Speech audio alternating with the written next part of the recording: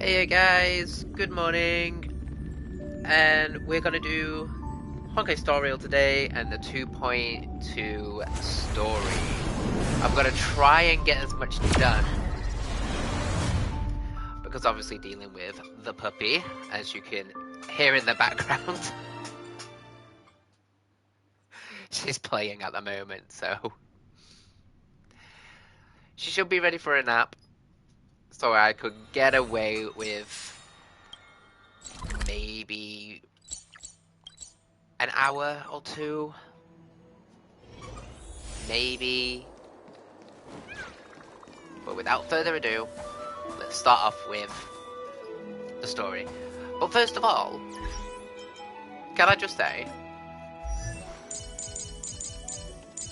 I got Castorice and her Lycone. I'm happy with that. It was just one of those little random pulls that I did off stream. And I'll say a maximum of like 40. Again, 40, because I got Castorice in 45 and the Lycone in 40. Literally after Aglia's Lycone, which was a bit of a shock. So yeah, no, I'm done. So Tribio's memory has unveiled the very first prophecy. I shall bid farewell to one, and that person alone will witness the miracle, such as the will of something. If I take the Oryx in this trial, will the prophecy come to pass for me as well? Regardless, I must give Aglia an answer. Some time ago. Ah, it's you, Cass. I finished the anthology of poems you lent me. Here it is. I thought you'd be too preoccupied to find time for reading. Precisely because of these obligations, I felt compelled to read it swiftly. Wouldn't all these preoccupations slow your pace? On the contrary, knowing that time is limited can push one to overcome their limitations. The weight of these responsibilities seems to have enhanced my reading efficiency. I understand completely. Huh. During my time Hello, good morning. The closer exams drew, We've just started doing the 2.2 Honkai Star Rail story quest. I have a doggo as well, so this could be a funny loud stream. Precisely. As I remember, you and Finon were both disciples of the new Sporists. Ooh. I assume that Anaxa's exams were as unreasonable as the man himself, correct? The courses Professor Anaxa taught were Introduction to Alchemy and History of Mythology. And to be perfectly honest, those two courses were the students' greatest nightmares. What are we doing? History of mythology, Papa, what are we by doing? the blasphemous great performer himself. I can imagine their fear. Now that I think about it, students would often rush to the podium during class to challenge him on those blasphemous ideas. Come on, be nice and quiet. May I ask, Lady Aglia, has your relationship with Professor Anaxa always been like this? Ooh. He openly dismisses people's faith and questions the very justification of the flame Because it's still like 9 Our AM positions have been destined to be at odds. GMT, While you were I have studying my there, coffee. I assume you must have heard of his nickname. The Dromus draped in finery? As I see it, this nickname is more of an insult to the Dromas. Despite his insufferable arrogance, I do hold a certain respect for his nature as a scholar. To remain true to his So principles, since I've got he is Castorice, unafraid to stand I do opposed plan to the on world, pulling and that for requires Anaxa as well. considerable resolve. I need a new or erudition Anaxagoras' unit. life is almost like a satire. And I feel like As Anaxa is Chrysos a really heir, good he one refuses for to heed the prophecy, while having he a good unit. disrespects the gods. I mean, everybody practically have the free-to-play The light gods cone have anyway. chosen him. He was indeed chosen by Circes. Is something weighing on you, Cass? The golden thread is quivering. I sense there's more to this exchange than idle chatter. With all Baba, due what you doing? respect, I'd like to know what you plan to do with him. In light of his assistance in the battle against the Flame Reaver, I am willing to grant him some time to find a way to remove the core flame. Ooh. However, if Anaxa decides to make any move that places us in danger, I will not hesitate to take extreme measures. Oh, ooh. Just as I feared. The Flame Chase journey is the destined path for the Chrysos heirs. Yet he now seems more like an empty shell. Given his strong sense of self-respect, I trust that Anaxagoras will make the right decision. Still, I can't help but hope for another possibility. Perhaps Anaxa will also overcome his limitations, now that he knows time is limited. Speaking about time is limited, I when it gets understand to your about stance. Let's continue this discussion another time. 1:30, I'm going to push But 1:30. now, let's That's where greet we'll take our a guest. pause. Because this little You're one... here. Does We'll do this some mean business. you're ready to take on Orynyx's trial? We are ready, ma'am and me. It seems that this sacred beast is just as indispensable, given their intricate ties to the Titan.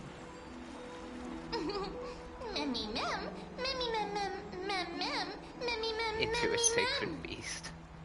Surrendering the core flame is a Chrysos heir's duty. Your selfless assistance is deeply appreciated.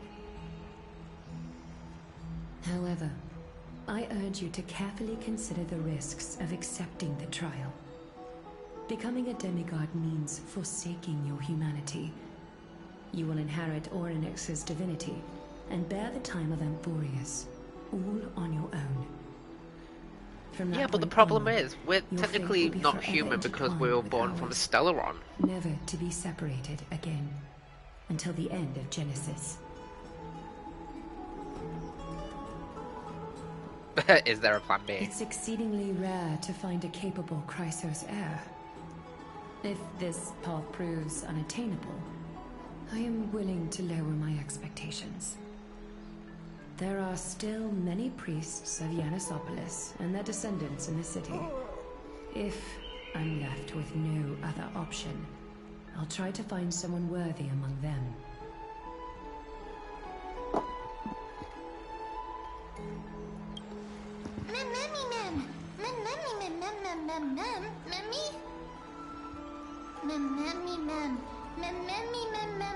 Hero. Hero!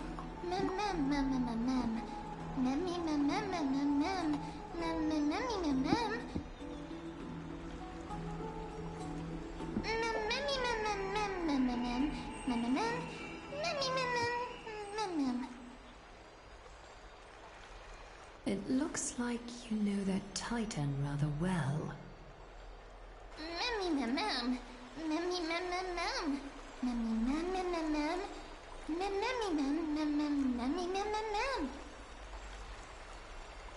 Memories that exist outside of your own experiences.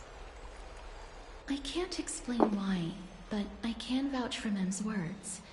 When I was in the Abyss, I heard the Titan's groans, full of pain and grievances, yet without any ill will. Since you've made your decision, go back to the bath chamber and get some rest. Trinem will call for you when the ceremony is ready.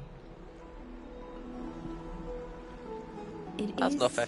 difficult for me, as the guide, to absolve myself from blame for things to have progressed to this point. Time and again, you have risen to the occasion for Akima. Nearly rewarding you with some honeydew is no longer able to express the extent of our gratitude. When the dust settles, I hope that we'll have the chance to have a long chat regarding your return journey and the curse of the sky. It's about time that we lift the taboo and discuss things openly. Right.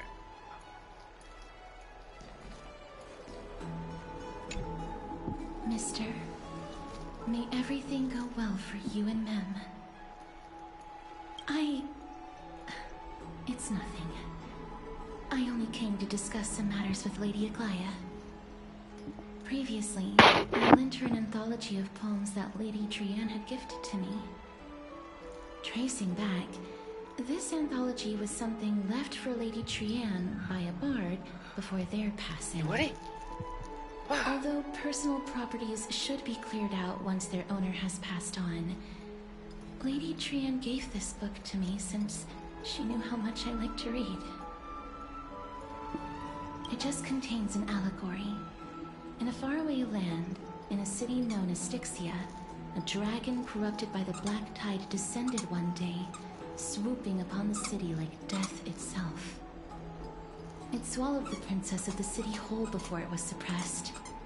After taking down the evil dragon, the warriors discovered that the princess's life had already met its end. Overwhelmed by grief, the queen hired an alchemist to resurrect the princess using the dragon's flesh and blood. Oh, lovely. However, having lost memories of her previous life, the resurrected princess turned into an evil dragon herself and wreaked havoc on the city. As a result, the prosperous Styxia met its demise. Yeah, what a dark story.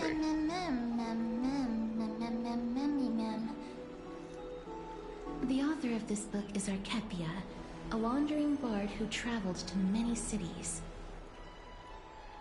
Among the things she left behind are poems, dictionaries, and many tragicomedy scripts. She even clearly underlined and took notes in books that covered myths with her elegant handwriting. While flipping through these books, I felt like I was afforded a glimpse into the life of Archepia. It felt just like I was traveling with someone that I'd never met before. It was as if she had yet to pass on and was still alive. That's right. Writing, drawing, and taking photographs. It seems like human nature to try and leave records of things. Speaking of taking photographs, when I was helping you to take the photo previously, I did not look through the photos in your photo stone out of courtesy. But I'm also very curious about the story of the Rosy Celestial Maiden. Despite having visited many cities in Amphoreus, I still understand nothing about the world beyond the sky. If there is an opportunity... Yeah. Yes. Forget it. I know. What are we doing? Let's talk about this in the future. What are we doing? For now, I only hope that you'll be able to complete the trial safely. What are we doing? And obtain Ornix's What are we blessing. doing? What are we doing? What are we doing? Right, I need to go back. The story's about to begin. Ah!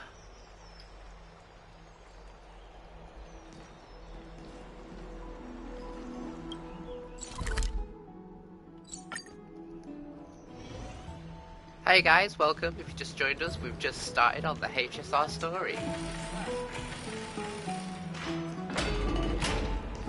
Ooh, fine on. As well, I have Lady Daisy here with me, the That's puppy. right. Oh, partner, you're back just in time. So she'll make This is an something odd that the both appearance of you should probably now know. and then. Oh, more trouble? Come on, come on. I wouldn't call it trouble. I just think it will be favorable if the both of you understand the situation in Akuma better. Okay. Lay it on me, lay it on me. Do you remember the Council of Elders that was on the heels previously? A mad move. Okay. Some background information for you. The Council of Elders is an authoritative body in Amphoreus, made up of different city representatives.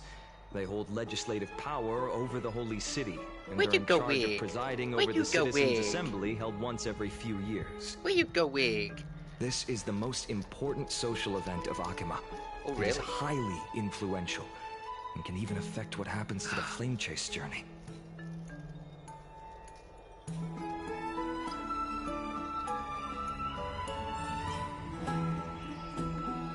tell me more. In fact, no. And in fact, no. We'll skip that Every part. 5 to 10 years, the Council of Elders organizes a citizens' assembly at Dawncloud. During the assembly, the representatives will vote on major issues such as whether the Chrysos heirs led by Aglaia should still hold the right to govern the Holy City, and whether the Titan's conquest should continue. It sounds like some sort of system to balance the heroes and the mortals. That is correct. However, the problem lies in the fact that there are ill-intentioned extremists in the Council of Elders. Ooh. They view the Citizens' Assembly as a way to restrain the Chrysos heirs and hope to take complete control over the Flame Chase journey. We can refer to them as the opposition. During the assemblies held in the past 100 years, the voices supporting the opposition have been growing stronger in the shadows. It's only thanks to Aglaia that the Flame Chase journey has been able to continue to That this was the day. volume, babes. The Citizens' it's gone on the Assembly is floor. What just are you gonna around do? the corner. But this time, there seems to be a new variable to the situation. Ali the crocodile. Oh wait, is it an Axa? I'm afraid that the Council of Elders might want to take advantage of Professor Anaxa. Ooh. Wow. Aglaia will surely take back Circe's core flame. But with Anaxa's current condition, it's so unique that nobody knows how taking the core flame away from him will affect him. He has always been someone that is only concerned about his own research. I'm certain that he must want to escape from the monitoring of the Golden Thread and protect himself. If the opposition were to offer an olive branch at this time...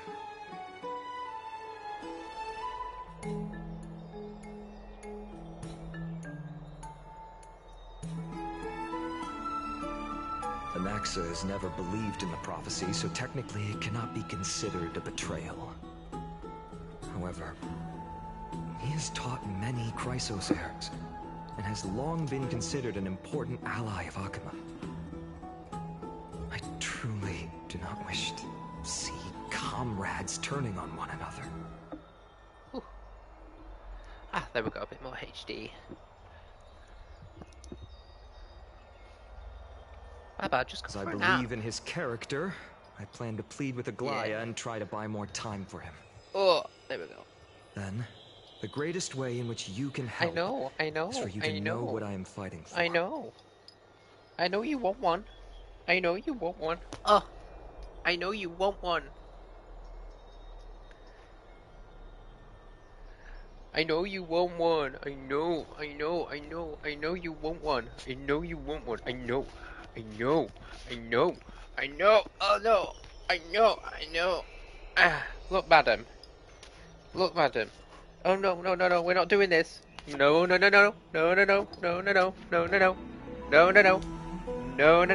That is the volume.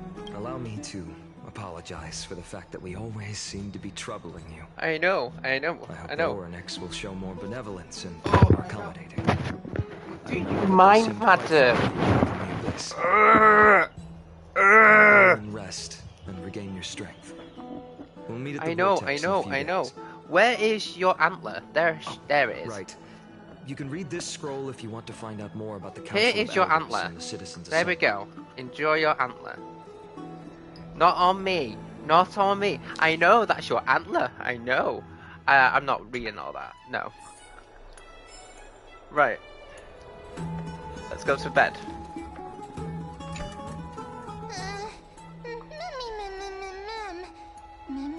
Nervous. This is what I have to deal with. Nervous, mem. Memmy, mem, nervous. Memmy, mem. Memmy, mem, nervous. Yes, memmy, mem, nervous. Oh. Yeah, okay. I know what it is. Us unknowingly gotten used to sleeping with the midday sun shining brightly below the heads of the deep sun pressure. Okay. Perhaps a new phase of the trailblazing expedition in Amphoreus is about to begin. Get some rest and wait for the trial. Lovely! Yay! We've got to wait for the trial in the vortex of Genesis.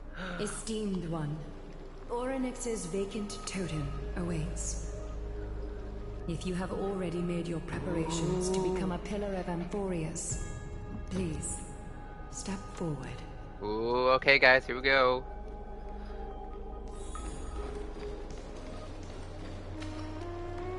Little Grey and Mem, thank you. Your resolves cannot be questioned. We praise your pure selflessness and courage. May Kephali light your path forward. Get ready to assume Orynyx's divinity, trailblazer. I know, it's so exciting. I know. The divine position of Orynyx has already been vacant for some time. We can feel the space of the trial closing. As there Yes, isn't you've much got your of their other one. soul left, we'll have to complete the ceremony before their soul completely dissipates.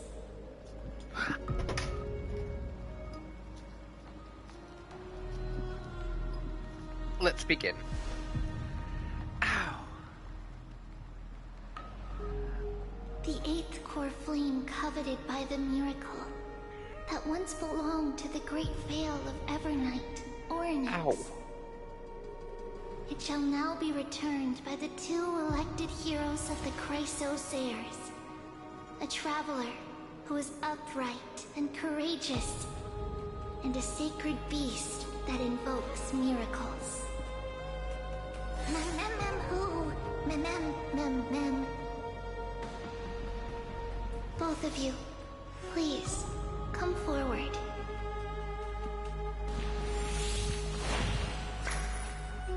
Recite along with us. O Majesty of the 12 Titans, pillars of the world, we seek your divinity to mend the rifts of the world. Fill our bodies with blood. I'm actually really concerned about till this. we wither in willing service to the prophecy.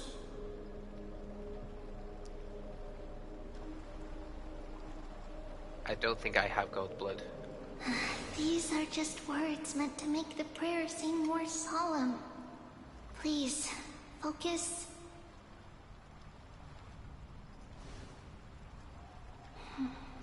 And surrender the core flame.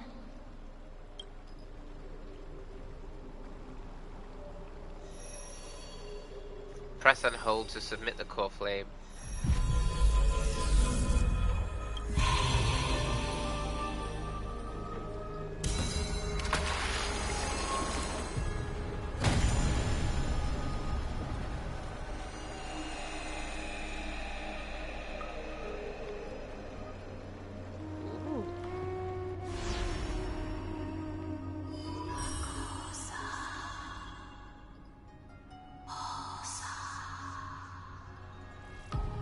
Orynyx.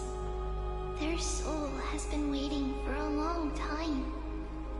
Perhaps they're also quietly waiting for the arrival of their successor.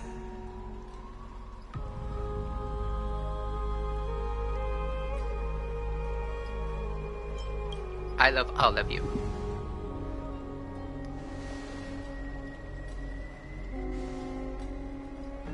That doesn't seem appropriate for the cover mood, so let's just leave that farewell for the next time. Don't worry, you're tougher than I am, right? I didn't realize this before, but Finon actually has like a sun on his neck.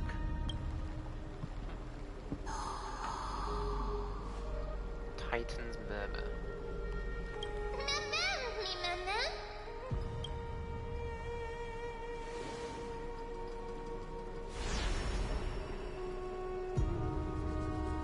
And off I go. Traveler from beyond the sky, let us pray that the Titan acknowledges your worthiness.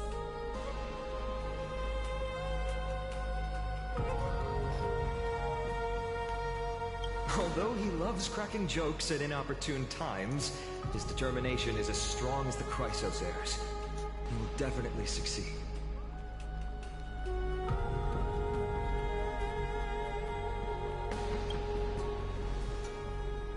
While he's away, I would like to have a chat with you, Aglaya.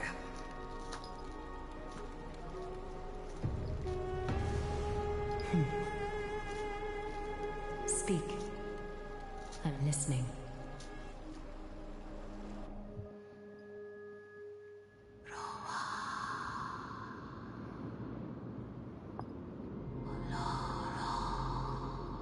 I wish we know what the Titans are saying.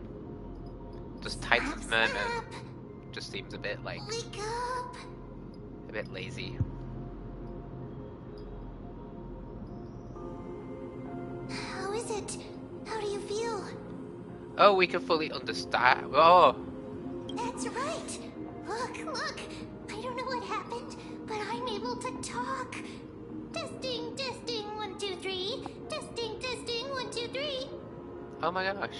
I have such a cute voice! It must be because of all the memories that I collected. They allowed me to grow beyond expectations. Sorry, I just had a realization. Also, listen. The words of the Titan are becoming clearer. I just had a bit of a ping moment, guys. What happened? Like, because March 7th is a sleeping crystal, what happened? Like, maybe that's why Mem is? I don't know. Like, March 7th is sleeping crystal on the train. And what happens if, like, her subconscious is in Amphoreus as Mem? And that's why, you know, she's like pink and stuff, and the remembrance. That would make sense to me. Because she also wants to be on the journey, but she can't be on the journey because she was tired and then got sick and then gets trapped in crystal. But because she's near Amphoreus, she just gets, like, she goes to sleep and her subconscious goes wee into Mem's little body. That makes so much sense to me. Oh my gosh. It's just like, what was it now? Like 12 weeks? 12 weeks? I've had like this that Amphoreus has been alive for, and I just had this sort of like ping moment. Oryx. Oh, how heartbreaking. Ever since the figure draped in the black cloak robbed them of their core flame, they have been relegated to waiting in isolation in such a confined I feel so space. silly. We Oh no, are we going dropped to help 2. alleviate their Oh pain, no. Right? Memories broken. Mother, where? The sound of Oryx.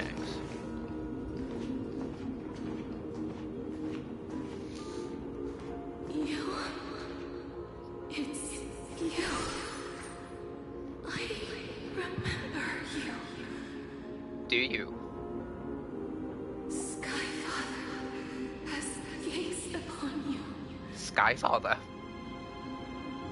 Sky Daddy! His calling. Yes, I know. Sky Daddy, I know. Here is your toy. Wait, does Skyfather refer to Fully? The Aeon of Remembrance? What? Don't give me that. We're in here, we can understand Titans. The Titan words are indistinct. Each syllable emerges from the mist, seems to be cloaked in from the blah blah blah, symbolizing memory. Right. Skyfather has chosen you. Of course, that's why, you know, we have the Path of Remembrance. Who is your mother? I am your mother. Titan murmurs again. Ugh. Majestic voice pierces through the golden mist, reaching an unseen mountains, walls, and innocent reflected return into the worlds of the echoes. Within the echoes, seems she coming out. It is no longer responding. No longer responding. Oh dear. We've come to you because of something importante.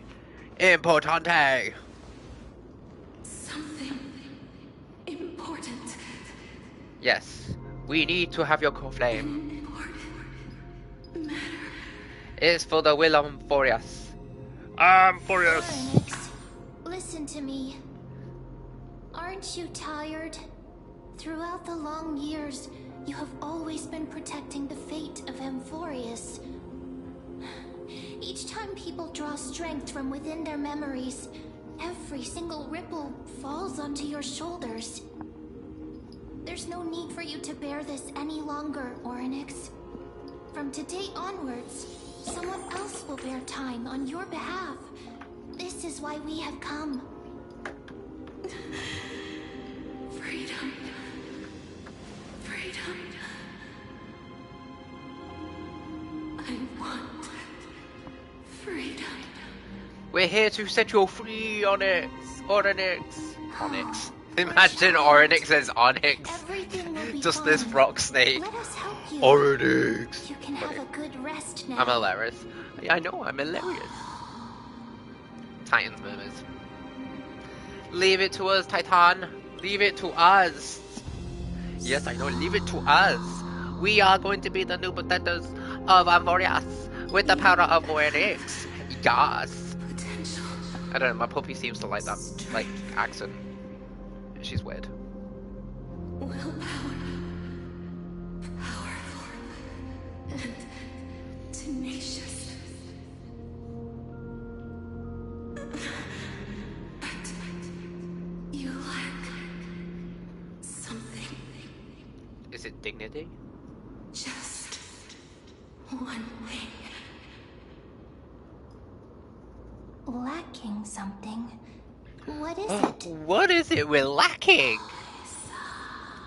Titan's murmurs. Ah. What you lack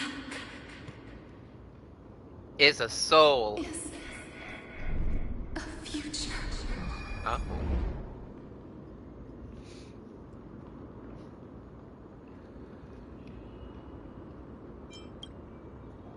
That's right, I live in the moment. Future? Traveler from the sky. You should have dissipated already. The gaze from the Sky Father. Stabilize your form.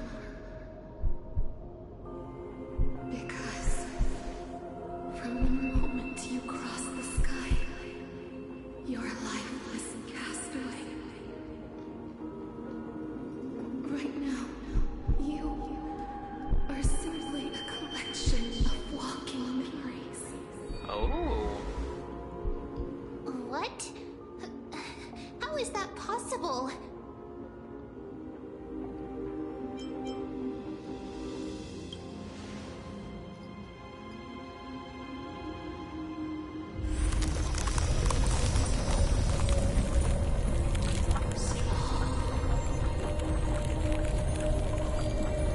The space is collapsing. Someone must inherit the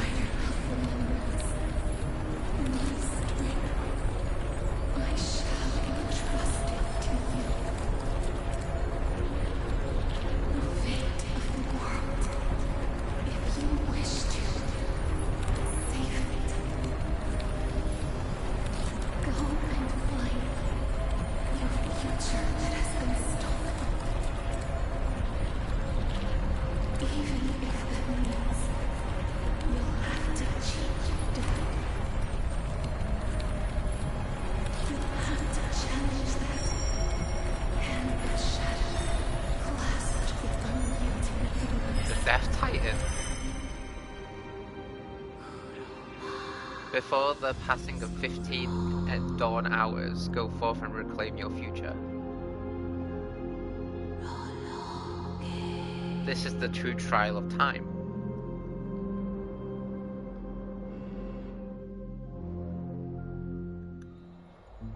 What? Yes, I know. That was such a cutscene. I know. Very much surprising. Yes, I know. Why are you not napping, Mrs.? Mrs., why are you not napping?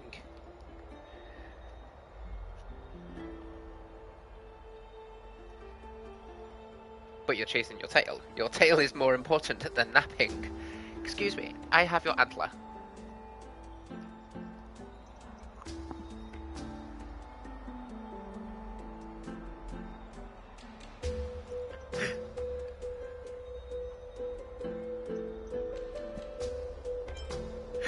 Excuse me.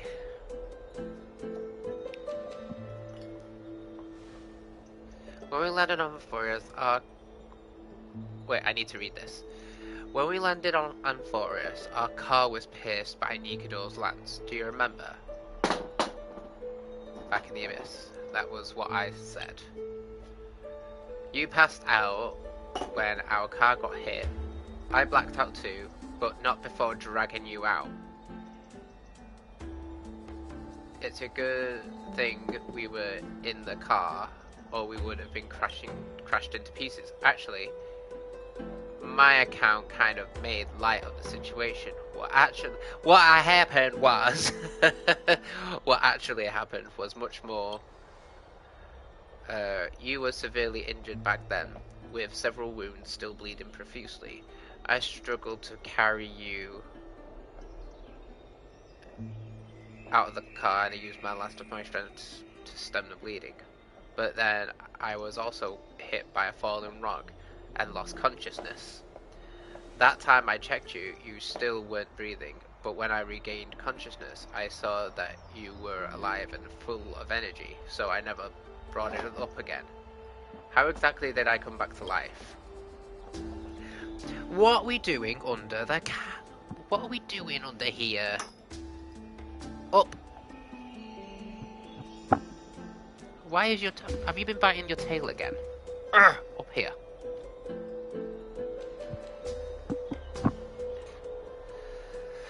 I'm not sure whether the gaze of Fully has anything to do with this matter, but according to the Time Titan living in the form of a memory right now, just like these objects of the past is the miracles of Orynyx.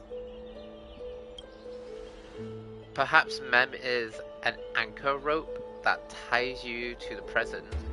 I had assumed that they couldn't stray too far long from you, but the truth might be the exact opposite. What should we do next? It's not time for us to despair yet. There must be a way to save you. Orynyx mentioned finding your stolen future and cheating death.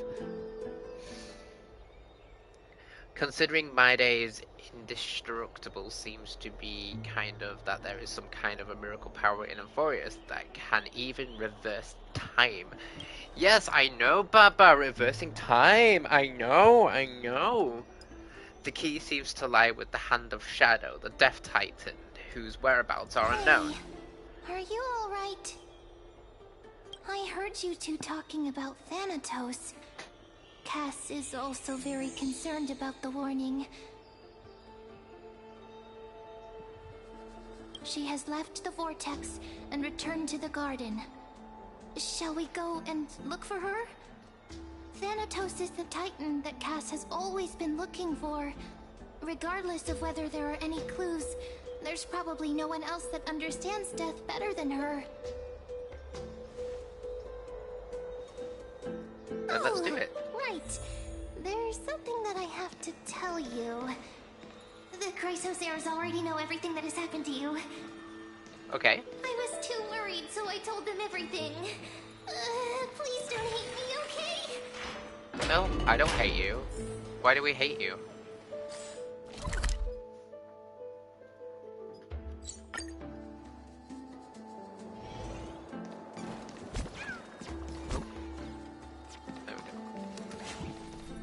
Mister, I'm right here.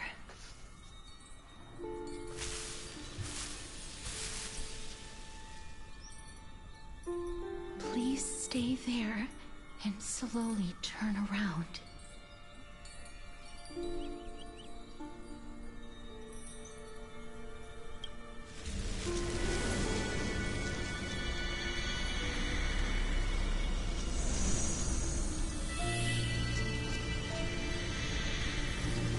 A chill seeps through your skin, spreading into your veins. Your heartbeat begins.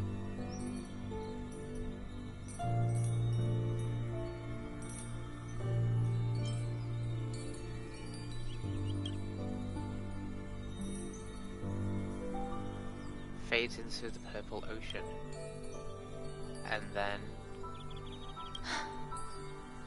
Please pardon me.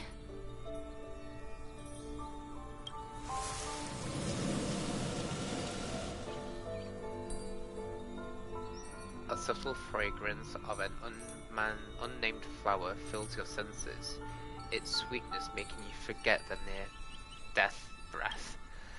You realize you are still alive. No, to be more precise, your death was not thorough. The coldness of the initial touch dispersed as quickly as it came, and replacing it is the touch of fingers, just a tremble born of trepidation that originated from a certain lanky arm. Her quivering finger gently brushes against your cheek, causing a faint tickle. Just as I expected. I cannot feel anything.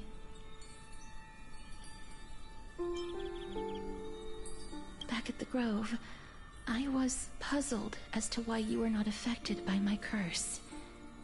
I thought that it might have been the special ability of a traveler from beyond the sky. Never did I expect that this would be the true reason.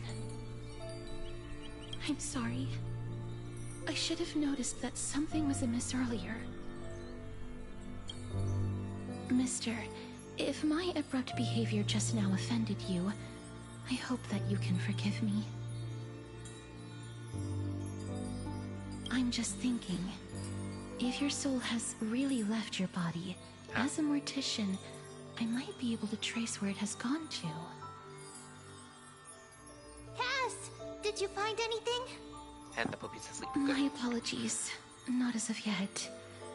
Perhaps I have overestimated my capabilities. But, Mister, So this would is the you patch be willing to let that me try we again? find our This lost time, soul. I'll increase the area of contact slightly. Perhaps the result might be different this time. I have never touched the living in this way before. If my actions are in any way disrespectful, I hope that you can forgive me.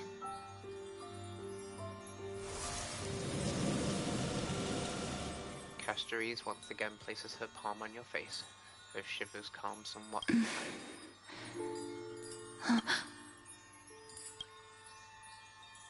I seem to have caught a glimpse of something. Your soul is currently roaming someplace and cannot find a way to escape. Oh, lovely. But perhaps it might not be a bad thing. If your soul is still wandering around, it means that we still have time. We have a chance to find it before the fingers of Thanatos sweep everything away. Clues. Just a few more. I need more guidance. The connection has been severed. With my strength, I'm not able to trace it. It was me. I was a little too hasty. Don't worry, mister. Although we currently have no leads, I will do my best to search for the whereabouts of Thanatos, bring back their core flame, and personally return to you the life that you have lost too soon.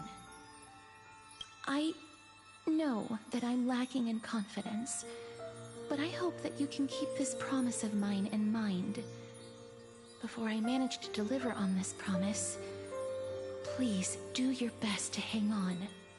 Amphoreus needs you.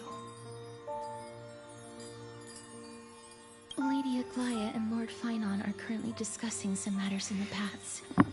They're worried about you too. If possible, please go there and let them know that you're well. Although, I don't actually know whether your current situation can be described as well.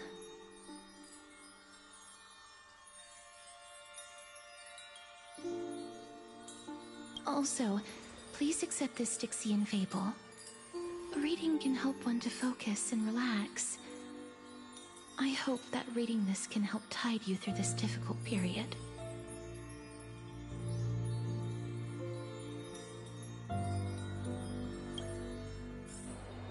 These are disappearing.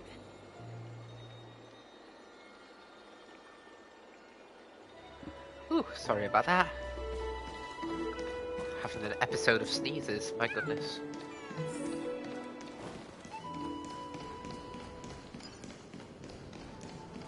It's not that I'm sick, I feel well. But at the same time, I just feel like kind of buggy, which is weird.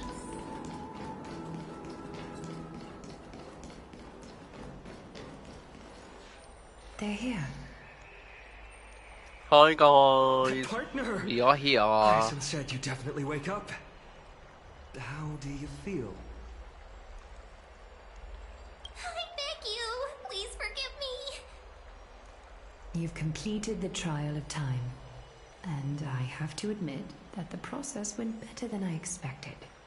Even in the end, that Titan's heart still showed a soft spot for humankind. However, I never expected that two people who have cheated death would appear in Akima at the same time. That's what we have been talking about. Mighty has been in Akima for such a long time, but has no one thought to study his indestructible body? If there were even any minor breakthroughs, we wouldn't be as clueless as we are right now. Many have had this idea, but so far there have been no results. If it were successful, Thanatos wouldn't have disappeared without a trace. Nevertheless, now is not the time for us to give up. At the very least, we can still see a glimmer of hope. Cypher. If anyone in this world knows the whereabouts of death, it would be her. I'll try and get her to return to Akima, but do be prepared for a less than ideal outcome. Please understand that throughout the history of Amphoreus, no one has ever managed to escape the clutches of death. At the end of time, Thanatos silently awaits all. It is my duty. We too require you to bear the divine position of time. But before that, just... What's wrong, Aglaya? Omens always come in pairs. A tiny air current will eventually brew into a storm that tears the sky apart. Oh. It's Anaxagoras. He has initiated contact with the Council of Elders. Oh. In the end, it has still come down to this. I earnestly hope that your assessment of him is accurate, Finan. Otherwise, the efforts of my teacher and I of the past millennium might be reduced to dust because of that great performer. Ooh. Oh. We get to be as an actor. I'm back here again. I remember this dream. This realm is covered in a silk-like fog, and the land is barren and harsh. The crowd of travelers leaves tracks everywhere. Hey! Excuse me! What is this place? Where in Amphoreus are we?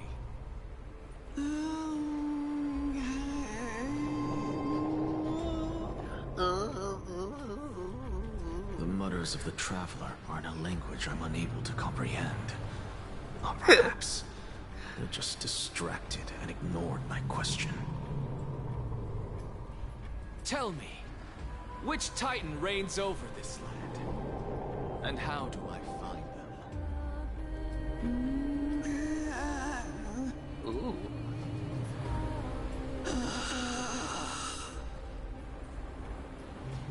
Hand of Shadow.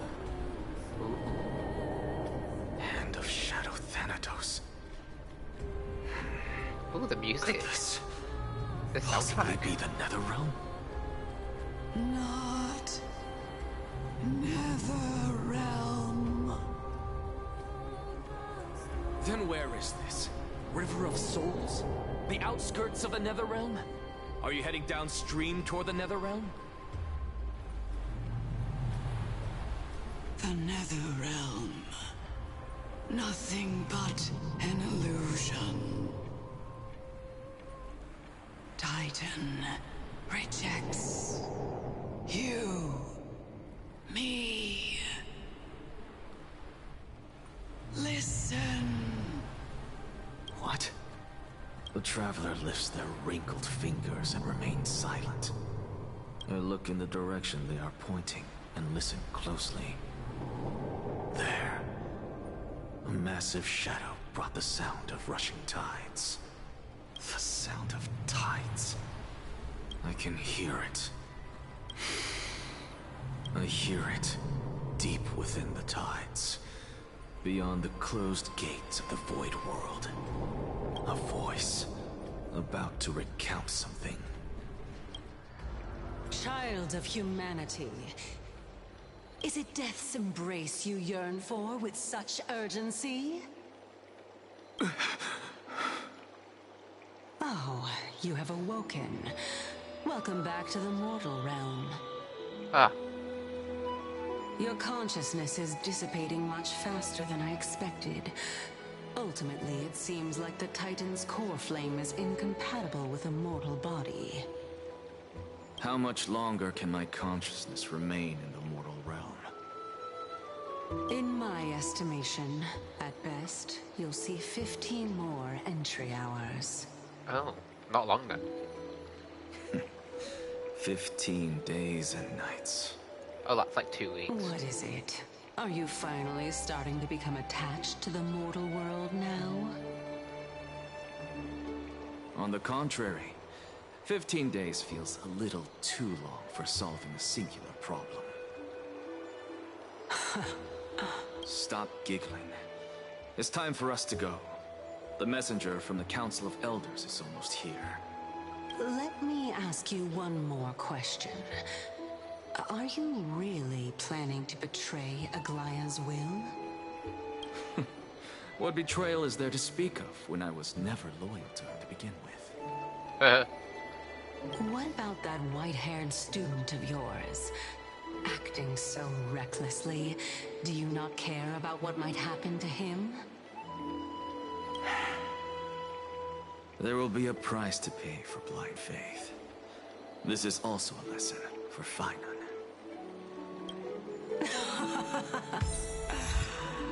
You truly are a strict teacher. Of course. This is how I've always been.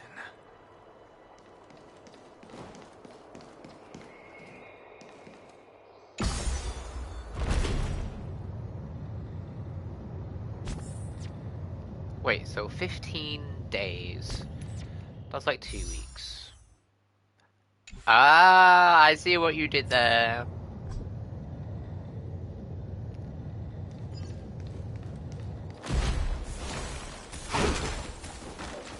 Sorry to keep you waiting, Lord. It's been a while, Lord Anaxagoras. I greet you on behalf of all the citizens of Akima and express my deepest regret about what happened at the Grove of Epiphany. It's you. I never expected that you would personally come and meet me. By carefully into Lantern above, I have come as a testament to the justice of the Council of Elders. There are anti-Catherans here? They have been a rare sight ever since the Chrysos War. I extend to you my utmost respect, revere, Titan. I am Lycurgus, though you may call me Lygus, holding an honorary position within the Council of Elders in Akima, and as the Theoros, I stand to protect the right of all upright citizens to express themselves freely. You can see them too? You know about us. We anti-Catherans perceive the world through the amplitude and frequency of souls. Just as I am conscious that Lady Aglaya is secretly listening in on our private meeting from afar. If necessary, Lord Anaxagoras, I can sever the golden thread to protect your fundamental rights. But if you do that, Aglia will notice. The demigod should know better, for such is her station. Spare those poor threats, and just let her listen to my words. They shall serve only to unveil her own folly. May I interpret this as you having a countermeasure? I need not any plan, because she can do nothing other than petty espionage. As the Citizens' Assembly approaches, and with Orynyx's fall, any attempt to capture the core flame within me will only usher chaos and calamity. A truth she undoubtedly comprehends. While I, Anaxagoras, serving as the Grove's special envoy to Akima's Citizens' Assembly, have long known the extent of your abilities. Let's forego the formality of asserting authority, Lord Lygus. Lead the way. Ooh. Very well. Surely Lady Kindness would appreciate such assertiveness in an ally.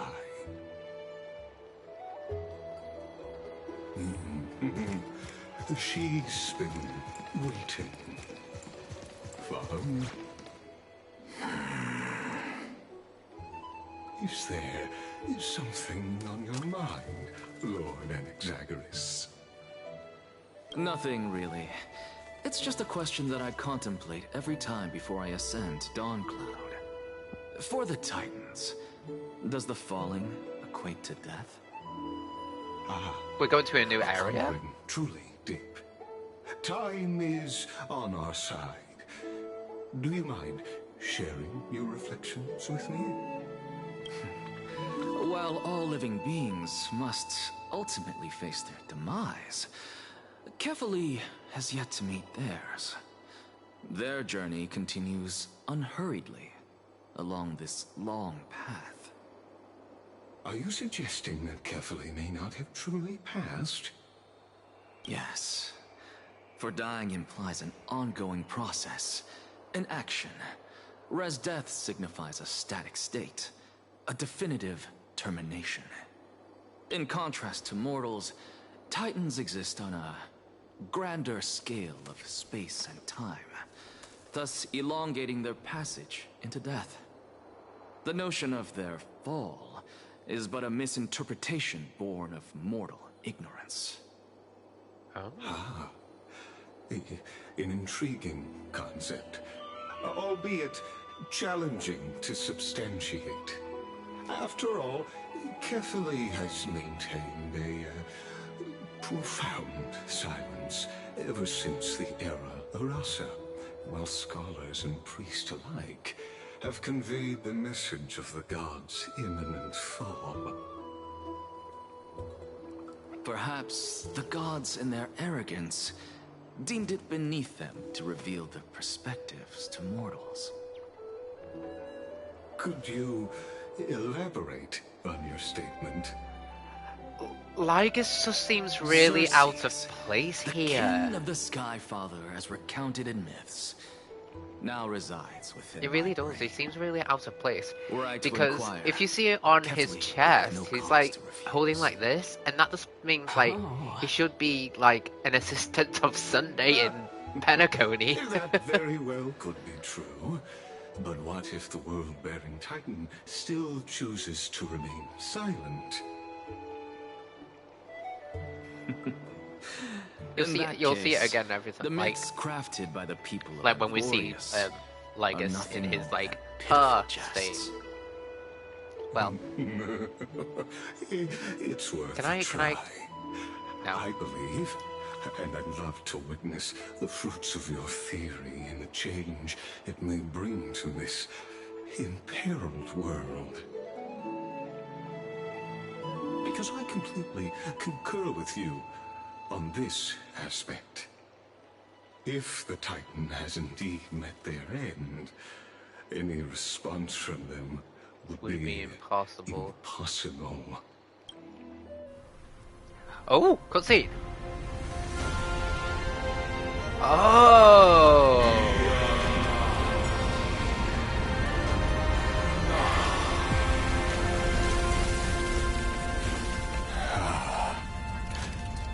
Please, Professor. Oh. Ooh. The children of humanity have indeed created a spectacle. Welcome to Dawn Cloud.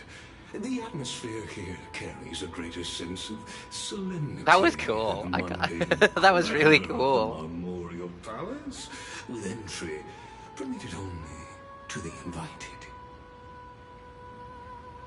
Only Permitted esteemed only beings of the grace this invited. place, Ooh. and among them I've received priests, scholars, scholars, warriors. and now we even have the honor to be in the presence of a Titan. Oh. What an Even the music joyous sounds great. occasion. Wow. Once deemed a blasphemer, now a surrogate for revered divinity. The honor should rightfully be mine, shouldn't it? I'll notify Kindness and the others of your arrival. Kindly wait for a moment. A soldier will be here to guide you shortly. In the meanwhile, you're welcome to explore the vicinity, but kindly remain within the guard's view. Delaying the crucial meeting is something none of us wish to see, I presume. I'm well aware of Kindness's methods. There's no need to emphasize that. As you wish. Your cooperation is much appreciated. Alas, I had hoped for a brilliant plan from you, but it turns out you just left one cage to enter another. Save your concerns. I know very well what I'm doing. I shall depart to explore the surroundings then. Now that I look around, I wonder if there are any murals bearing my portrait around here. I'm quite intrigued to see how the children of humanity beyond the grove perceive another Titan. Off you go. I won't be joining you. Always so This rude. Titan appears to be quite at ease. I should investigate the Council of Elders' recent activities first. Be aware, I can hear you perfectly well from here.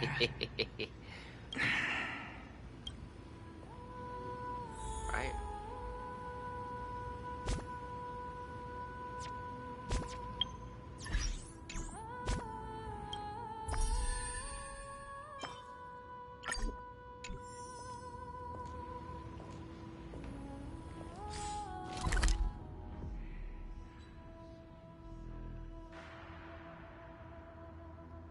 Oh wow!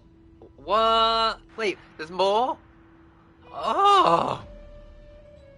What is going to happen here? This is huge!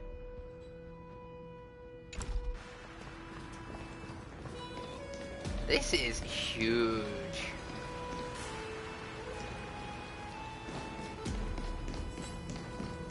Already, I see a chest. Already.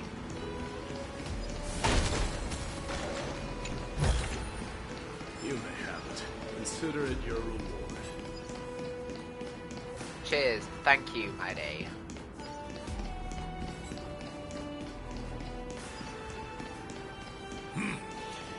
Even blasphemous scholars can come here, it seems. Ooh, ooh. Every time I say that, ever since I started doing this Amphoreus, I just go, ooh, ooh. Oh, more of these. Ugh.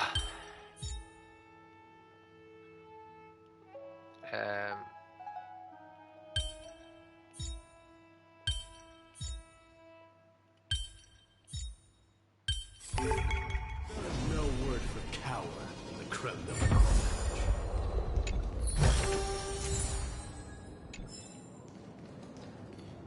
Oh, you. Anaxagoras. I thought that you had died to the Black Tide, just like the other scholars. As Kephales's priest, are you not aware of the decorum of respecting the dead? Surely you jest. You blasphemous heretics Ooh. are not worthy of respect from the Supreme Blasphemous Being. heretic. Ooh. Let me remind you that you're currently in Dawn Cloud, so you'd better keep your deranged language to yourself. I am no longer that altar servant from years ago, who could only acquiesce to the commands of others. Now, I have plenty of ways to deal with people like you. I'm not sure whether I should laugh or cry right now. I can't believe that a follower such as you could have been made by a creation titan. As I see it, a dead titan can't provide you with this level of confidence, right? Then who is it exactly? Could it be kindness? You. Ooh. Seeing how fond of you Elder Kindness is, I shall let that slide for now. Leave immediately, and don't impede us from receiving the Supreme Being's blessings. Seeing as we were able to hear of this matter from the mouths of others, it seems that kindness is indeed quite sincere toward us. Perhaps this affair will proceed smoother than I had anticipated. Ooh, what are you planning? Hanaxa, what are you planning? What a thrilling confrontation. As expected of one of Kephales's followers. Are you praising or insulting him? Praising him, of course. As a believer of the god of deliverance, it is only natural that he detests evil. Didn't you hear me? I asked you to leave. Go as far away from here as possible. Don't mutter to yourself like some sort of madman and disturb my meditation. Ooh. Okay, mister. But I will take this. Aha, chest.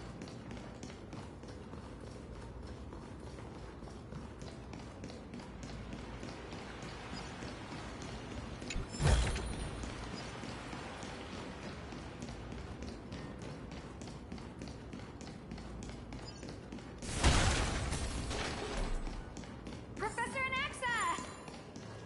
Over here!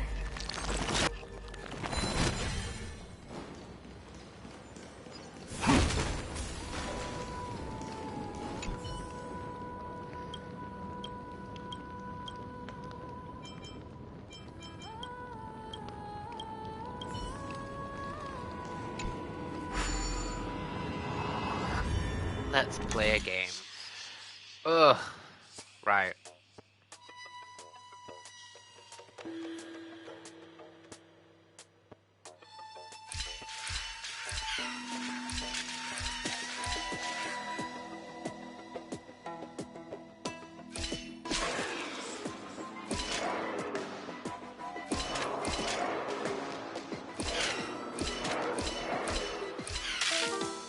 Okay, close. Right. Okay. That. Down. That. Boom. Boom. Boom. Boom. Right. Lovely.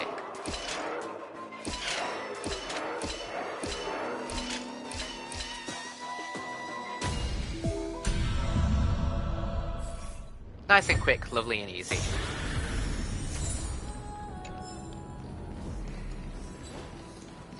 Professor Redaxa, over here. Chest.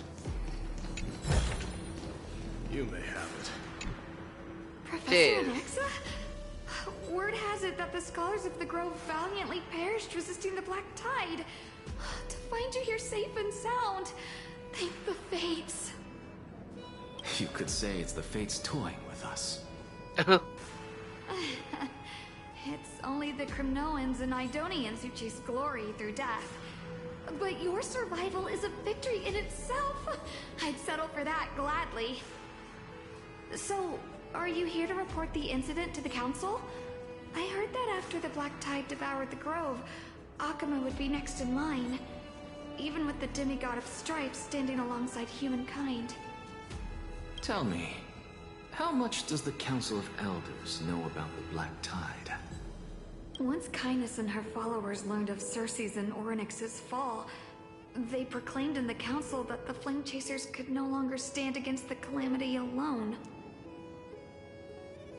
Oh. Yet, when the Crown Prince ascended to godhood and repelled the Black Tide, she immediately altered her tune, declaring that all was resolved beyond Akuma, with the only remaining menace now being Aglaya and her adherents.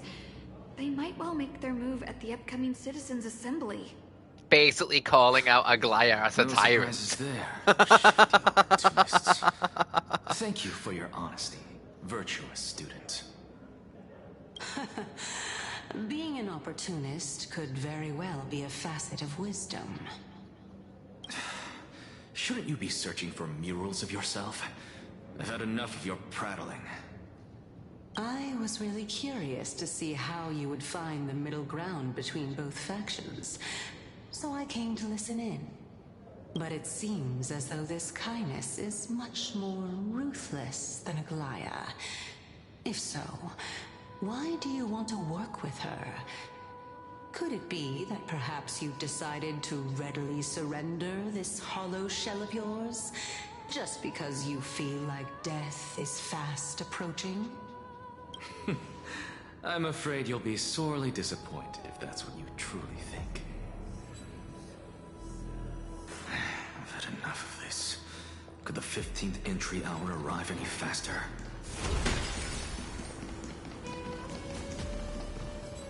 Oh! Every plant, every tendril, no, even every leaf could be the embodiment of Circe's. As a result, mere mortals who did not know what the Titan actually looked like chose to paint them as a giant tree instead. Their wisdom was portrayed as fruit, to symbolize how they shared their knowledge equally among the masses. Such exquisiteness indeed. This mural is quite abstract. I really can't tell whether you are praising or demeaning yourself. Now I'm quite curious whether the Reason Titan has studied figures of speech before. Of course I find such stylistic devices interesting. For all we know, this could be the answer to the question, what exactly are we? I, for one, am not willing to admit that I could look this ugly.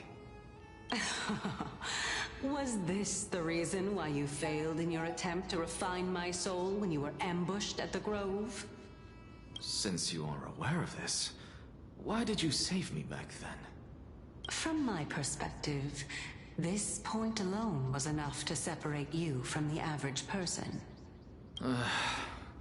How do two lunatics coexist in the same brain? Therefore, it seems that your journey to Dawncloud this time is not just to seek protection. But what, then, is the intention behind your actions? I have a feeling we'll soon find out. The entire plan is stored in my memory, so why don't you look there? Then don't mind if I do.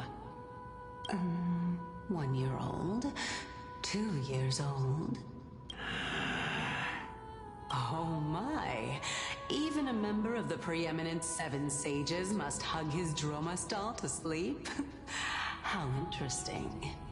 That's enough. How unusual. Your soul is actually trembling. This must mean that behind this toy hides a secret that nobody knows, right? Since our days are both numbered, I don't mind telling you more about it. This is a present that my sister gave to me. It's a doll that was made to look like our family pet. So there are other members in your family, eh? Are they also living in Alchema? Don't you just love to pick through my brain? Go on, continue flipping through my memories. It won't take long. You'll discover the answer when you reach the memories of when I was 5. Oh, the black tide is everywhere. I can't bear to look. When I was young, I couldn't accept this outcome either. Georios, Aquila, Kefali, and you, of course. Although I prayed to every titan that I could think of for help, my efforts were ultimately futile. This...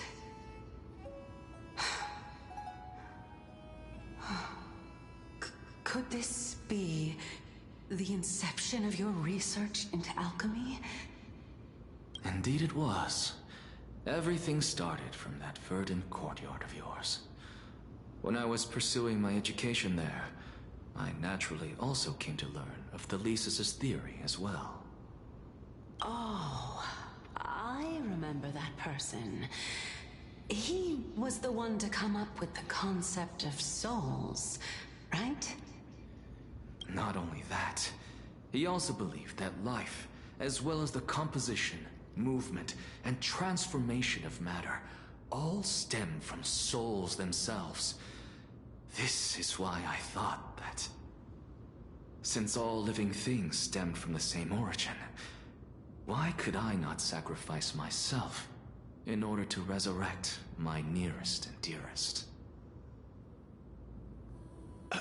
Anaxa, you... I did it, teacher! But this is absolute blasphemy. Regardless of how much freedom the Grove provides, such an act could cause you to be burned at the pyre. Your beloved, where is she now? Send her away from the Grove at once, to a place where nobody will ever be able to find her. Otherwise, the both of us will be judged by the Council of the 7 Sages.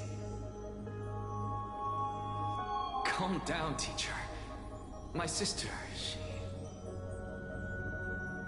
she's still not in the mortal realm, even to this day. What do you mean? It was naive of me to think that I could snatch the deceased from Thanatos' grip by merely sacrificing one eye. Equivalent exchange. All I received for that price was but an opportunity to see her for one final time. Nothing more. So that's why he's not got the eye. Let it go, Anaxa. That's very As Full one Metal. of my best students, Full Metal I cannot Alchemist. watch you go down the wrong path without doing anything to stop it. Never do something taboo ever again. Don't disappoint the deceased, and never harm yourself. If you can do that, this classroom will still be yours, and you'll have a chance to live out your own life.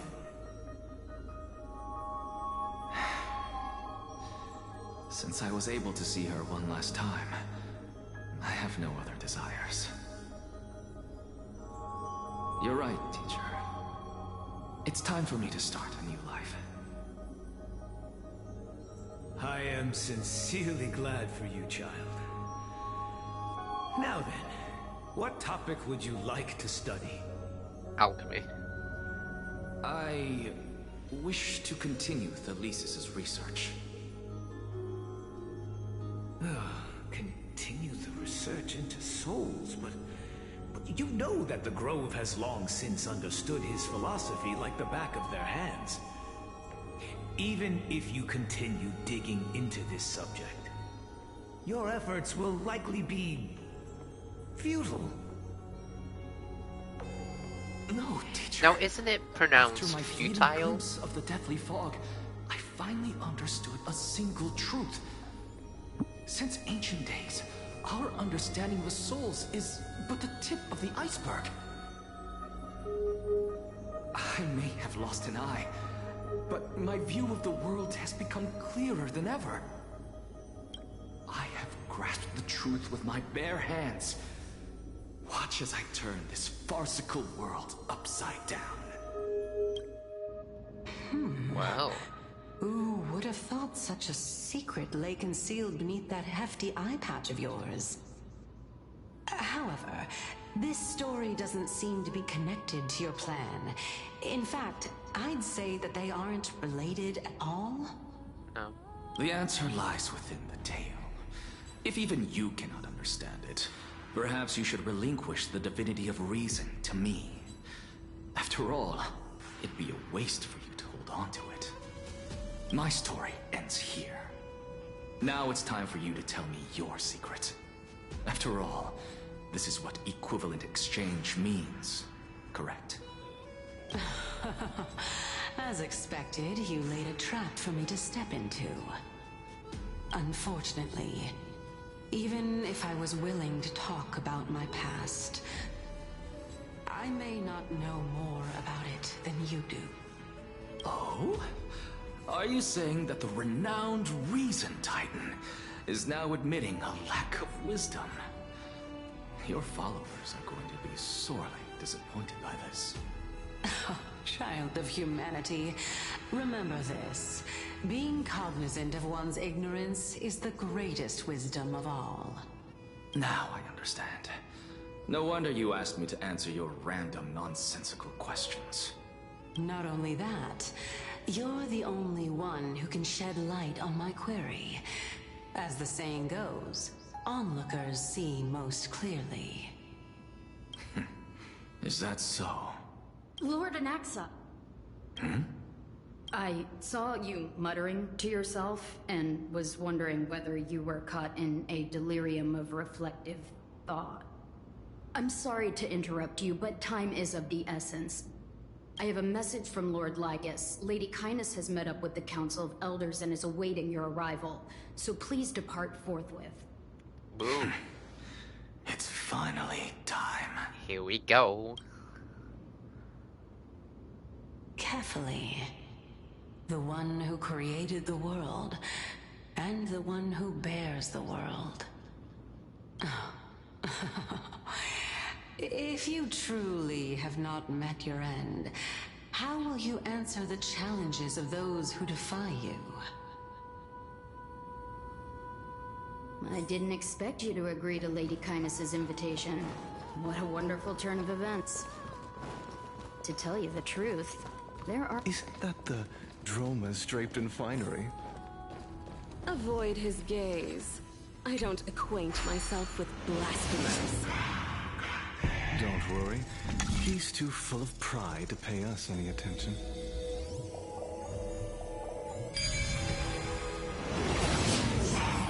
A student of Empedocles?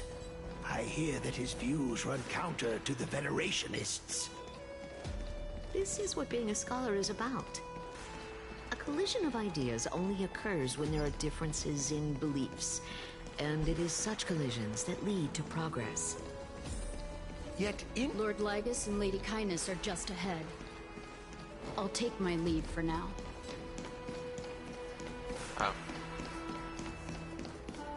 Aha!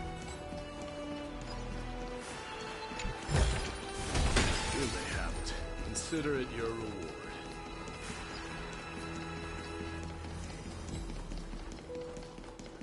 Is there another one?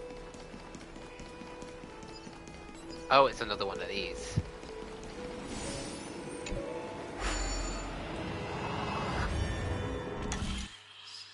Oh.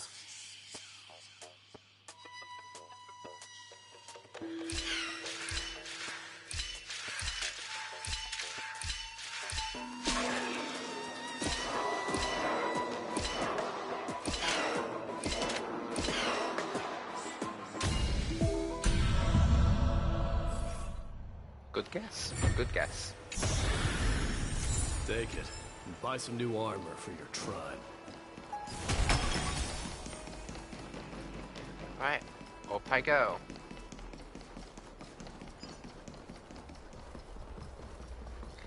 Run, run, run as fast as you can. You can catch Welcome me. I'm the to the gingerbread man. Lord Anaxagoras, oh, I've heard so much about you. Oh, so your kindness. Head of the Newsporists of the Grove of Epiphany, notorious blasphemer, a Chrysos heir who bears Circe's core flame, a survivor of the Grove Calamity. So many titles. Did I miss anything? Well, if so, please be so kind as to enlighten me. Since Lady Kindness is already well acquainted with me, I won't waste any effort introducing myself again. But then again, perhaps the customs are different here. Back in my hometown, there is a form of etiquette known as honoring guests. The host will welcome their guest with warm hospitality by treating them to fine wine and a cozy bed. And yet, ever since I arrived, I have not been welcomed with warm courtesy or ceremonial gifts. Instead, I am met with intense scrutiny. Even more absurd, the host has sharpened their blade and instructed their servants to lie in wait in the shadows. Perhaps you intend to cut open my heart, retrieve the core flame, and then hold a grand feast for all of the guests. Everyone, stand down. Ooh. Thank you for understanding. I am but a feeble scholar who is not used to the stench of avarice and blood. No need to be humble, my lord. From my perspective, your courage and gumption are worthy of the reputation of the Seven Sages. Your bravery is more than adequate to accomplish our perilous endeavor. So, you wish to start a war? Well, since the Chrysos heirs are calling for war, we will respond in kind. Conflict is inevitable. Since Aglaya endeavors to suppress the virtuous commoners with blood of gold, we will not hesitate to display the rights and mettle the citizens of Akama are so entitled to.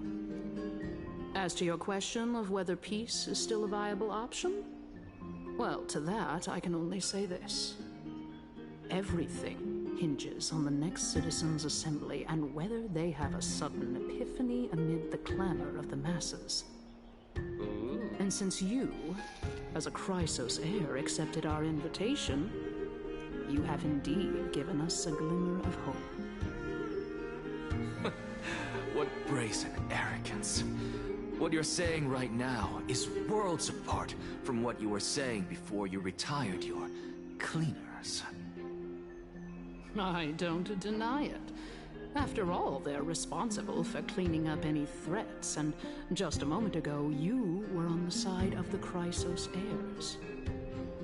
But now that you're an ally of ours, we can continue talking somewhere else.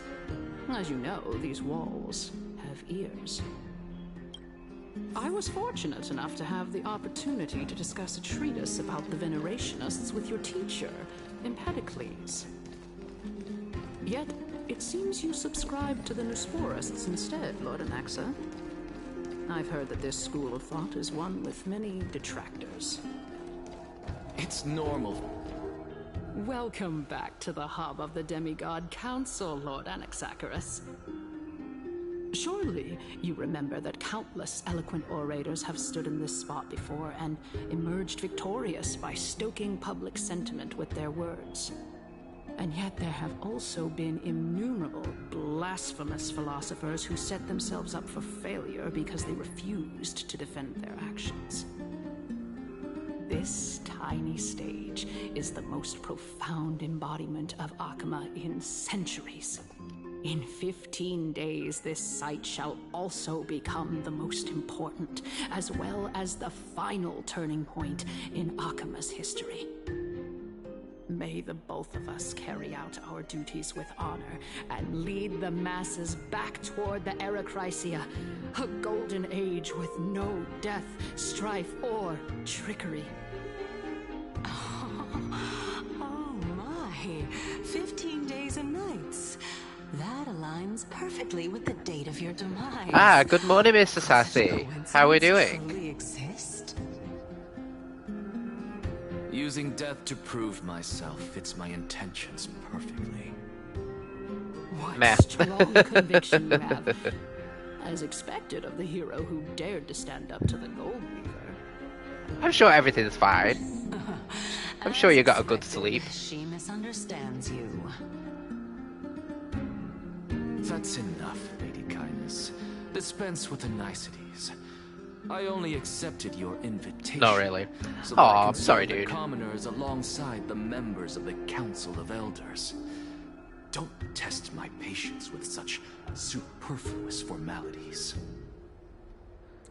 Well, you say that now, but surely you also require my aid as well, so that you can stay alive even when being pursued by the Golden Thread? You worry too much. She won't show her hand too freely, as she still needs to garner support from the masses at the Citizens' Assembly. Even someone like me can tell that only a sliver of her humanity remains. Surely you're not asserting that she will definitely act in a rational manner. As you're no doubt aware, Aglaya covets the core flame that I possess, which makes it the bargaining chip that allows me and the rest of you to negotiate with her. Ooh. However, in return, I'll need the Council of Elders to support me as much as possible. Naturally, this includes the guards as well. Ooh. You're well aware how valuable Circe's core flame will be in the Erechrysia that you are desperately pursuing. Talk is cheap, so you'd better act prudently as well. I understand. After all, this battle of wits is just a means for each party to acquire what they need. As long as your request is reasonable, the Council of Elders never shortchanges its allies. Since we're both intent on mutual cooperation, let's not mince words and just speak plainly to each other. Let us decide how much we can secure for ourselves and how much we're willing to sacrifice like true philosophers, with our words and wisdom. Then let us begin. Continuing from the earlier topic, let us discuss our common enemy, Aglaya. Ooh. She is the second most experienced Chrysos heir across the whole of Akama, who has gradually lost her humanity to the ravages of time and the ablation of the core flame. A formidable opponent indeed. Admittedly, there is ample reason for her to take your life. Yet your previous reasoning is quite sound. As a seasoned political animal, it's unclear. Wait, did I miss? Wait, 2.2.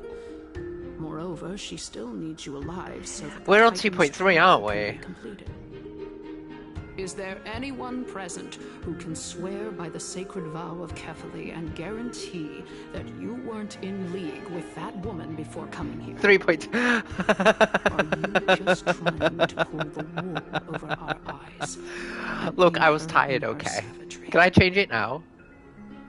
Wait. I believe you're aware of Castorice the Executioner. Long before I returned to Akama, Aglaya had already dispatched her to monitor me. If I weren't able to reach this place in time, I would have been forced to meet Thanatos first. As compared to a comprehensive plan with uncertain results, if you decide to cut open my chest and remove the core flame, wouldn't that settle her nerves even more? Okay. Everything. I can't do anything that way. She just needs the right timing. I understand what you mean. At the very least, the both of us agree that this tyrant who wallows in extravagance and greed is the greatest threat to achieving peace in Akama. The Council of Elders is willing to defend your right to live, just as we defend every oppressed citizen. However, I regret to say that sentiments in favor of the Chrysos heirs and Aglaya are only growing in magnitude. The peace that we are aspiring toward, as well as everything that we hold dear, will be destroyed completely. The city will be burned to ashes, and the citizens' blood will be shed. Tell me, what are you willing to do for our esteemed citizens so that they can vanquish the enemies of our fine city? Okay, I have to wait until after the stream. Although the circumstances are rather unfortunate from an objective point of view, it is an undeniable fact that ever since the Grove was attacked, I have become the de facto leader of the Grove. Oh gosh, I'm so silly. The Council of Elders needs more backing if it wishes to topple Aglaya. And it's welcome, we're doing the story quest for 3.2 of Amphoreus. At the very least, I have served as the Grove's special envoy to Akuma for a significant amount of time. Of course, this also means that I will hold a crucial vote at the Citizens' Assembly. In the name of Kefali, Akuma thanks you for your sincere and valuable thoughts. At this stage, it's clear that you and I understand the benefits to be won from this discussion. Kindness is sus. She is. The Council of Elders has always been renowned for its fairness, and that fairness is built on a foundation of sincerity. The Council of Elders has vowed to all citizens of Akuma that it will always remain loyal to them. No wonder Aglaya was like... How will you guarantee that you will be able to live up to such earnestness and not betray Akuma's indomitable citizens when the opportunity presents itself? Just as you now betray Aglaya when it suits you. Betraying Aglaya? Surely you jest. My loyalty does not... No wonder Aglaya was so, like... The fact that the Council of Elders is asking for proof of my loyalty is itself towards the Council of akin to Elders. A form of betrayal. See what I mean? Yeah, no, I see what you mean, dude. I am incredibly honored to have witnessed the both of you bury the hatchet in a civilized manner. However, I am afraid that I must... Hey, Mr. Sassy, you agree with me on this? Lygus seems really out of place here because his whole android aesthetic. Is currently on her way to Dawn. I think that this should be in Penacony. Oh. Lygus just seems like an afterthought to me. Like thinking, oh my god, we should have put this in Penacony. Feeling dissatisfied, Lady Kindness? I can't say anything, I'm sorry. What? Is it a spoiler? The whims of the Chrysos heirs.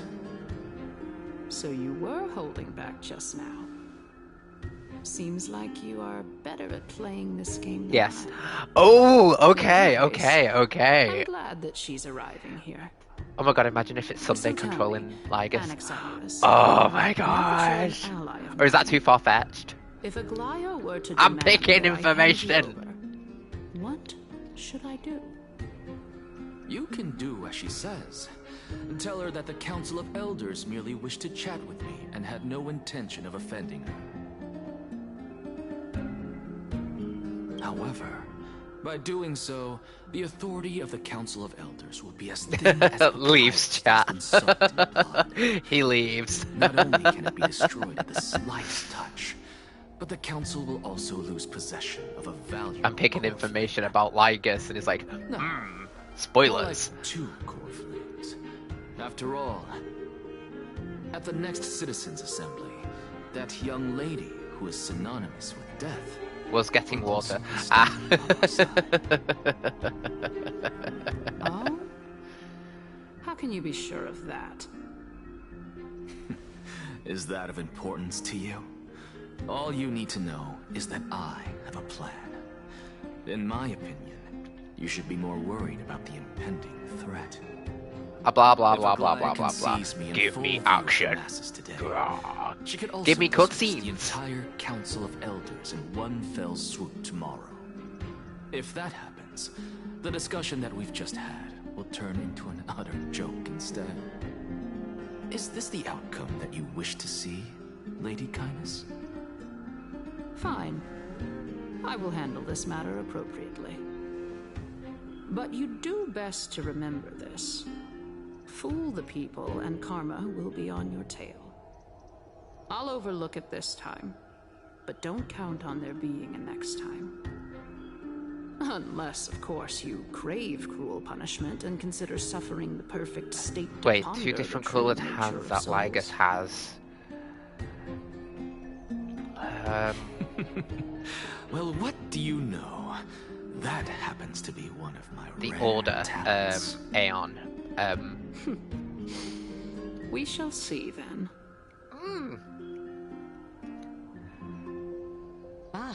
I've got to say that you've managed to really impress me again. Gotta be something connected to the Order shouldn't we be Titan or going after Sunday. more? Or something towards Penacony. No, it's not. Dying to It's not know Penacony. after. Gosh, it's really bugging me. I mean, I'm the reason Titan after all. It is in me to ask and seek answers. Easy there. You'll learn It's the gotta answers be. soon enough. I didn't bring it up with her. Well, I will find purely out because eventually. She doesn't have the means to give me what I truly want. It's as they say. But am I warm? Onlookers see most clearly. But am I warm? The true masters of Dawncloud have always been the Theoros, who watches over everything.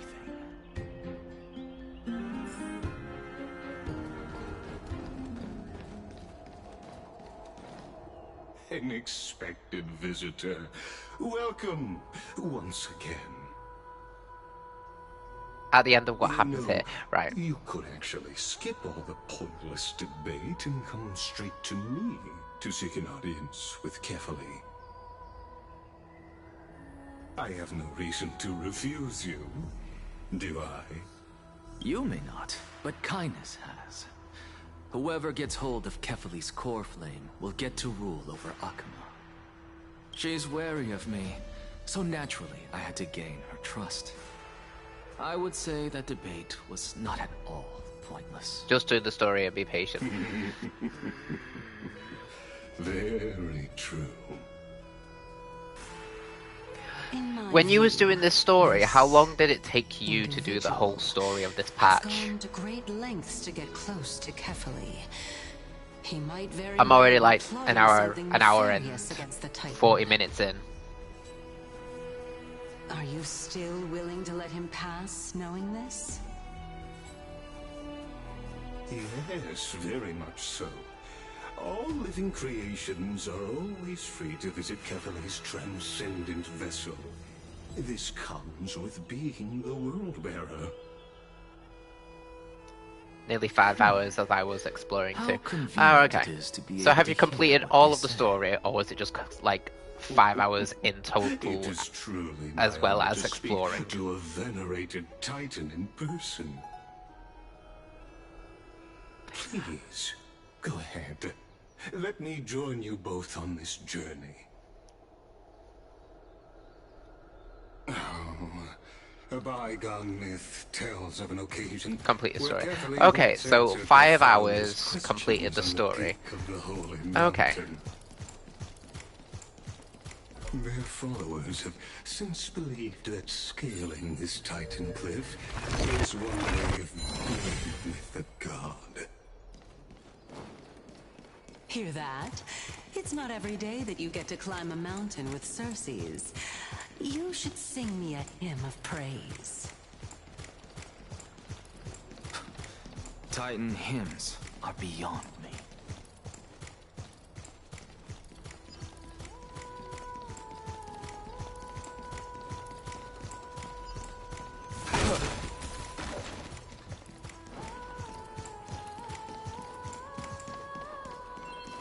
Ah!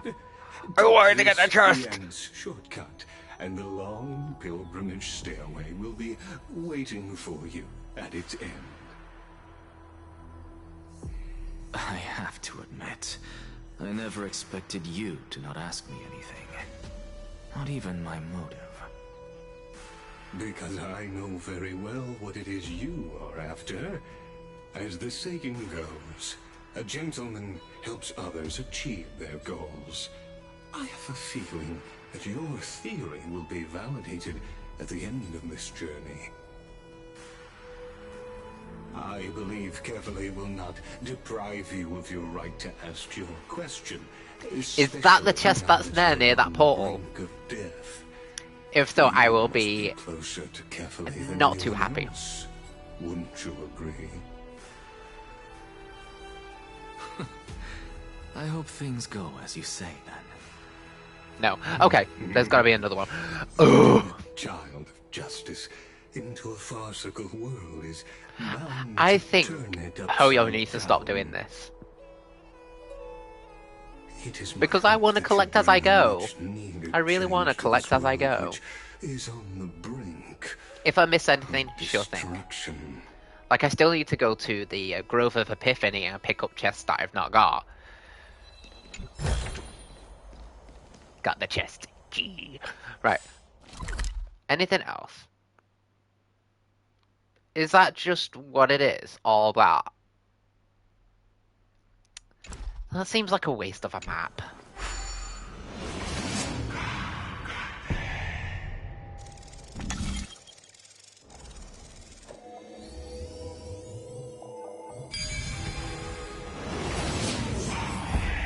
Honestly, this is my first time going up to Dawncloud's peak.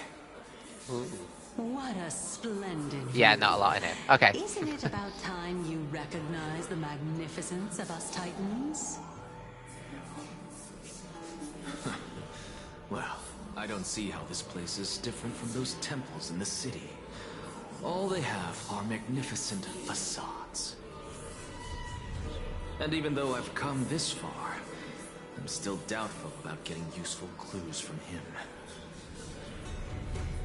Loads of chests. Okay. I must be getting ahead of myself to be expecting to hear something nice from you. Oh? Haven't you been in my head for some time now? It's high time to get used to how I feel about things. Alright, we're just a short hike away from Kefali. No time to waste here. Wait, is this the first time we're gonna see the Castorice? intellectual debate from earlier was too draining for you, huh? If Amphoreus gets a new lease on life, you should focus on strengthening your body and stop shirking social interactions. Save your concern. The Titan is in sight. Can you make it? Why? Are you going to carry me up if I were to fall now? I know how far I can go, so just hold your tongue and come along. Fine then. I guess I won't say any more. I'll just wait till your soul dissipates completely to gain control over your body. Ooh. Wait. Is that... Cersei's? Oh. Hey, look at that. Huh? What should I be looking at? Am I hallucinating? Oh. Do we even get to see souls when we're close to dying?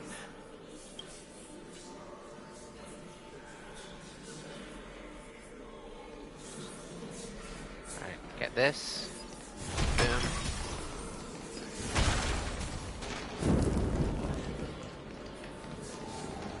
Oh? Why didn't you bring your favorite spear with you on this trip, Nias? Nias.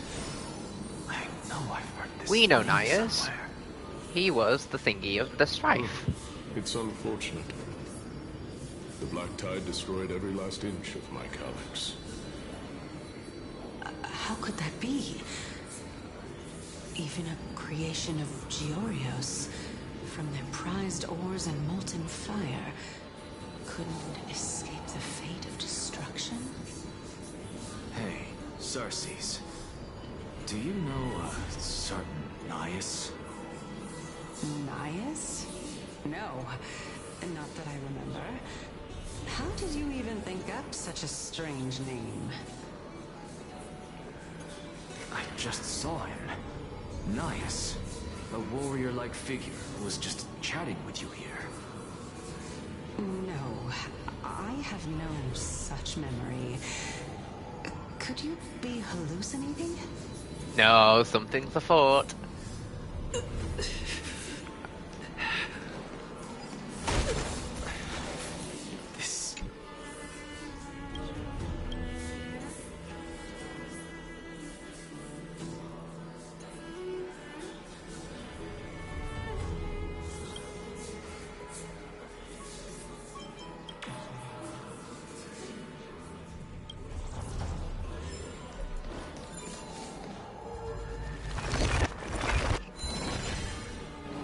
Chest.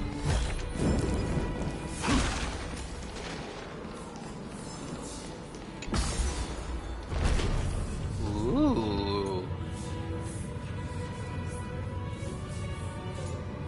Ooh.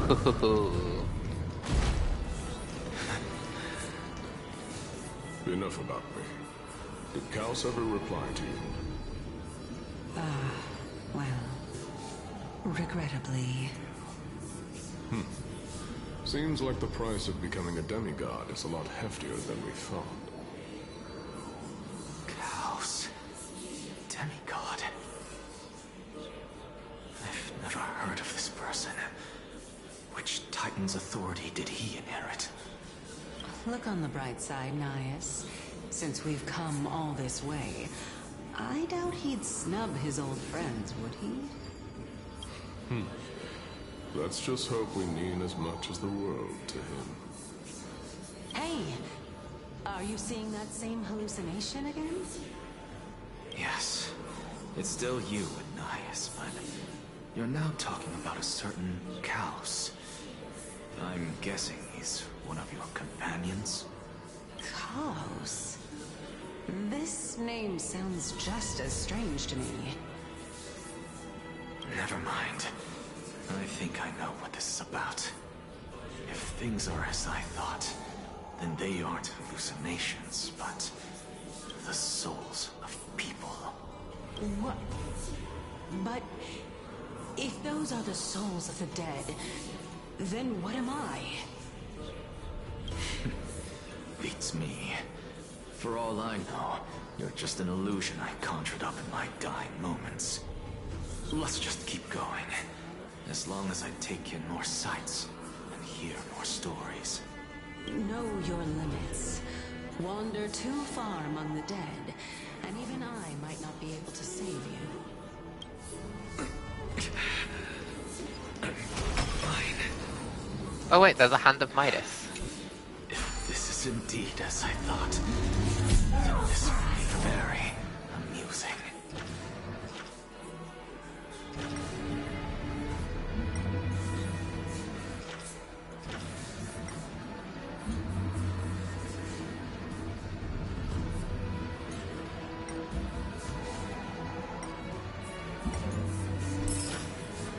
One of 5.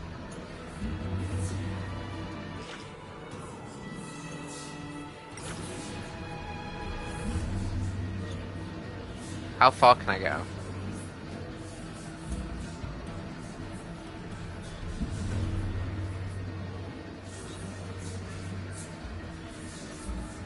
Okay, not that far. Though I can go really low.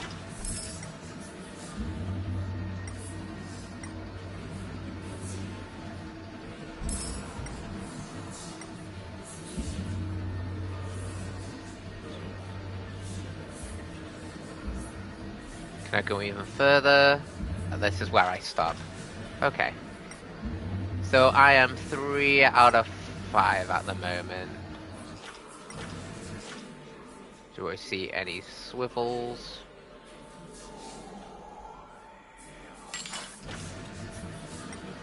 How far can I go?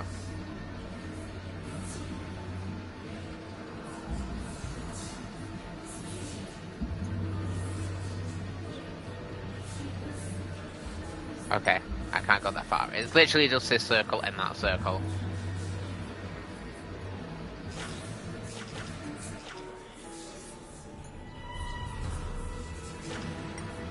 Okay, never mind. Let's just go back to where we were.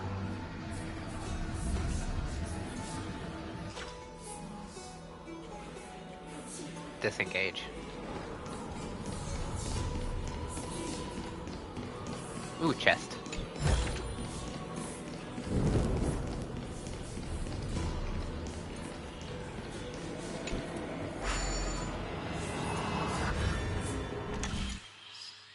Oh, whack.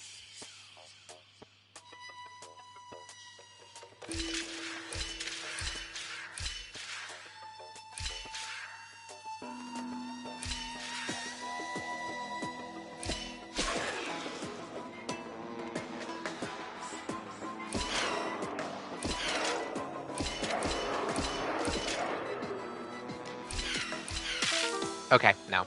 Okay. Fair.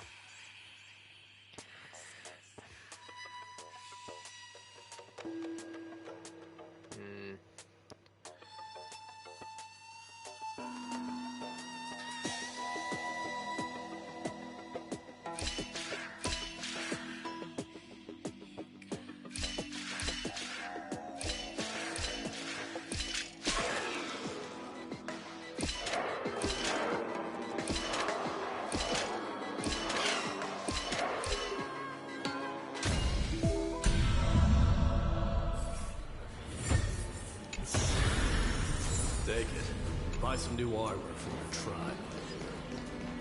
So...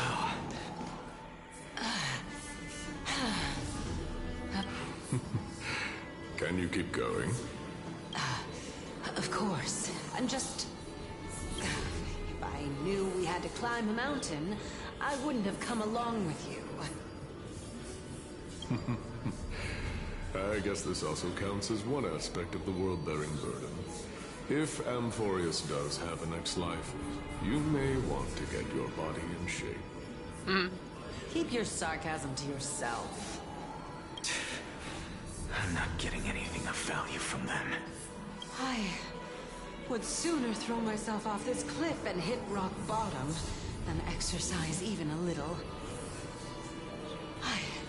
I am Calypso of the eminent Seven Sages, after all. Training would make me no different from those Helcalithist barbarians.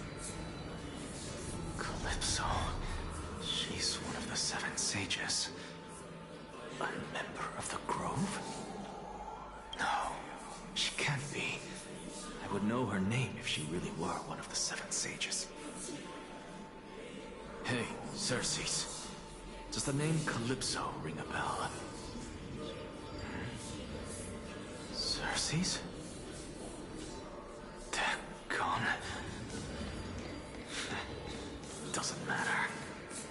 I can do this myself. Oh, beautiful old world. Where are you now? Oh, legendary era Chrysia. Return to the mortal realm. Splendid gods once walked the paths we walk. Alas, all that's left of that warmth is a hazy mirage.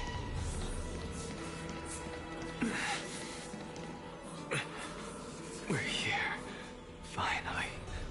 So, I don't get to ask the Titan my question. But all of you make for a pleasant surprise, nonetheless. Very well then. Let me uncover the truth for myself.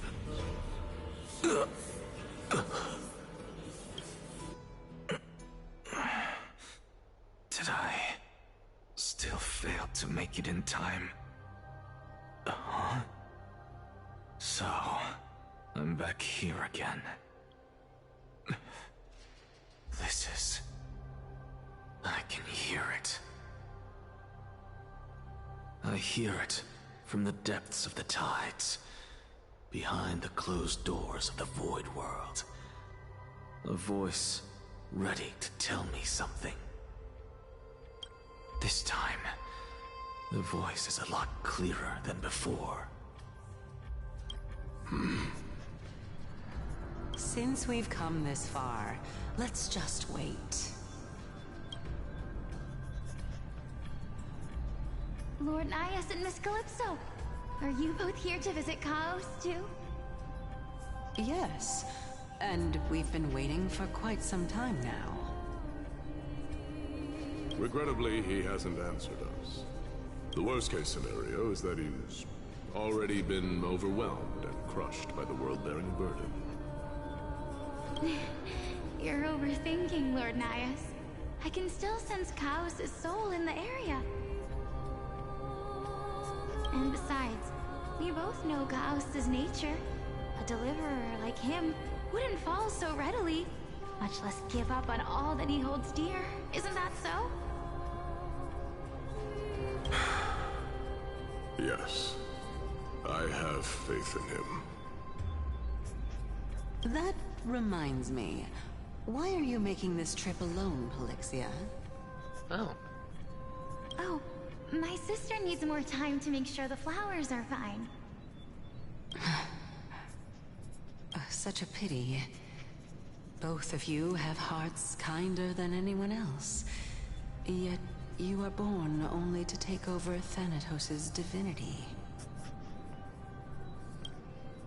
Everything that I see and hear this time has left me shaken to the core. What may seem like a mundane conversation is in truth a once-in-a-lifetime exchange that has revealed the ultimate answer to Cersei's question. What the exactly conjecture are has we? taken shape and must now be solidified into a theorem. Next, I only need to seek verification from Kefali.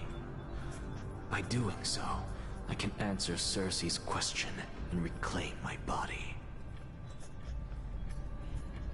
But no, I will not do that. That isn't important.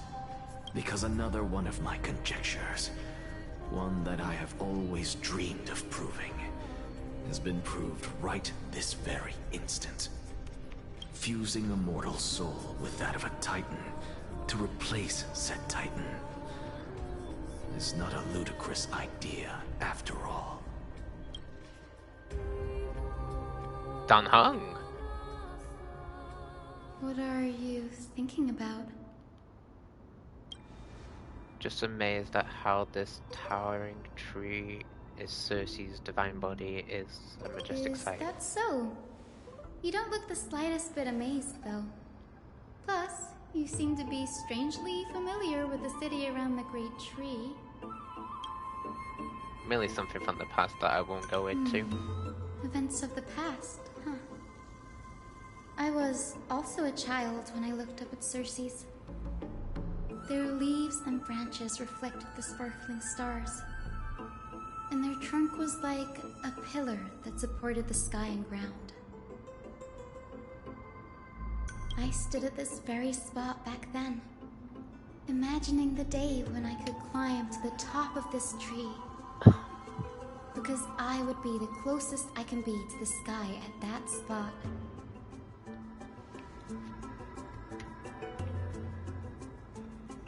You're a sky priest.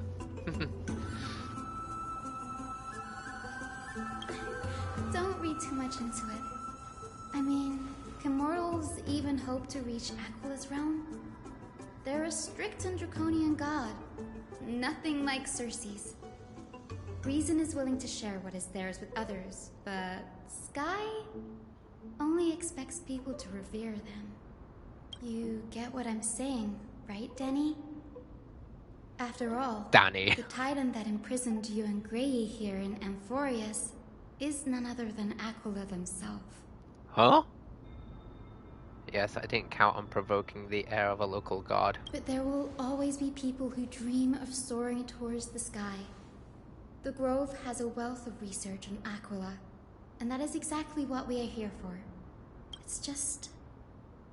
I never thought Grey would meet with something like that before we set off. As a physician, I should have been there by his side. Bad luck tends to come in streaks, so don't beat yourself up. beat up over it. Besides uglier at the Grove, just make sure the most of this trip and keep on any documents related to the Death There's Titan. no rest for the weary, huh? In any case, what we're looking for could be anywhere in this enormous grove. Let's split up to cover more ground. Danny, with your skills, I'm sure those monsters born of the Black Tide will pose no threat to you anyway. What about you? Will you be alright on your own? Have you forgotten that you're talking to the chief physician of the Twilight Courtyard? Have more faith in me. I'll be just fine. Yeah, because she steals HP, so she could get HP as a remembrance follow-up damage unit.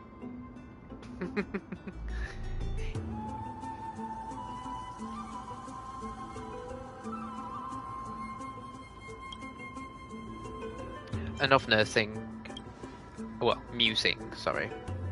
I can't read. I can, but I can't. Huh.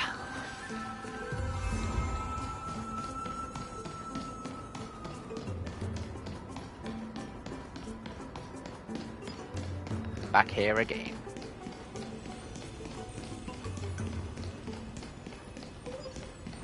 Oh, there's one here. Oh.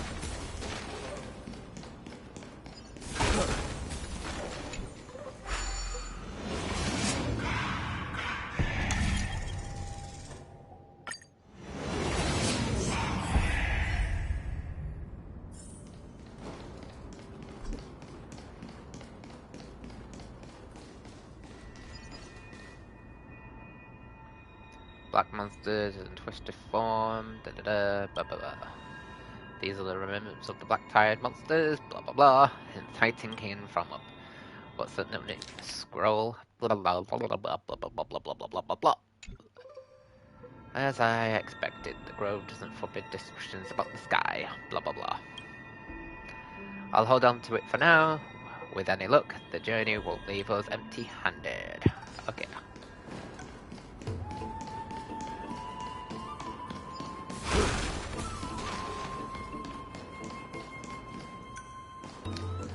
Oh no.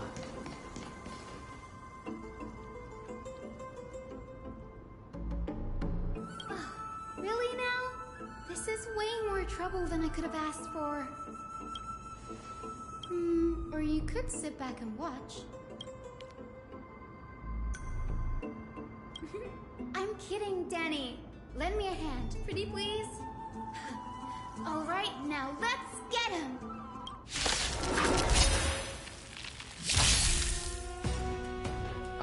Finally some action on. Allow me to purge the be of your body and mind.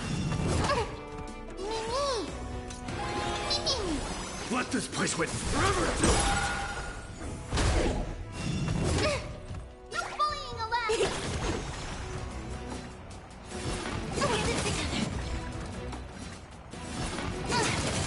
Get it together.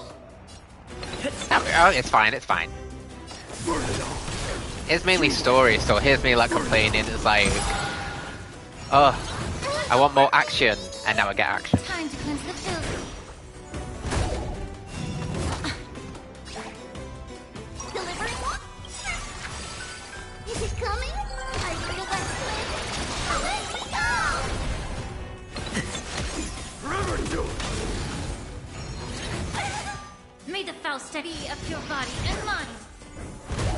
Underestimating? Burn it out!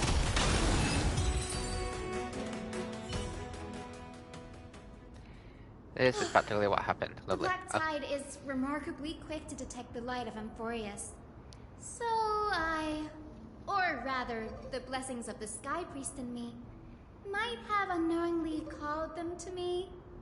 Anyway, never mind that for now. Here, you might want to have a look at this.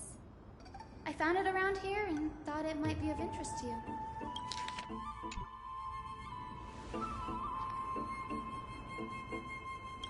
This is new.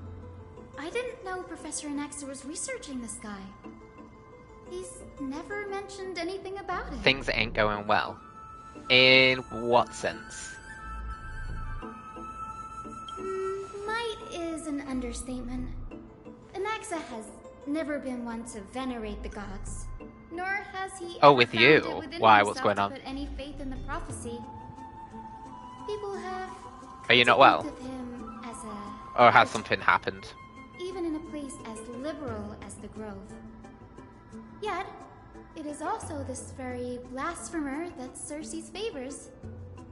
Fate sure works in mysterious ways. So you have to stream. Okay. Picked up a scroll on my way here too. Oh, let me have a look.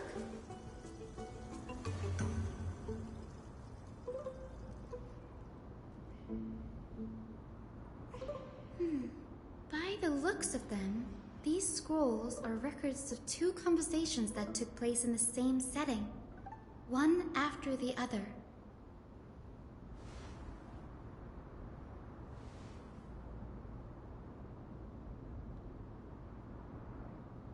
Sure, go ahead. Anaxa often says that every failure brings us one step closer to the truth. Perhaps Hyacinth's impressions of an the crash of the Anaxagoras. sky ship carries a different interpretation. The firmament is not impenetrable. Or Anaxagoras. On the contrary, it was precisely because the sky ship represented the first step toward breaking free from the shackles of the earth that it provoked the wrath of the Sky Titan and brought divine punishment upon itself. It's a shame that the majority of the Grove's research on Aquila was headed by the Venerationists, with sacrificial rituals making up a predominant part of their findings. Discourse about more esoteric subject matters in relation to Aquila dwindled even further after the skyship incident. So much so that even the scroll is Skyship completely new to incident. me. Don't worry about it. Okay.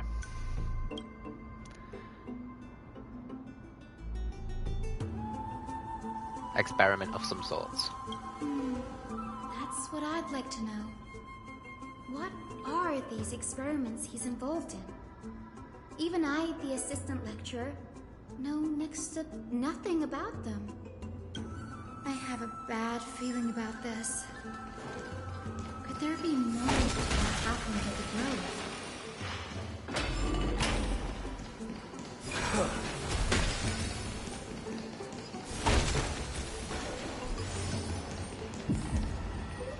This is the Library of Heya, the place where the Grove stores its collection of tomes.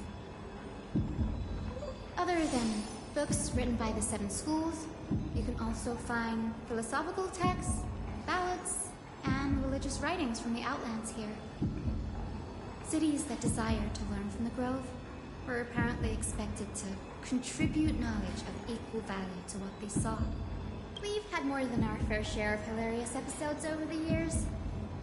For instance, it's said that the Erythrocaranists once borrowed a manuscript from a certain author, but ended up returning a copy instead of the original. What's more, the original manuscript was supposedly then hidden here. That doesn't seem like a nice thing to do. No need to hold yourself back, Danny. You can just tell it like it is. Their behavior was no different from bandits. Ever rob Castrum Kremnos. You've got me there. Some said you couldn't even find a dictionary in Castrum Kremnos, so I guess they were spared. There are too many books in the Library of Heya. Flipping through them all will take too long. Why don't we use the Biblioslate to search for the texts we need? We can bring them back to Akuma for reading after that. As soon as we're done.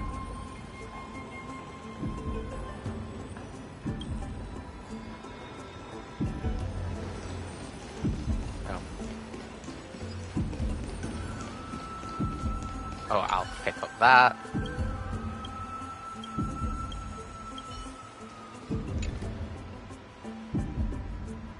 There are complaint letters from the scholars about Anaxa, the blasphemer.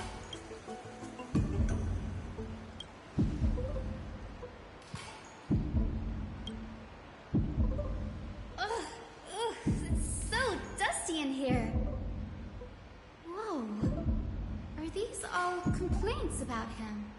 I can already see what they must have written. Anaxa has no respect for the gods. His very existence undermines order in our society. They're probably all things like that. Why else do they call him the Great Performer? When Anaxer established his school of thought, the first thing he apparently did was read his own work to everyone. Are the Titans truly an accurate reflection of what humans think gods should be? Worlds created by gods are indubitably perfect, but what of Amphoreus? Only foolishness and insensitivity everywhere you turn. An uncanny impersonation. They marched him straight to the seat of judgment before he could finish. Though what he took on in the end was more of a debate than an actual trial. He had to address every one of the scholar's allegations, or face expulsion from the grove. The first allegation was... Do you agree that since the Titans created the heavens and earth, so the mountains, rivers, and seas must likewise be their creations? Am I supposed to put myself in an actor's shoes or answer that? I was told in the myth the seas, the skies, the earth are all beyond the shadows of doubt, creations of the Titans. Anaxa would have probably been spared a lot of trouble if he had answered this way. Instead, he quoted past instances of the flame-chase journey and posited that humans have the potential to take over the divinity of Titans. Needless to say, his critics didn't take kindly to his answer, so they followed up with a second allegation. You claim to be studying souls, yet you are, in fact, defiling them and committing acts condemned by the gods. Do you admit it? That's a serious accusation. Did he really do that? Anaxa always wears an eye patch, never removing it, even when alone. Some say he used one of his eyes as an alchemical ingredient. He did. Every being in the world owes their safekeeping to Kithily, and this is even more so for the Chrysos heirs who have divine blood coursing through them. If he has really done something of that nature, then it'd indeed be sacrilegious. Thankfully, they had no way to prove it, so it amounted to nothing more than an allegation in the end. One by one, Anaxa engaged in wars of words against those who would challenge him. Toward the end, a scholar asked him, Anaxagoras, have you any respect for the gods? It was only after a brief silence that he answered, I have never denied that Titans are meant to be noble constructs. Why didn't you just say that the Titans are not noble? Rings louder in this case. I'm not sure how that controversy was eventually resolved, but what's for certain at least is that Anaxa was allowed to stay in the grove where he continued his research, despite being regarded as a heretic. By the way, this stack of complaint letters has reminded me of a place in the grove. We may find clues there that aren't on the teleslate. I'm talking about Anaxa's alchemy lab, hidden between the cornerstones.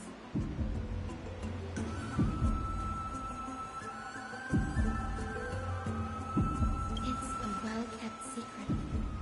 Among the 7 sages, excluding the nominal chief sage, each has a private sanctuary where they can conduct research undisturbed in their free time.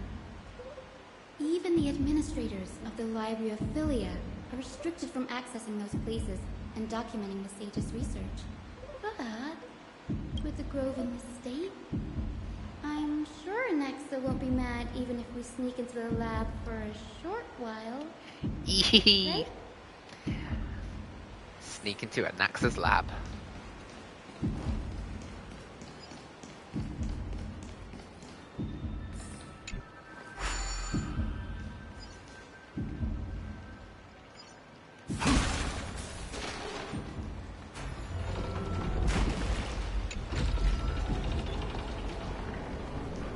Gurgle.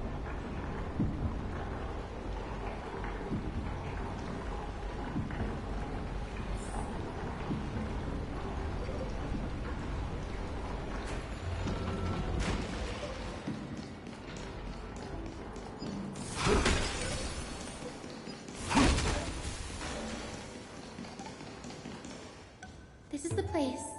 But where is everything? Materials for alchemical experiments, matrix diagrams, and even the seal to the lab. They're all gone. Did the Black Tide destroy it all?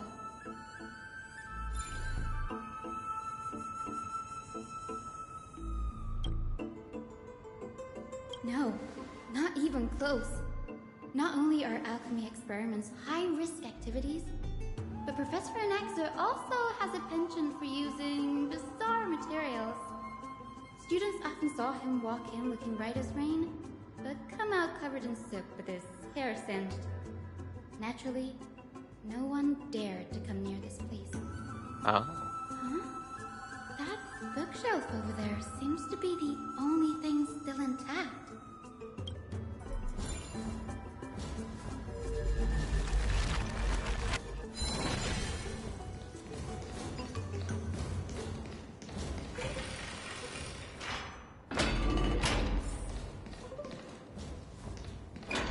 Aha!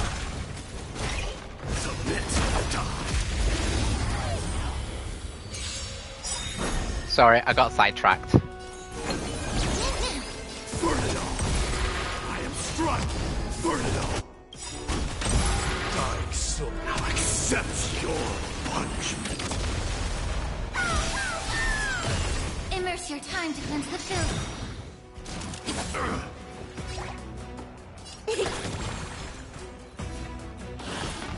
So feeble.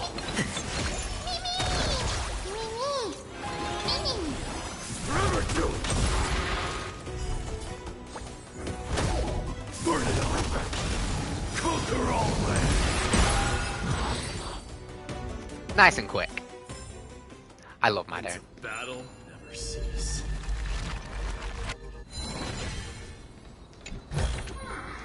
You may have it. Consider it your reward. Thank you.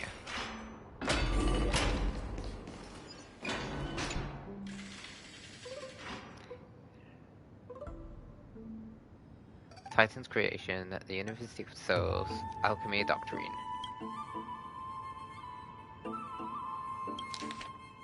What's going on?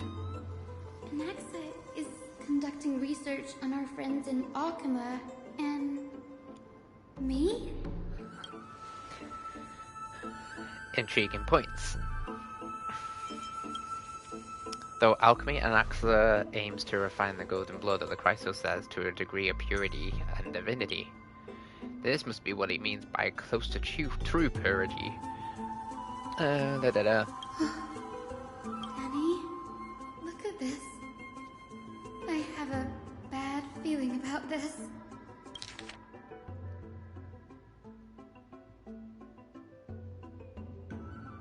My biggest fear. It's come true. After going through his notes, I think I can piece it all together now. Anaxa was carrying out experiments on soul transmutation. Ooh.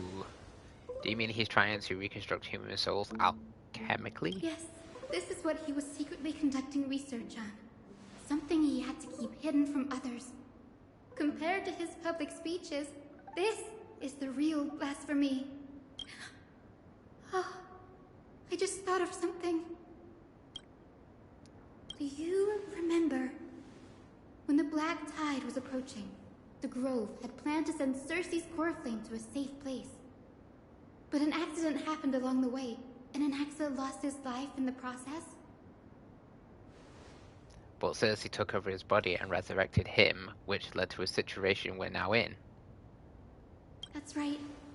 But what if Professor Anaxa's fusion with the core flame of reason wasn't an accident? Put yourself in his shoes.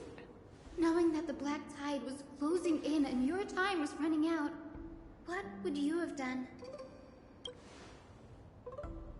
I'll put my theories to the test no matter the cost. Exactly.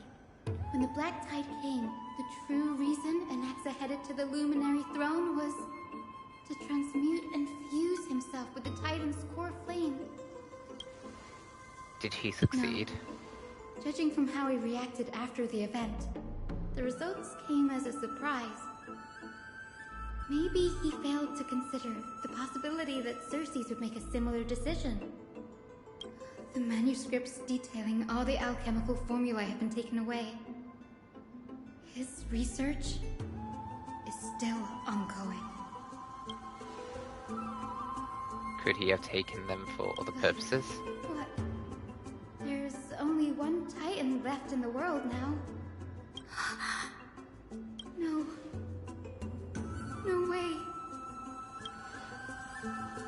To conceive an entity of perfection, he must first understand the principles of creation. If a Naxa is in Okama now, then that means... He's after Kefali. Bum bum bum. Sir, this sky above us, it's not real, is it? Of course not.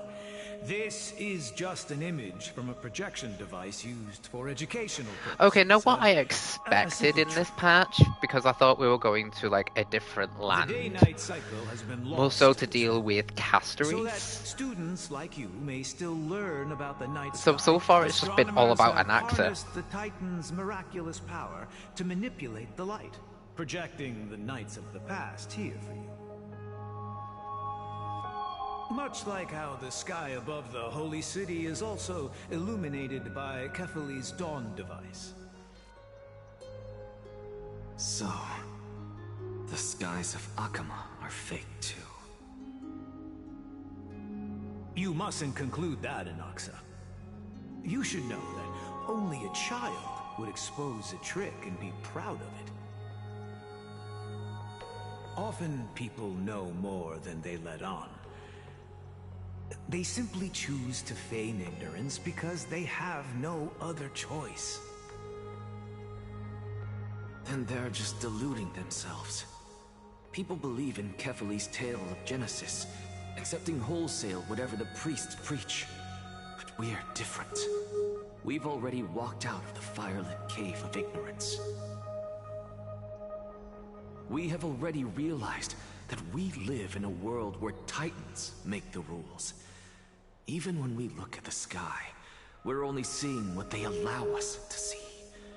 Rather than gazing at this mockery of a night sky fabricated by them for the rest of my life, why shouldn't I be the one to take control of the projection device instead? So much time has passed since you sowed the seeds of doubt in my heart, child.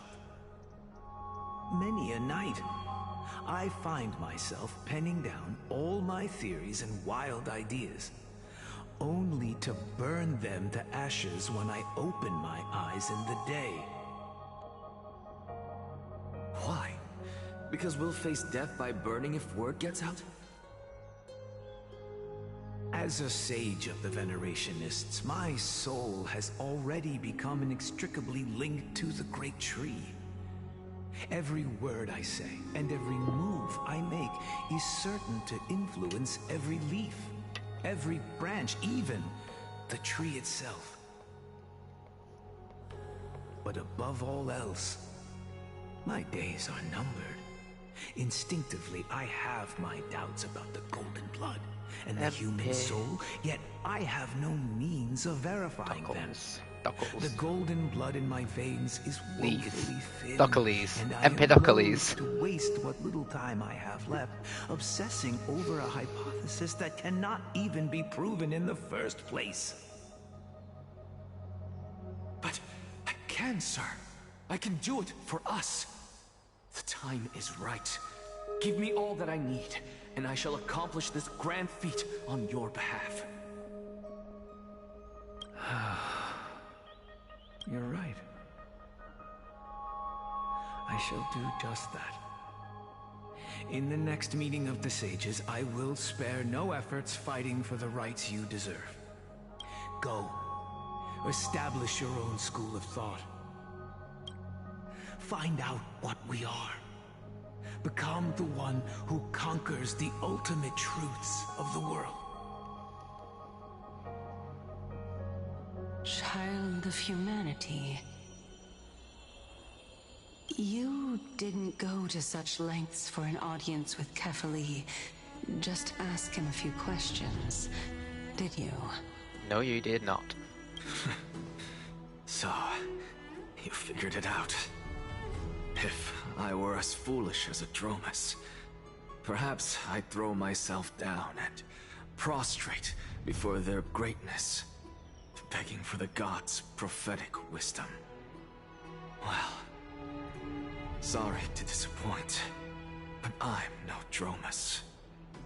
Alas, I am a human, standing tall on 2 feet, possessing both intellect and pride.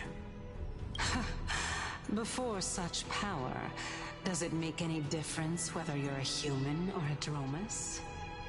I'm sure you're familiar with the story of the Styxians. When the raging waves threatened to swallow them, they didn't just give up and become sitting ducks. No. They constructed a dam that kept the roaring tide at bay, chaining down the mad Fagusa. They call me a blasphemer, Circes. But that doesn't mean I deny the existence of gods. It's just... As I see it, Titans are simply a force that mankind has yet to find a way to tame. Oh? If power that rivals the Titans is what you crave, why not conform to the prophecy and brave the trial? Why stop at harnessing the power of the Titans when I can do so much more? The source of life is what I wish to grasp, to understand what makes up the soul, and to learn what we really are. Thanks to you, I've had the chance to personally verify, in more ways than one, that the soul indeed ceases to exist in death. But where there is death, there is life. And where there is an end, there must also be a beginning. How then is a soul born? That was the only unknown variable left in my calculations. And by the sound of it, you have already formed a conjecture. No, I have already drawn a conclusion. In my journey unto death just now, I finally saw the answer with my own eyes. Professor Anaxa, I'm here. His life hangs by a thread. I must ask you to refrain from taking any unnecessary steps. Of course. I'll bring this to a conclusive end, and give you the answer you so desire. However, in accordance with the principle of equivalent exchange, I must also demand from you what I need. As you wish. Don't you care to know what the price might be? It's a matter of uncovering the truth about the Death Titan and his survival. This may be the only time I can ever save someone's life. There is no need for me to think twice. I see. In that case... Let the show begin. Ooh. Indulge me. Am I correct to say that you intend to prove Thanatos' whereabouts and prove the nature of our existence now? Before I begin, I must confess I had been stuck in a cognitive trap all this time. As unrelated as these two propositions may seem at first glance, they are in fact logical equivalents. They are merely two different ways of telling us about what the soul is at its core. The reason I say this is, as I've mentioned earlier, the answer was hidden in my journey unto death. Anaxa, you were in the Netherrealm? Yes, I am but a living dead man now, but that's not important. What truly matters is, I overheard a conversation between heroes. That's not all. Remember how I said you were a part of that conversation too, Circes? And I've told you that I have no recollection of such an event. That was likely just an illusion conjured up by the mind of a dying man. Of course you would remember. Because that wasn't you. That was Calypso, one of the 7 sages of the Grove. Calypso? Huh? Oh, that's the name I made up on a whim when speaking to this girl. How do you know of it? And surely you jest. Don't you think I, of all people, would know if that were the name of one of the 7 sages under the shade of my tree? Don't you claim to know the Grove's past like the back of your hand? It seems you've lost even the memories seared into your soul. Use your head, Circes. Since all of this took place in the realm of the dead, it stands to reason their likenesses are of souls from the past. The living cannot step foot into that world, so who could they be? Think about Calypso. Why does she share your likeness, yet you have no idea who she is? The answer is evident, is it not? Those fallen heroes are the mortal incarnations of the Titans before their ascensions to godhood. The gods aren't master creators born out of thin air, and they are no different from humans, because they all evolved from one. Does this answer disappoint you? Yes, because you've answered nothing. If I truly was once human, as you claim, then where do the children of humanity come from? Even on the off chance that you speak the truth, this brings us no closer to grasping Thanatos' whereabouts. How are we to find them? I knew you would say that. So? But it matters not. I know what I'm doing.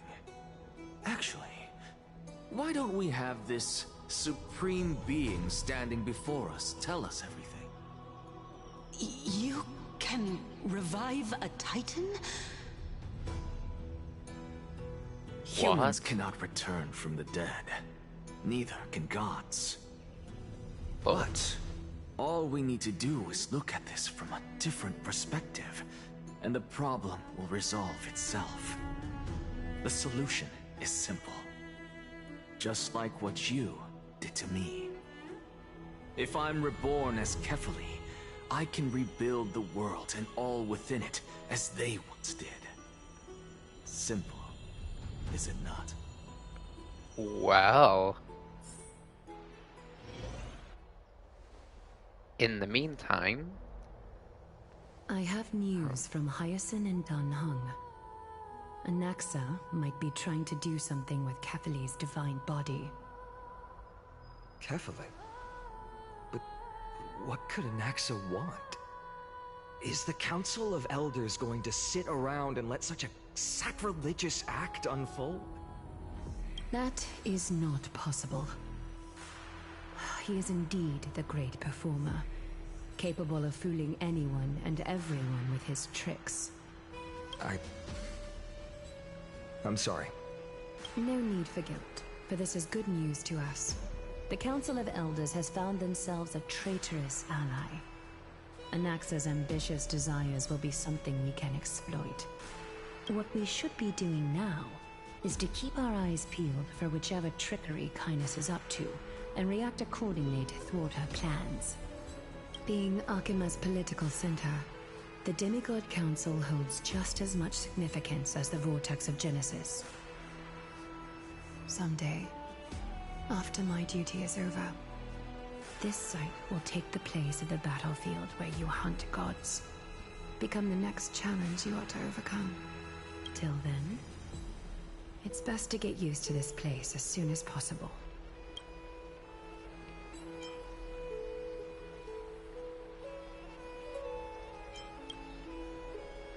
waiting here for the good news. Preposterous! The Christos heirs only have their standing because of the Council of Elders. How dare they trample over it?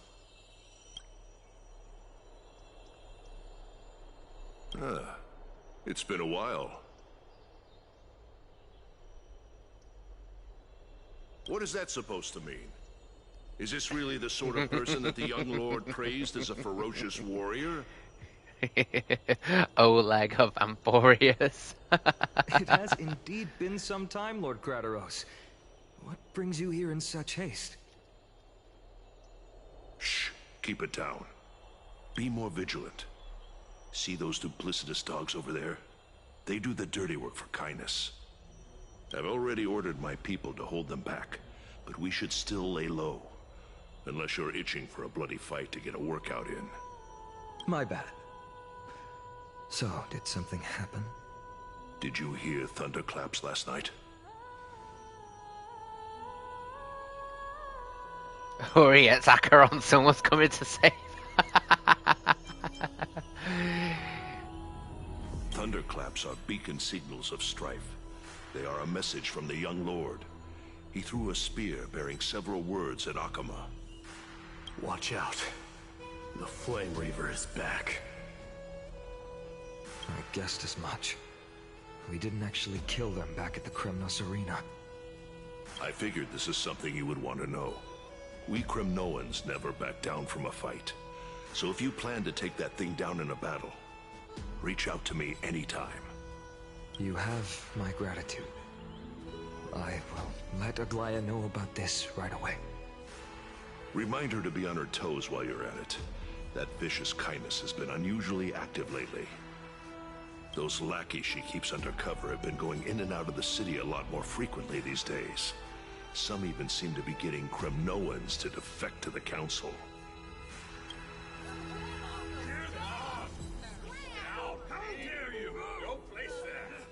Ooh. That's... Looks like you can see it for yourself. We should get back. Thank you for the intel, Lord Castorice.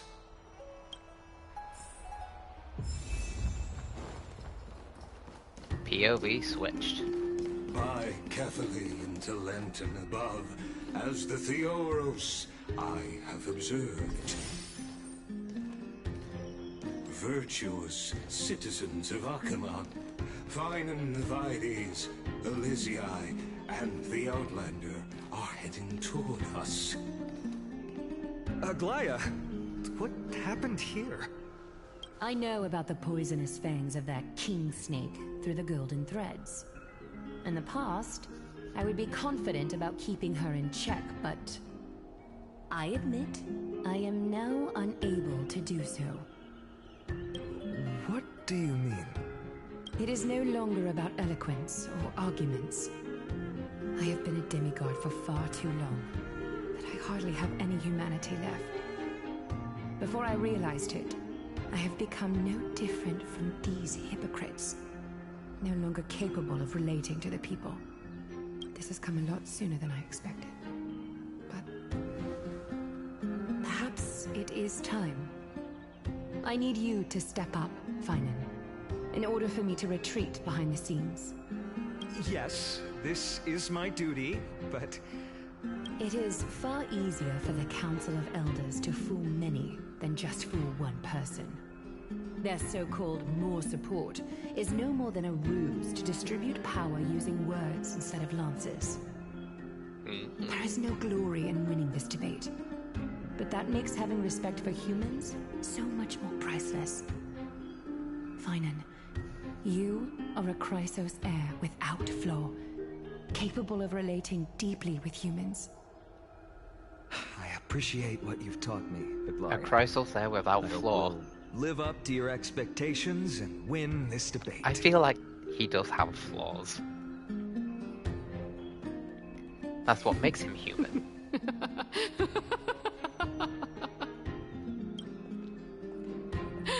Oh, you've done well, Lord Calictus.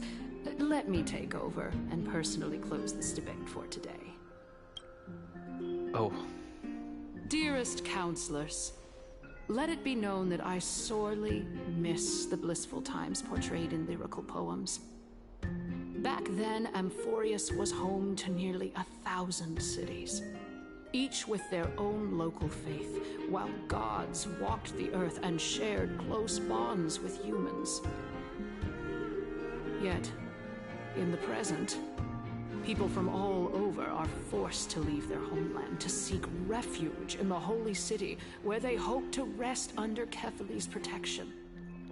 All of us have long been in the same boat, with no way out of this plight. We didn't have a choice in the past, but now the Council of Elders brings to the table a new possibility. All I have left is one question for you. Would you rather strive toward the unheard of Era Nova, or return to the prosperous Era Chrysia of our past? Make your choice. Now, which of the two would lead mortals to an ideal future?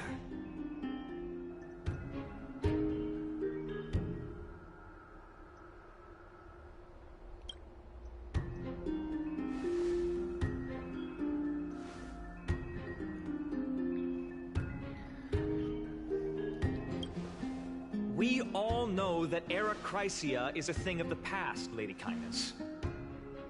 Please, enlighten me. How does the Council of Elders plan to turn back time? Let the 3 Titans of Calamity be born, and Era Chrysia is nevermore. But bring demise to those Titans, and Era Chrysia will descend upon us again. If I could turn back time. Ooh. Know that the Council of Elders is never one to make empty promises. Look at who we have on our side. Anaxagoras, one of the Grove's 7 sages, and Castorice, Idonia's goddess of death. With the help of these 2 heroes, I can promise all of you that Era Chrysia will exist once more. Aren't they Chrysos heirs? They're supporting the Council of Elders instead? It's clear from the start that these heroes do not get along well in their group. All the more proof that Aglaya isn't fit to speak on behalf of every Chrysos heir. I am in favor of Era Chrysia. Era Chrysia! Era Chrysia!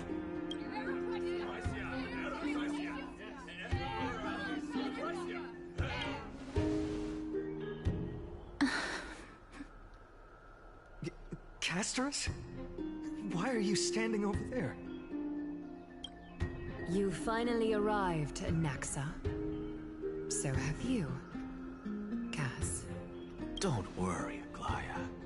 Well, I know that you have many queries. Could you continue to converse like how the citizens normally do?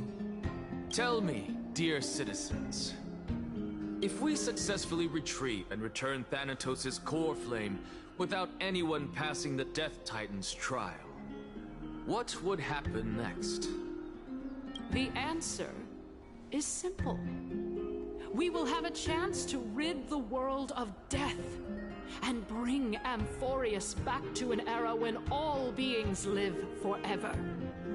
We'll usher in a new future that will be entirely different from the flame chase journey.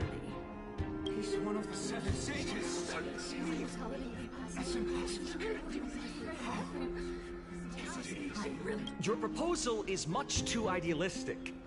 As long as the Black Tide still exists, how can we go back to the old days? Remember what I previously said? Kefali's core flame is guarded by the secret power of the Council of Elders. Plus, Bagusa's water curtain will be able to block out any external perceptions. Tell me, dear citizens, have any of you ever seen even a glimpse of the threat that this person is talking about? Hey, Baba. Within the walls of this Hello. majestic holy Did we have a lovely nap? Did we have a lovely nap? Yes, yes. So I know we're at a critical point in the journey, though I must take a few moments. Her Madame Ship has requested to wake from the nap and go to the bathroom, so I'll be back in a few moments.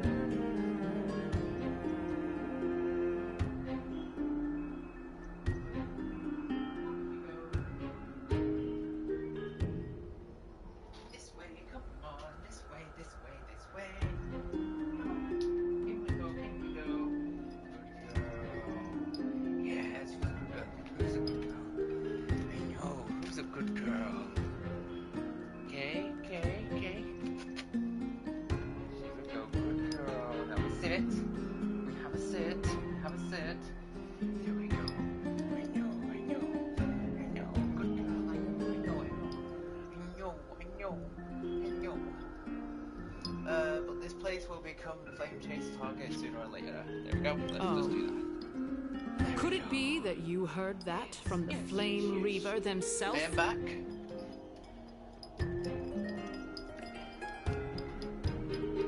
Excuse me. Excuse me. That is not for doggos.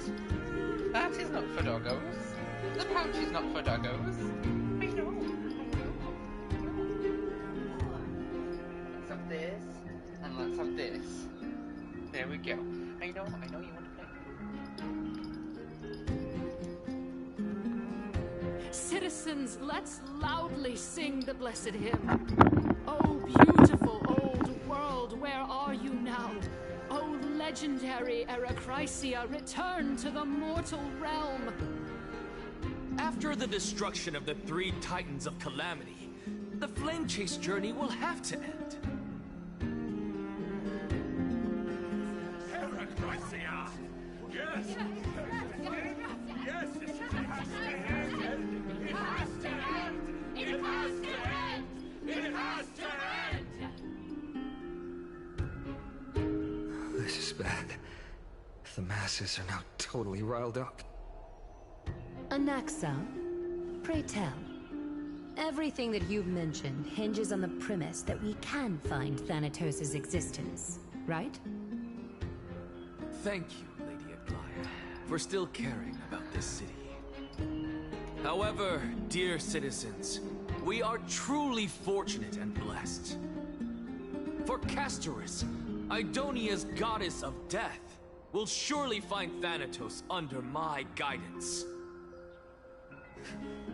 What?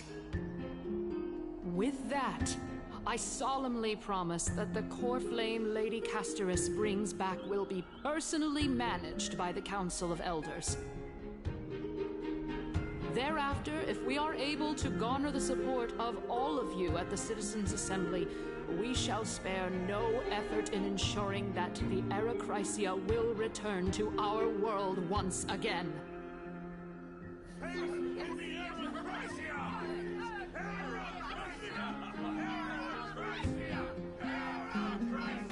With the balance shattered, the result is clear. Buy carefully into Lent and above, as the Theoros I have observed. Akama has chosen her destiny. The issue up for discussion at this Citizens' Assembly shall be modified to the suspension of the Flame Chase journey.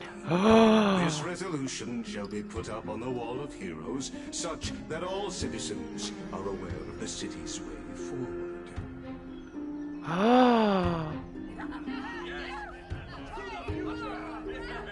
Oh no! Aglaya, dear Aglaya, what has caused your heart to soften? You also don't seem to be as quick-witted as before. Wag your tongue as much as you like. Since the flame Wag your tongue. has been preordained by the prophecy, our failure has never been on the cards.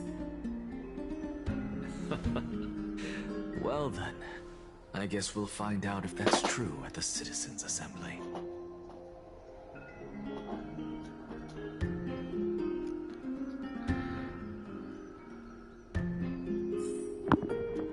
Ooh. Castorice, what is going on? Well, it seems that when I sent you to look for Anaxa, I unintentionally facilitated your partnership with him instead. My apologies, everyone. I know that you have many questions to ask me. I will answer them to the best of my knowledge. In that case, please tell us as much as you can. Hello. Hello. I know. Hello. Hello. Hello. Hello. Hello. Hello. Hello. In actuality, he showed me a past that was both long and heavy. The reason I say this is as I've mentioned earlier. The answer was hidden in my journey unto death. Anaxa, you were in the Netherrealm? Yes, I am but a living dead man now. Ow. But that's not important. What truly matters is, I overheard a conversation between heroes. That hurt. That hurt.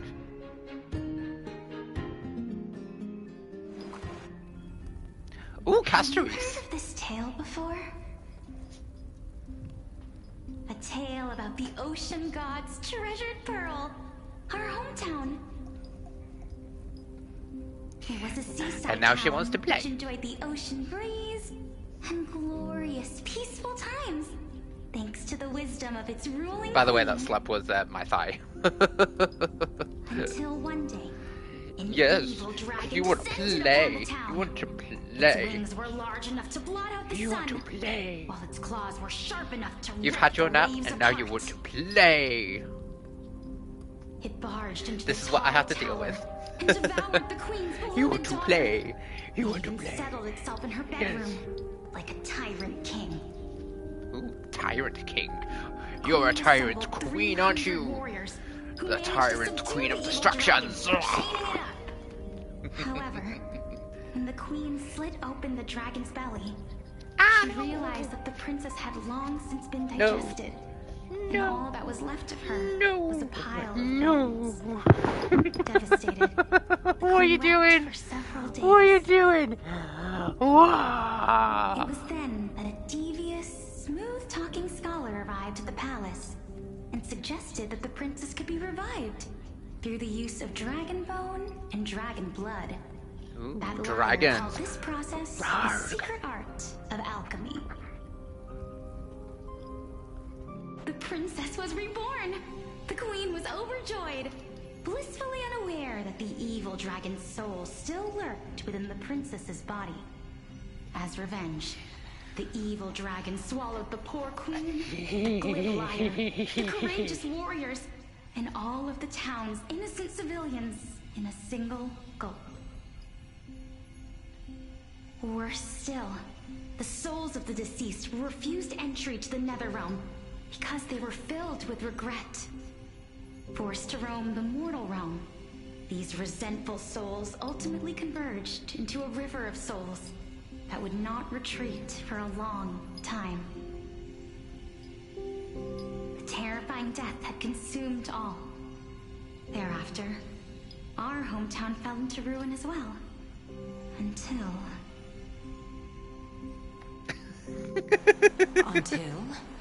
Until?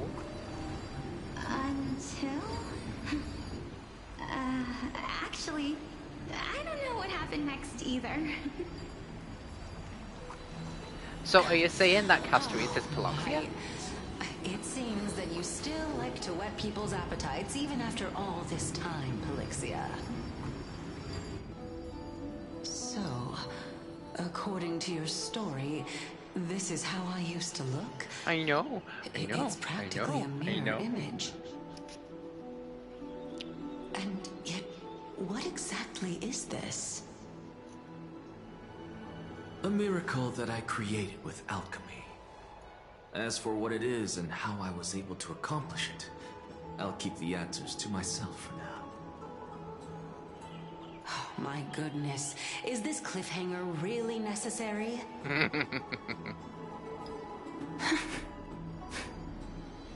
Quiet, Titan. Continue to enjoy this splendid play, and the truth will naturally reveal itself. Dragon, huh? I've heard this legend before. In that case, what do you think of it? I think that this I'm using your trivia lol. was a Time for tenuous depression analogy season. added to the What do you mean by that? Depression season? generations. After all, you've never heard of a tradition of alchemy in your hometown before, have you? Mr. Sassy saying, time for depression season. Before I left home to pursue my education, I never even knew that anybody was looking into this area of study. Paloxia really looks We like can just treat this tale as a fable told to Castorice. young children. A fable, you say? If so, what moral is it trying to impart to the kids? I guess it might be the concept of equivalent exchange. you'll find out soon enough. I thought the moral might be closer to something Will like I? honor the dead.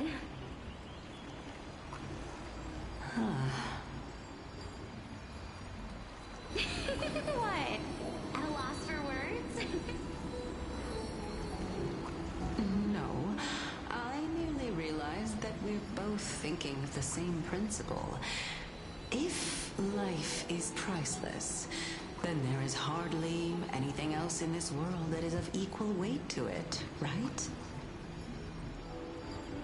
Indeed. As expected of the wisest scholar in the land. You flatter me. Why don't I ask you a question as well, as a form of equivalent exchange? Of course. What is your question? If I imparted my knowledge of the art of alchemy to you, would you use it to resurrect someone you loved? What? What kind of strange question is this? I got it. You're just trying to get me to tell you whether I like anyone, right? Let's just leave it at that. That was rude of me. Yes, I would. Oh? Death is inevitable. In the days to come, I'm certain that someone whom I cherish deeply will leave me for good. If such a mighty power really existed, I think I would use it without hesitation. After all, you, me, and the rest will all have to face that fateful moment eventually.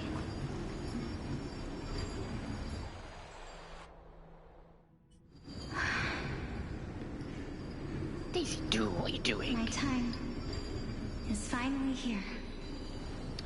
However, perhaps because of my firm belief in the immeasurable value of life. Stop being messy. Stop being noisy. I am unable to complete the trial. Oh. You shall wither, and through that, the dead will sprout again from the remains, and be reborn with the dead flame. It is a pity that fate is such a cruel mistress. Is there no other way of interpreting those words? I'm afraid that the meaning is clear. Between my sister and me, one must pay the price. Our trial can only be completed when the one chosen sacrifices her life.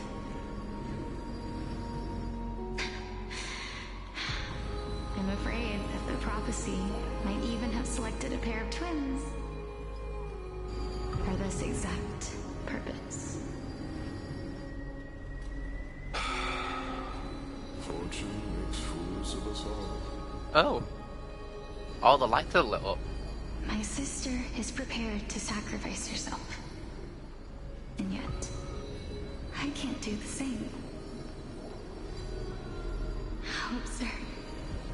My time is almost up, but I'm still afraid to welcome death. What should we do? If I'm ultimately not able to make up my mind... Since Why is she in the Carlos wheelchair, willing though? to guide all of us and leave this trial to the end, there is still plenty of time for you to ponder. Imagine if the wheelchair is Thanatos. Don't allow a fog of an uncertain future to cloud your mind. Trial, prophecy, the topics that they're discussing seem familiar. But these three people must not have left their names in the epics. Otherwise, I would have some recollection of this. Amphoreus' history before the Titans were born was complete chaos. Is that not strange by itself? I have long held 3 hypotheses about this. However, let's continue watching for now. Calypso, Polixia, and this warrior. I seem to have met him somewhere before. Yes, you have. Regarding this matter, Nias, are you confident that you'll complete your trial? Yes, he does. Of course. Though, I am worried about what will happen once I've emerged victorious.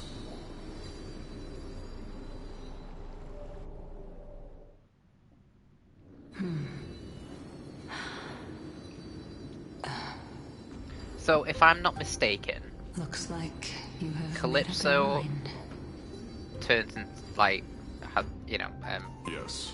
Because This Nias is the safest course of action. Yes, Nias turns into completely the separating courage, strife. honor, tenacity, sacrifice. Calypso and turns reason. into Circe's, and Polixia turns into a You really dragon. know how to make things difficult.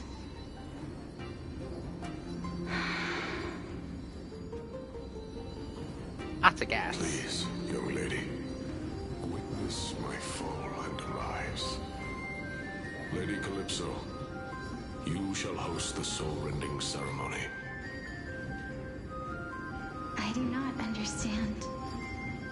Why would you dare to sacrifice yourself for a future that you won't get to witness? Because this is our destiny. The power that resides within me is so intense that I will one day be engulfed by it.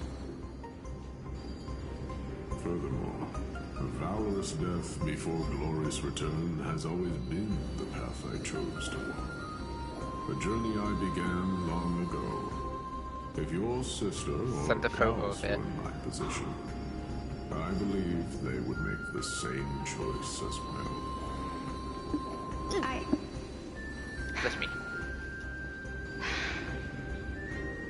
I'm not that brave. I don't know how I'm supposed to face such a serious affair. Oh, hello. I know.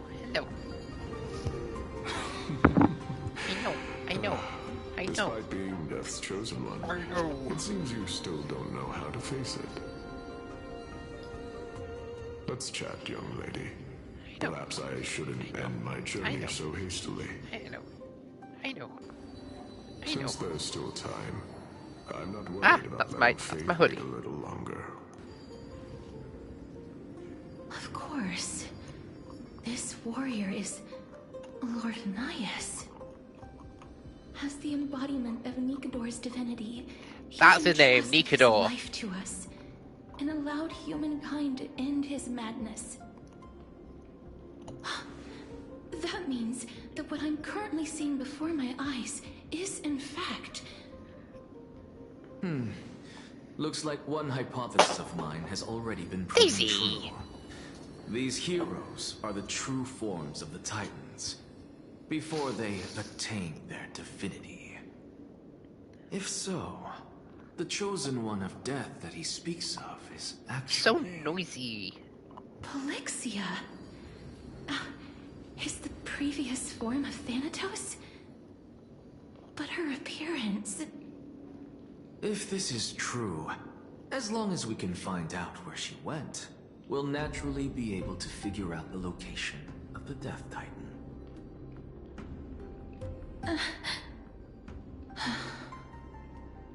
But before that, we first need to witness what ultimately happened to Lord Nias.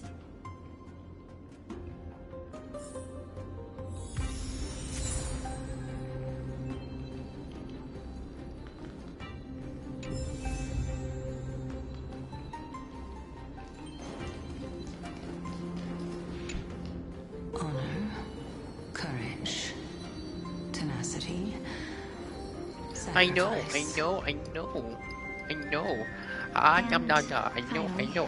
are we doing? The only thing that remains What are we doing? is reason. What are we doing? What are we doing? What are we There is no doing? need to shed tears over a glorious death. All farewells in this world are sorrowful, Lord Nias. No, young lady. As a warrior, I have witnessed too many bitter deaths. But now, all I feel is peace. I did not know until this moment that mortals could live their lives in such a way. Although only a sliver of your soul remains, you remain so optimistic. Or maybe the truth is that you aren't able to feel sorrow anymore. I don't think it's that. I don't know either. But I am certain of one thing. This is not an acceptance of death, nor a It's not even a feeling of despair. I am just enjoying what remains of my life to the fullest. Nom, nom, nom, nom, nom. Enjoying? Indeed. It's a good job this is a story-based game, otherwise I will get nothing done. In the right, I'll get nothing done. Say, for example, if I did the new game that's coming out soon. What's it called now? Claire Obscure Expedition 33. I will get nothing done with you. I will get nothing done. Yes, I'll get nothing done. Nothing done. Because I need 6 hours of silence. 6 hours per day. And I can't even have 2 hours. Separation and death are two sides of the same coin. Reconciling this. Yeah, most of my streams are going to contain this one. I mean, because she's such a baby. But isn't she so cute? Look at her. Look at her, she's so cute. Look at her, she's so cute. Isn't that right? You're adorable. You're adorable. Yes, you are. Yes, you are. Look at how adorable she is. Oh, look at you. Look at you. Look at you. She's so adorable. I know. I know. Ah. She's so adorable. She's my baby. The citizens held a banquet. And you're my little baby. I felt as though I was still little baby. on the battlefield, and the person who had returned was nothing but an empty shell. It was late into the night by the time the banquet ended. My head still reeling, I returned alone to the barracks. On the way back, I encountered someone. It was a crazed scholar looking at the night sky and muttering to himself by the side of the road. Although I tripped over him and fell, I wasn't angry in the slightest.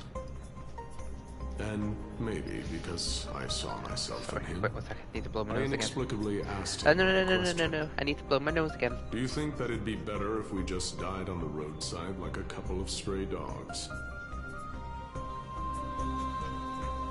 To my surprise, he shrugged his shoulders and sighed. To someone who is currently experiencing death, dying and living afford the same amount of bliss. Now please go away and don't block my starlight. Are you trying to say that there is no difference between living and dying? For they are both journeys that lead toward death? That's exactly what life is, and death is, but a scale to measure how valuable the journey was. Journeys and epics are only glorious and magnificent because all things eventually fade to dust. Therefore, young lady, don't detest your fate. Instead, willingly and respectfully embrace it. The embodiment of strife, telling me about the majesty of the world. How dare you turn my volume down? Indeed. I believe that when the fated moment eventually arrives, you will be able to understand my words. It is time for me to knock on death's door. I will set up a long table at the end of the road, and humbly await your arrival. When that moment finally comes, let us drink and be merry then.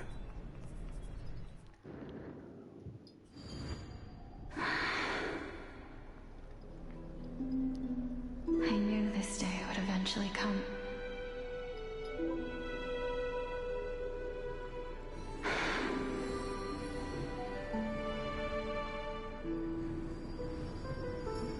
Are the both of you ready? Polixia. I'm here.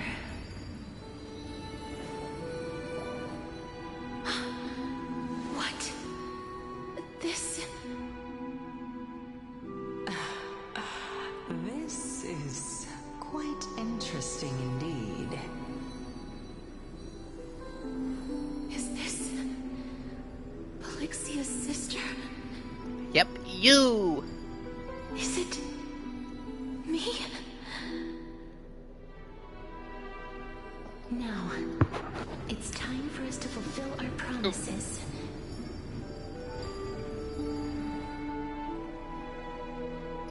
Are you afraid? Ugh. Be nice. Be nice. What are you afraid of? Be nice. Be nice. That I won't be able to do it.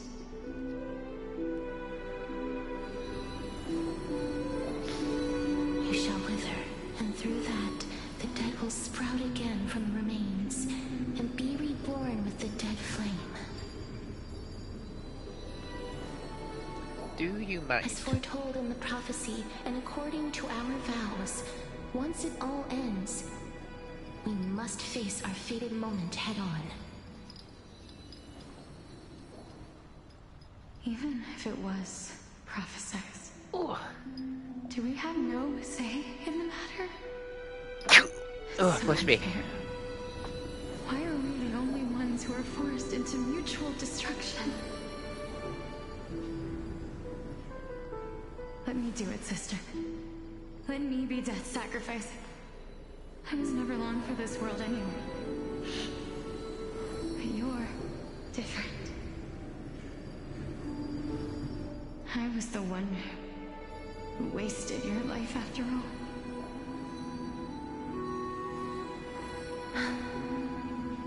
You're wrong, Polixia.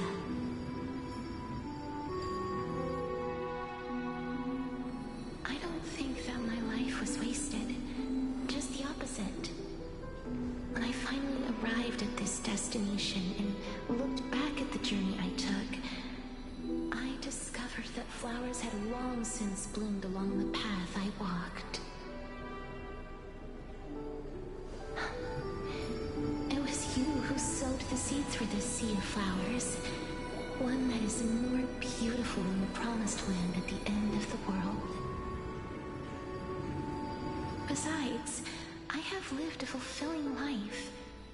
Even though I was fated for sacrifice, none of the things that I've experienced will dissipate. Instead, they'll forever live on as memories inside your head. Will they not? How could my memories of you ever compare to the actual you? Well then, tell me. What exactly are we?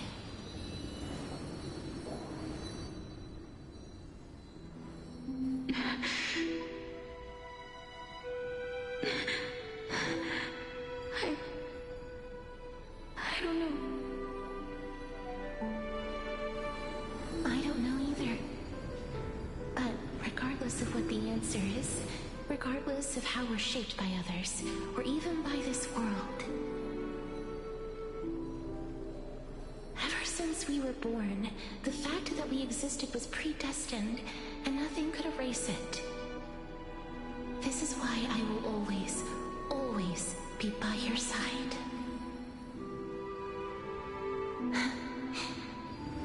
twins, after all.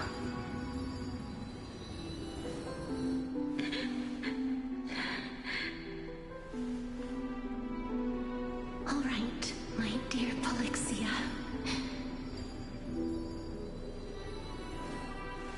It's time to extract my heart and light the flame of death. After that, use it to plant the first bud in the prophesied new world.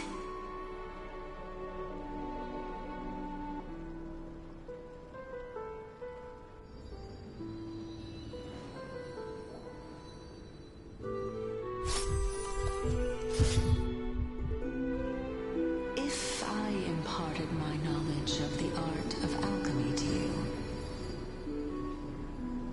would you use it to resurrect someone you loved?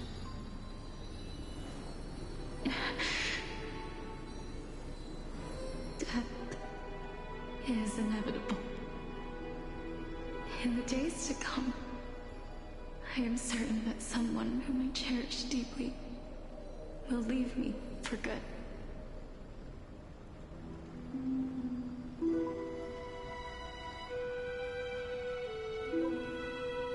If such a mighty power really existed, I think I would use it without hesitation. Why are we there now? Oh, sorry guys, gonna have to go back out again. Oh, no, maybe not. Are we coming back here? That's it, good girl.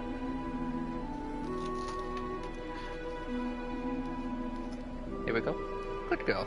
Good girl. Are we gonna stay here? Good girl. Good girl. Even now, my answer remains the same. Good girl. Stay. This is why, sister, I promise you. In the prophesied new world, I shall plant the first bud on your behalf. Oh dear. Nope. Right. Sorry. Gonna have to go again. Be back in a few moments and then we can continue this. Yes, yes, yes, yes. I know, I'm coming. I know. You want to go outside again. I know. I'm going. I know.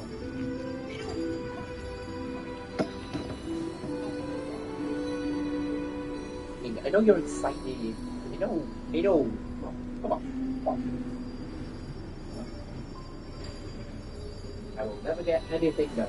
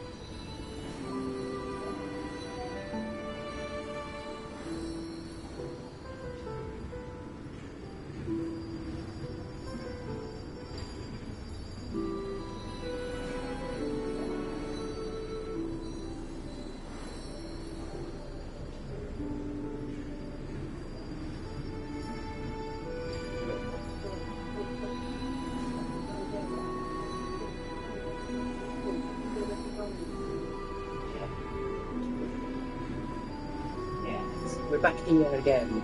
Yes. No, yes, back here again. I know. Can I continue the story, please? Can I continue the story? Where's Alice? Can we have her? There we go. Look at Ali. There we go. Go now. Return to the Ocean God's treasured pearl. Our hometown. I shall open wide the entrance to the Netherrealm and grant you a second life. The living beings on this earth shall respond to my call. You're making me miss and the lead story. you to the sacred daylight. Remember, do not look back on the land of the dead. And do not stop moving. In the new world promised by the prophecy, march toward your new life.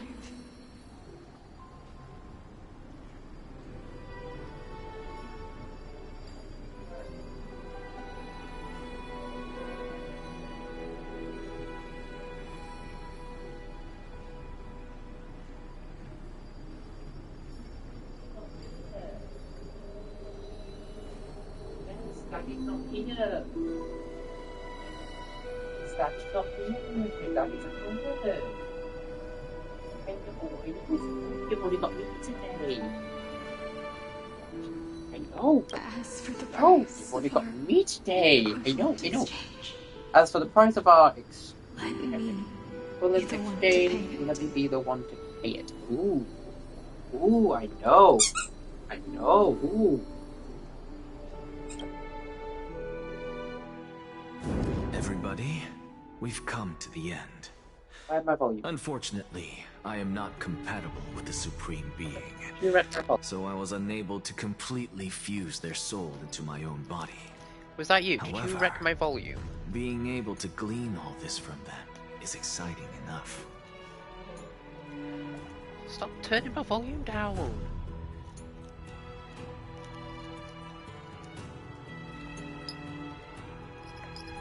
I'm certain of this now.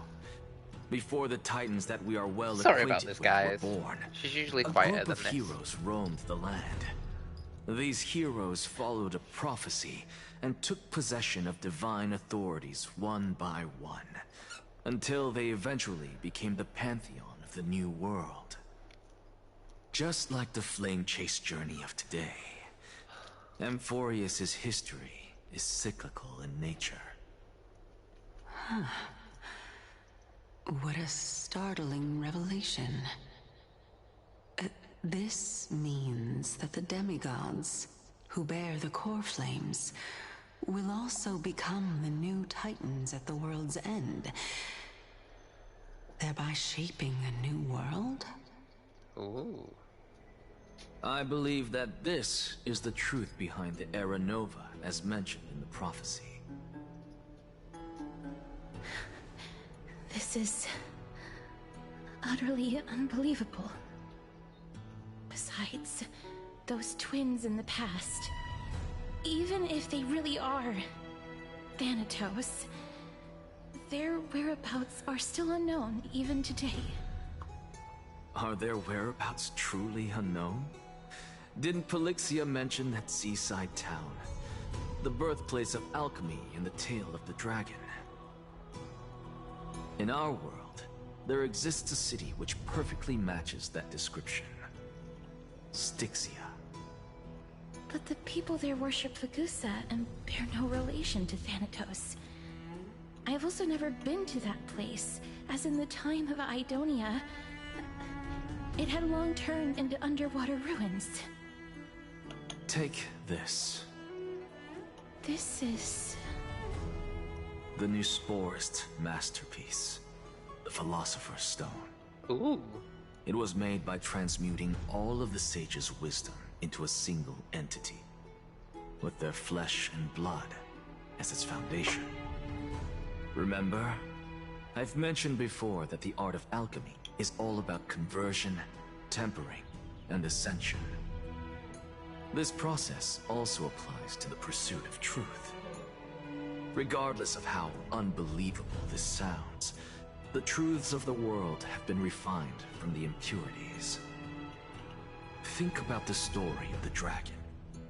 This stone will lead you to your real hometown, allowing you to reform the door to the Netherrealm and discover Thanatos' fate. You still look as confident in your victory as ever. But what if your conjecture is wrong?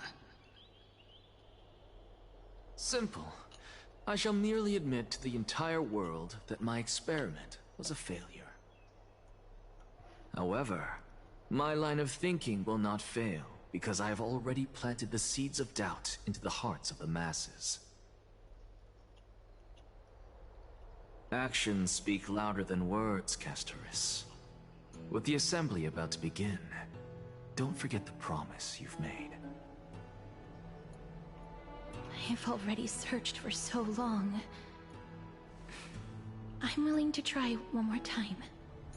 While we converse, his life is also slowly slipping away. But before I leave, I have another question. What exactly did we witness just now? The mouth is a bit wrong. That was the world imprinted in Kefali's soul. If we are to prove its existence, you must take the final step. Go. Do not disappoint me. I understand. Hey, child of humanity. Don't get antsy. I still remember the question you posed to me. As a scholar, I do not wish to offer up ambiguous conclusions. Let's discuss this topic again when she manages to find the evidence. I merely wanted to ask, was that stone transmuted from your heart? Philosopher's Stone, of course it is. If so, rebirth is no longer an option for you. Why not? When I was a child, I lost someone dear to me. When I was a teenager, I lost my faith. A while back, although you saved my life, I also lost my soul in the process. Now I'm merely forsaking my body. What's the big deal? Why are you always finding ways to die? Isn't it good to be alive? This is but a necessary sacrifice on my path to transform into the purest of them all. Can someone who's dead even claim to be the purest of them all? Furthermore, if your hypothesis is proven correct, does it not just confirm that the myths are true, and thereby invalidate all your theories? No, it's just the opposite. If my hypothesis is correct, it means that I can actually ascend to godhood and reshape this absurd world that you all have created.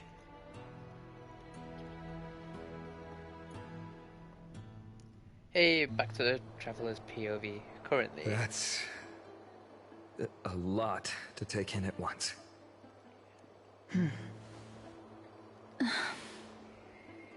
Lady Aglaia, please, let me explain. Go on. You know that the core flame of death has always been the greatest unknown regarding the Era Nova.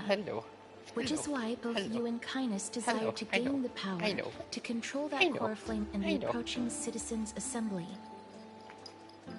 Professor Anaxa has come to a consensus with Kindness. They want to suspend the trial once Thanatos' core flame is reclaimed, hoping thus to eradicate death from this world. If they're successful, then the flame chase journey will cease, and Akama can enjoy everlasting peace. But I know this runs counter to your wishes. So long as we do not usher in Era Nova, the Black Tide will never be eradicated. Even with Lord Mighty on the front line, and the Black Tide not posing an immediate risk, the danger nevertheless remains. Honestly, it's difficult for me to assess the pros and cons in this decision. But someone must bring the core flame before we can begin negotiations over it. The Titan could be very near. I cannot let this chance slip by. Besides, someone has to make this trip to bring back Mr. Soul. Well said. You already had every reason to seek an audience with Thanatos. It's that great performer who has weaponized your wishes and placed us in this difficult situation. A world without death. Do you desire that too? If fate dictates that my path must oppose yours, I will do all I can to resist it and protect what I aspire to achieve. Lord Mighty showed me that without taking the first step, all talk of what follows is moot.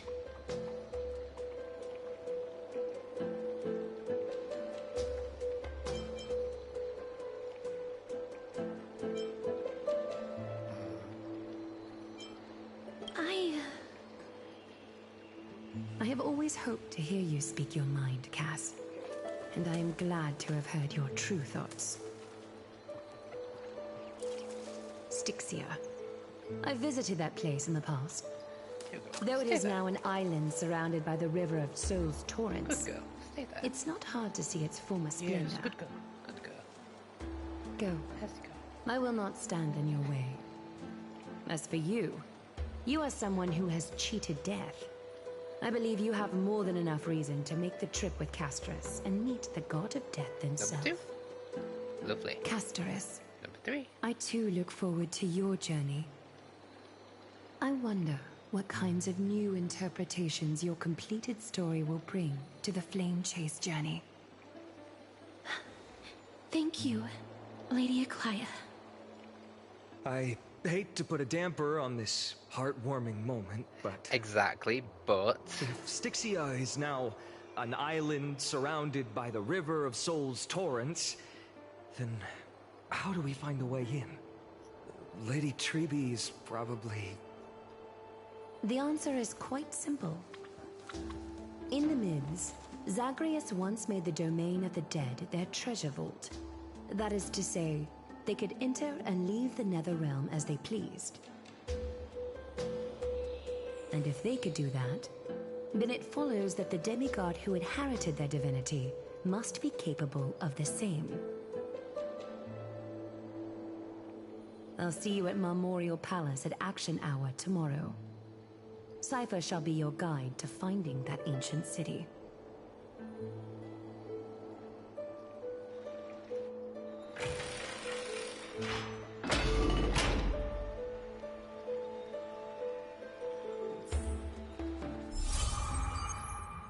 There we go, Nameless Recollection.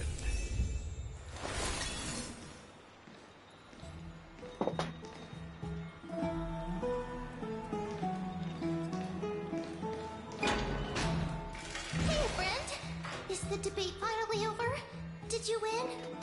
No, we didn't, ma'am. We're not winning.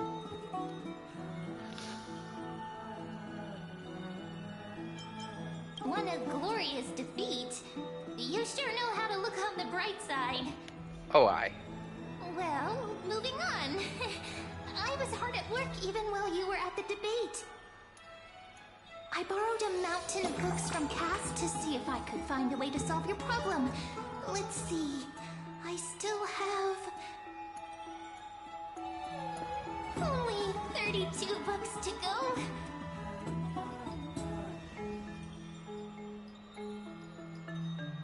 Really? Oh, that's fantastic news. I knew it. Hard work always pays off. Especially if you're as diligent as Mem. I feel like a huge burden has finally been lifted off my shoulders. Why are my eyelids so heavy all of a sudden?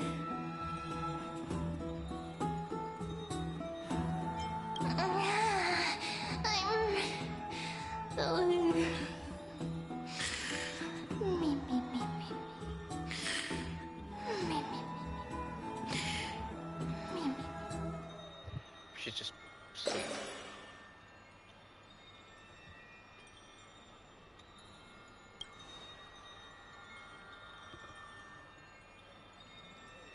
No one can stop me from trailblazing.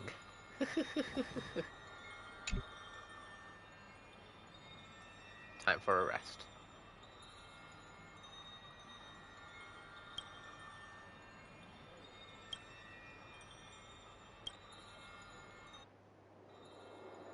Somewhere in Okaba. Cass? What a surprise. Lady Treeby. Is something troubling you? What? What? You have come to disturb me I again? just wanted to speak to Lady Trian for a bit before I set off.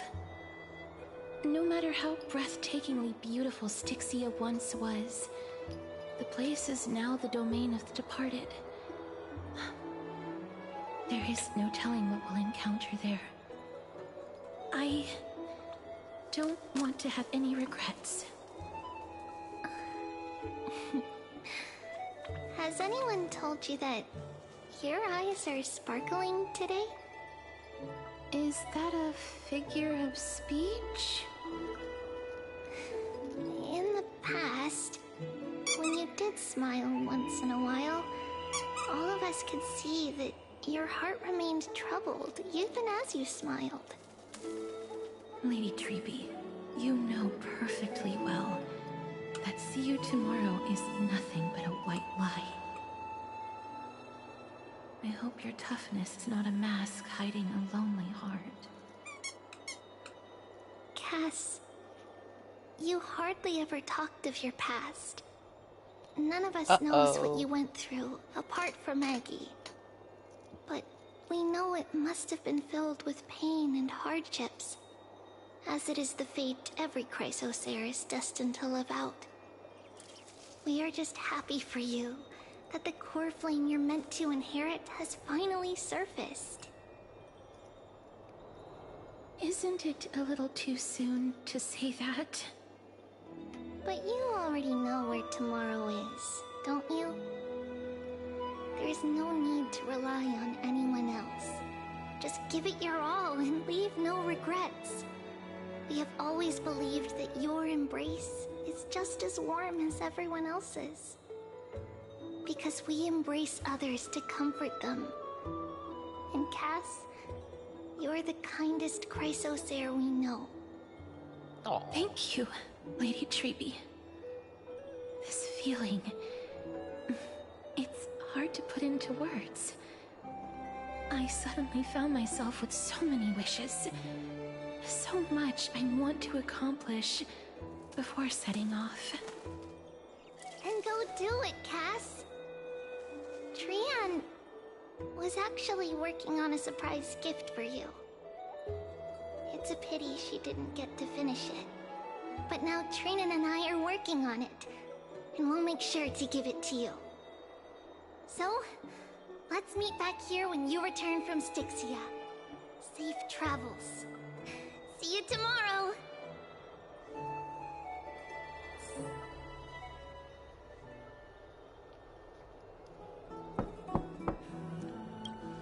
Door knocks. It's me. Oh, Castorice. I hope I didn't wake you. No, we couldn't sleep.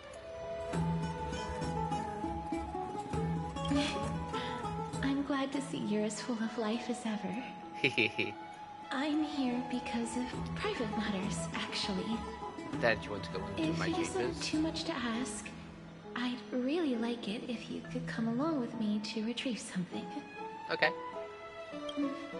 Aren't you going to ask me what it is? No. It isn't a long way from here. Shall we?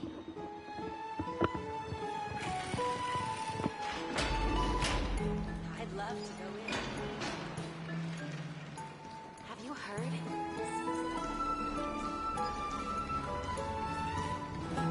So much distractions. Oop, this way. I should use this actually. There we go, that's a lot better. The streets are packed. I want to vote! Tell me how I can vote! Take your ceramic shard engraved with the Kephili rune, select the Council of Elders in your heart, and pray silently until the shard registers your choice. Then toss it into the Dolium. The Council of Elders? More like the Council of Buffoons? The Black Tide took my hometown long ago! Who are they kidding with bringing back Eracrycia? It's all a sham to create their own Eracrycia in Akama! The Titans are just. So long as we do not overstep our bounds again, we will not incur divine wrath. Oh, please. The time when these deranged Titans should have vacated their spot to the demigods is long overdue. You'll see soon enough, you old bogey. And I pray that Talantans smack some sense into you with their scales. We shall Not see your how this tail. turns out. Leave your tail alone. That was Leave your tail quite a alone. spectacle. Leave your tail alone. Leave your tail alone. I suppose peaceful is technically Have correct Allie instead. if no actual violence happened. To this day, I still find it almost unreal that Akama is the only place illuminated by light amidst the crumbling ruins of Amphoreus. And its people are even holding votes to reconcile differing opinions. This peaceful sight is making me forget that this is the end times.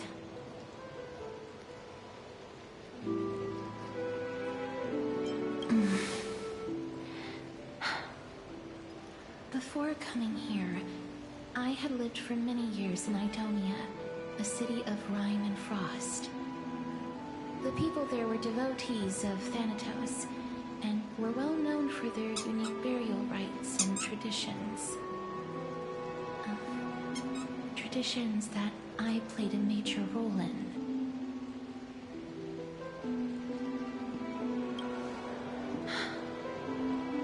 Yes. You now know me as the Mortician of Akama. But back in those days, I was Idonia's Maiden of War.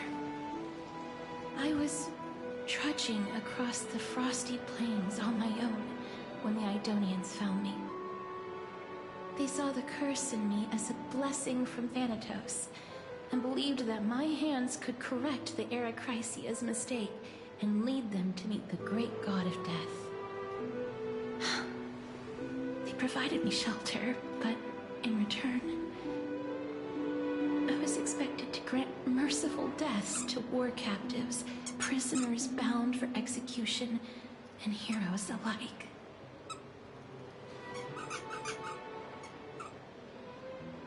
Is that how you see it too? But no matter how kind or cruel the means, nothing can change the essence of death. Taking away someone's life is never worthy of religious worship.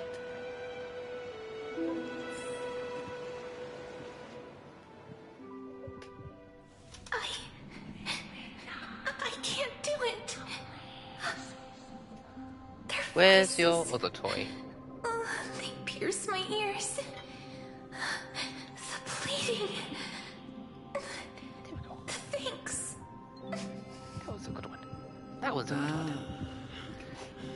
I know that feeling, child. Here we go. I was once as lost as you are now. Here we go. As in... You must respect those walking towards death. Just like how you should respect yourself as the holy maiden granting humans glory and liberation. What you're asking me to do is no better than the task of an executioner. And yet you want me to respect myself. No matter the titles, I am still taking away human lives. This won't be the first time that Idonia's fanatical nether warriors have faced death. On the contrary, recruits new to the battlefield often run away from their first fight. Death is the mightiest and gravest power in this world. The fact that you can wield it means you are deserving of respect. That's such a twisted reason. Then let me tell you a story.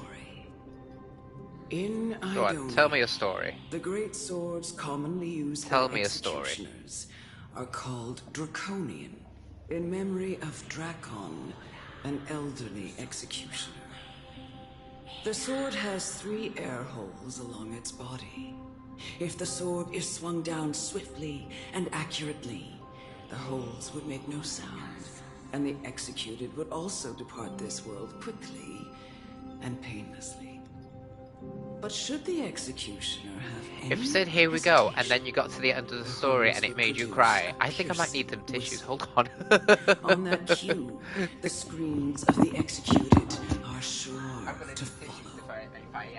Every executioner after Dracon is to hone their sword skills every day in preparation of future executions.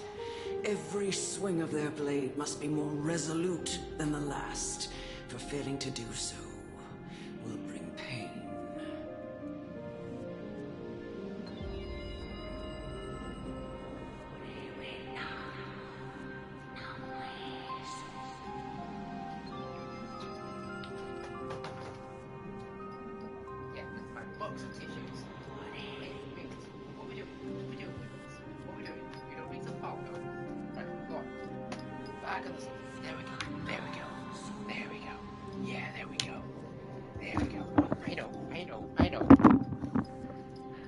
I know. What are we doing? What are we doing?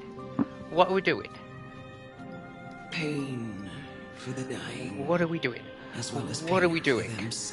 What are we doing? Oh, what are we doing? What are we doing?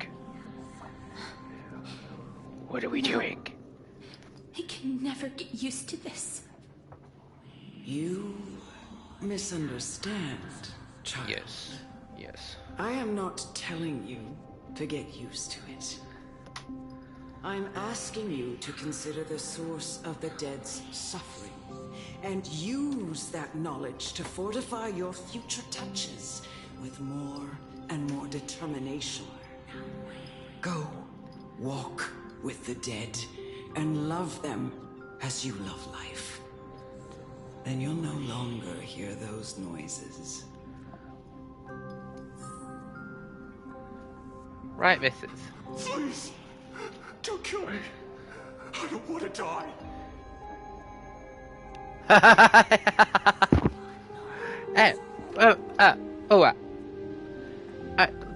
Stop turning my volume down. I need to make a choice here.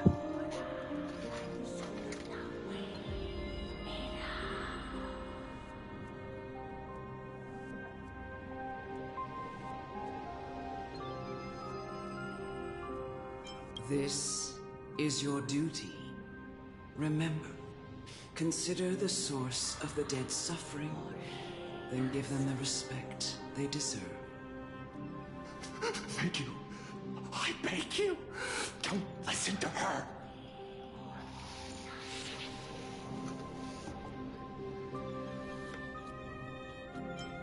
If you cannot learn to accept death, then Idonia has no place for you. This is your last chance. Do it. No, please. I don't want to die. Please, I'm begging you. No.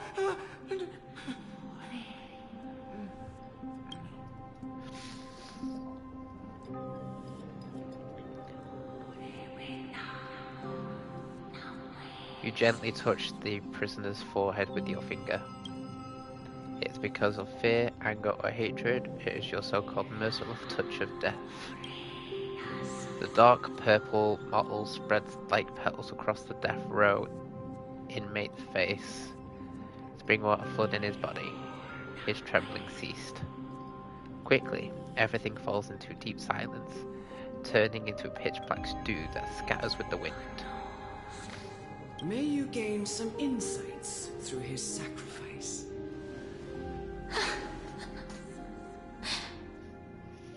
Is this all? No. Come with me. This is just the beginning of your life as the Maiden of War. Maiden of War? You executioner! Ooh.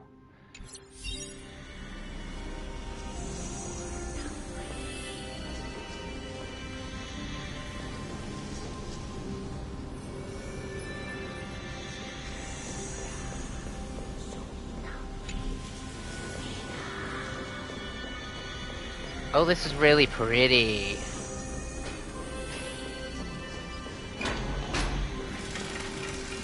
Don't lock the door.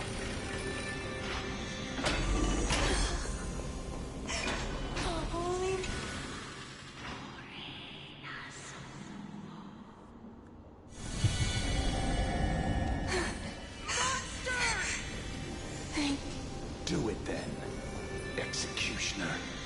You heard him.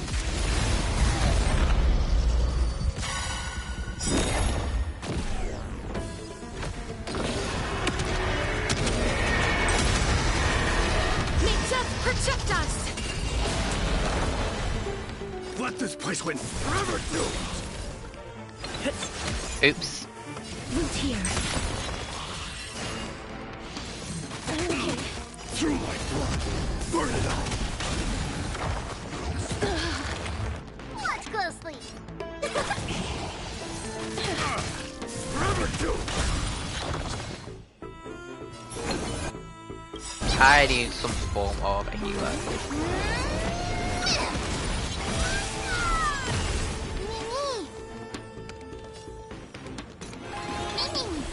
Burn it up! Do it then, executioner. Right, hold on. You heard. Right, this is the story. I'll just swap to Linksha. Not here for long anyway.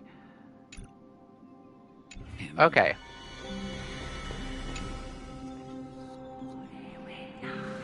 Can we behave, please? I am at a crucial point in the story. I curse you. Why? Please.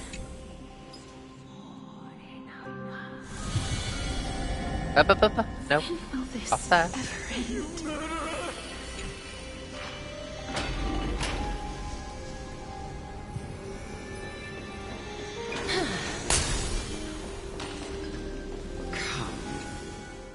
What are you trying to do with me? I have aged.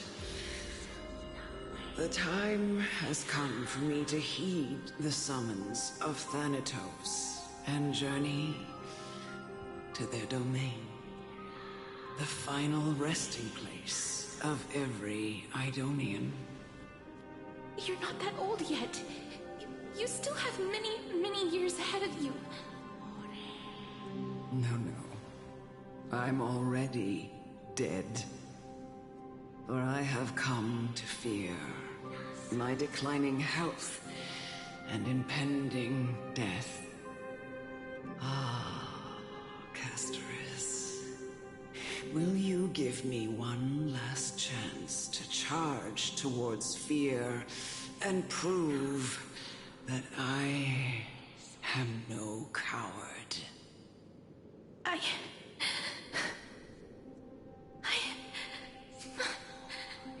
can't take this anymore!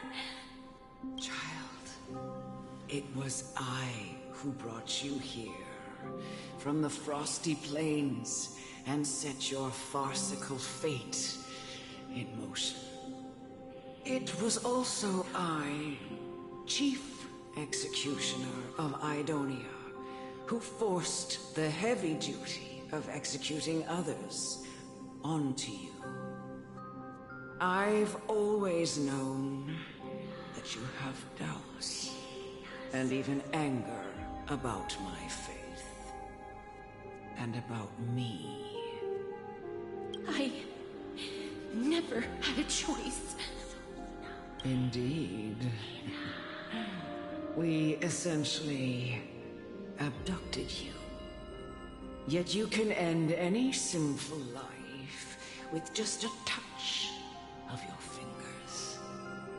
Shouldn't it be easy for you to escape from here? I'll never do that. It doesn't matter how lightly the Idonians take death, or how readily they accept it. I simply can't do it. I knew I was right about you. What do you mean? I've taught you and cared for you as my own daughter all this time because of this blessing that's been with you since your birth.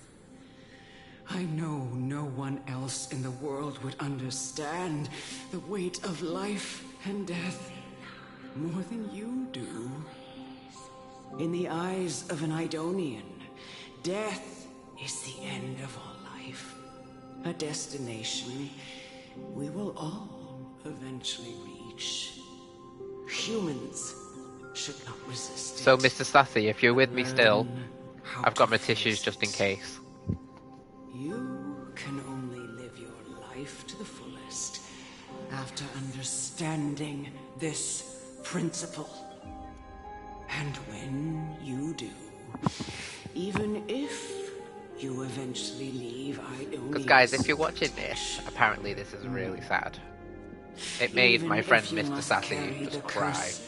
Forever, you can live with your head held high, like everyone else. No. How can I? Come now. It's time. I've already taught you all that I know. Show me that you are a fitting holy maiden. Or at least that you possess the resolve to become one. Come now. It's time. I've already taught you all that I know. Show me that you...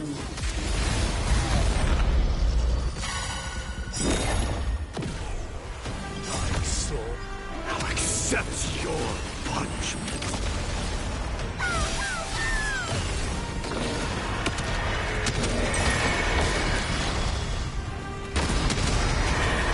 May death protect us! Is it coming? Are you the best way? Let me go! Life is not as you wish. I am struck! Forever doomed! Underestimating us will cost you! You snooze! That hurts. Big meanie! Burn it all! Mimi! Please move here. Ooh. This was the last time I followed her command. I gently touched the elderly woman before me. The executioner, who had seen too much death, died the same way as everyone else. I gasped for air, a wistful look in her eyes, and a barely perceptible tremor in her fingertips. Elder Amunet, the person who tried to teach me about death, ultimately vanished like dew in the morning mist. She spent her life embodying the beliefs of the Idonians, and when death finally came, she embraced it exactly as their doctrine had taught. I have nothing but respect for her. I erected a cenotaph in her honor in the marshes outside Idonia's city walls with the others I had laid to rest. Then, I set out once more in search of Thanatos. It was a long, long journey. I heard so many discussions about death along the way. Life finds meaning in death. The world improves because there is an end. It seems the most terrible darkness in this world. Everyone talks about its heavy weight. Some resist it, some worship it, and some even revere it. How did a disappeared Titan become the deepest fear of humankind? And why do they haunt my dreams? I continued my travels to seek an answer. Initially, I was running away. Then, I started searching for it. And now, at the end, I just want to know if my touch, if my embrace, can do more than taking things away. Can I make anything? Can I leave anything behind? I don't want to die. Please, I'm fucking useless. Let me go. I don't want to die. Please. Wait, there's an anime? See like this. Just let me go. I don't.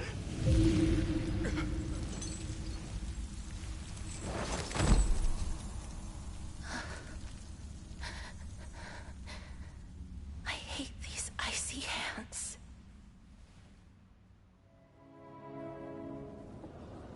We get an anime?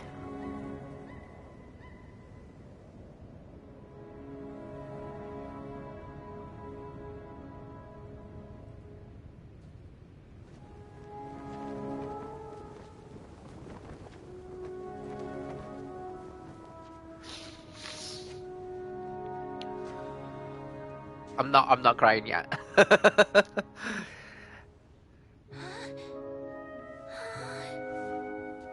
just can't believe we got an anime.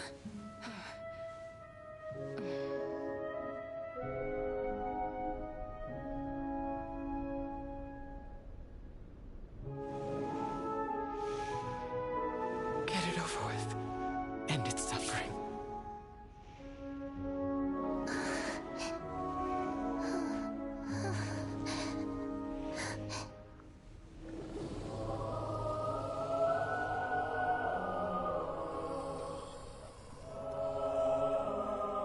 The Reaper has blessed your hands.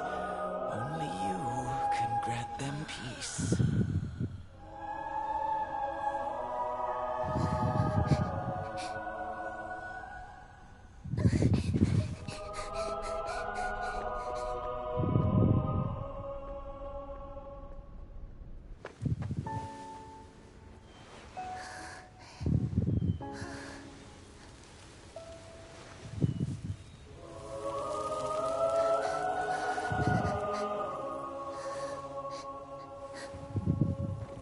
Embrace death. Walk alongside it.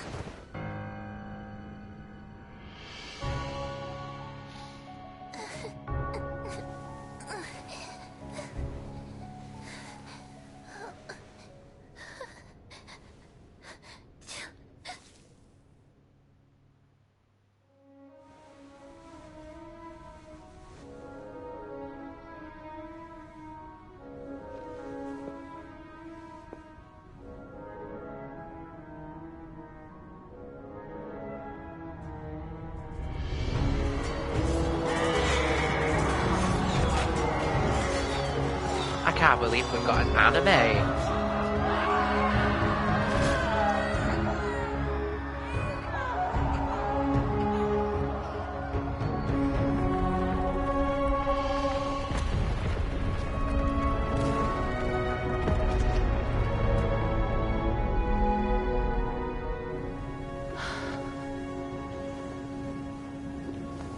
definitely Hoyo versus Love Child.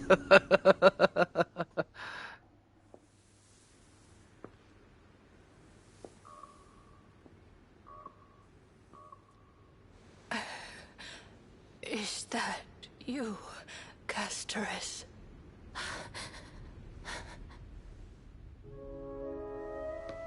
All of them have gone, heeding death's summon, crossing into their domain. I must go too. I don't fear it, just I have some regrets. Watching people leave this world again and again, it must be lonely for you. You must want to desperately embrace them before they go. I can't. These hands, they're too cold.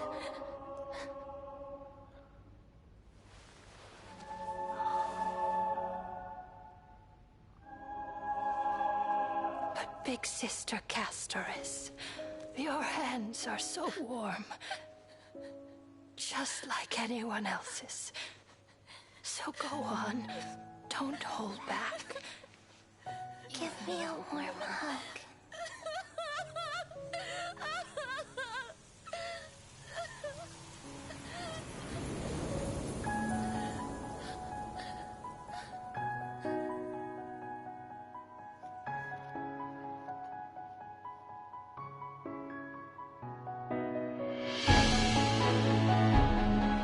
I've not cried yet.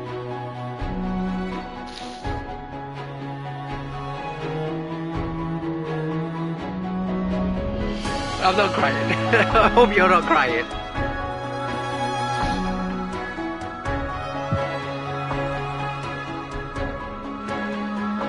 I never expected anything like this.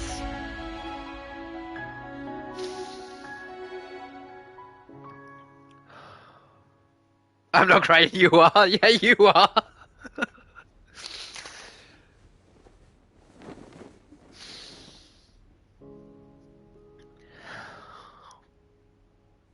Can hands like these really be warm?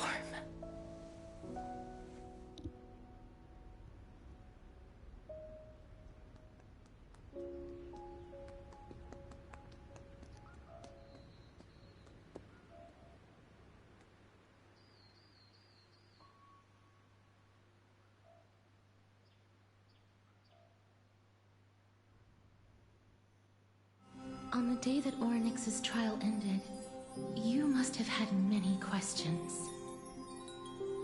I felt just as confused.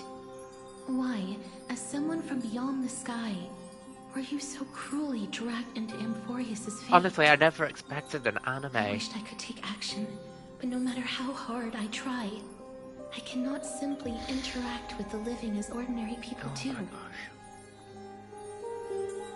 Even when we brushed against each other unintentionally in the grove, and it was obvious that nothing had happened.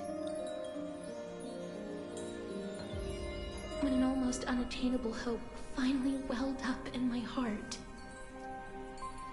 When I thought that perhaps my touch would no longer bring sorrow, fate declared to me, it wasn't that the curse of death had finally been lifted, but that your soul no longer belonged to this world. And there was nothing left for my hands to take. Nothing. And did I really think this time would be any different? It's not that I don't understand this reality, just that I'm unwilling to accept it. Having walked such a long road, I am still unable to find the answer to life and death. I am resigned to eternal despair.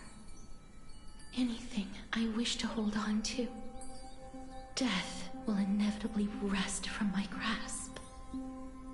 From that moment on, I lacked the courage to confirm it again.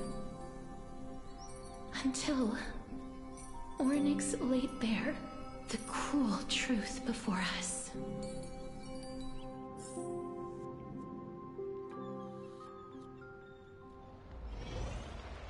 But now, perhaps I might have one last chance.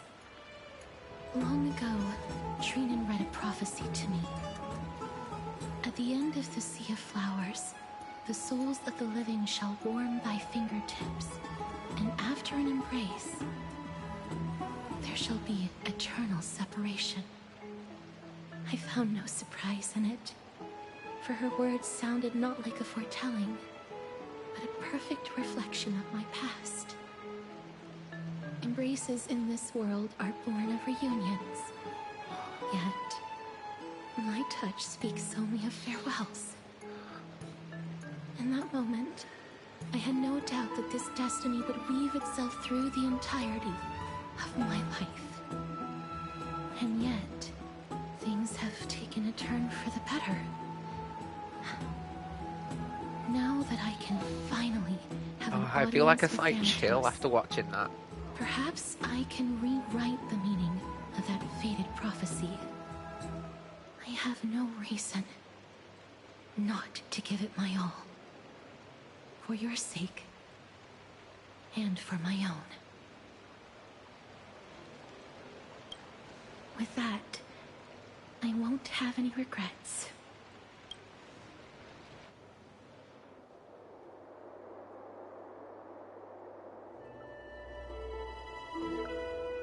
My gift. Let's put that aside for the moment. We've arrived. I want to retrieve a small gift I specially prepared for you. I made it myself, like the trinket I gave Lady Trian. I want to leave something for everyone, if possible. The journey to seek an audience with the Death Titan cannot be an easy one. I want to make full use of every moment I have before we depart, so that I don't have any regrets. No, it isn't. You'll know when you see it. Look, it's right there. It was, you mean? Where did it go? What's going on?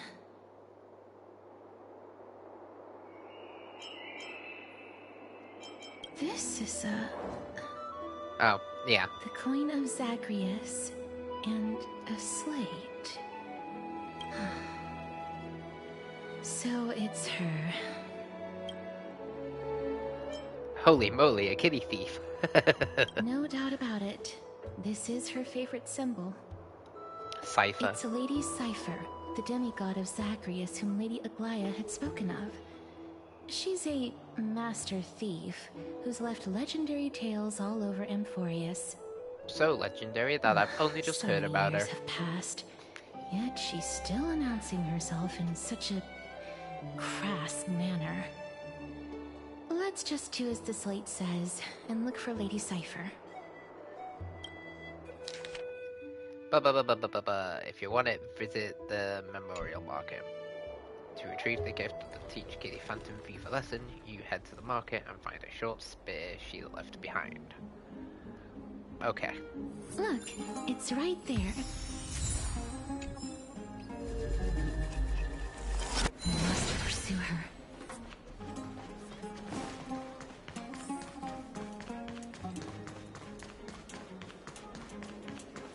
Huh?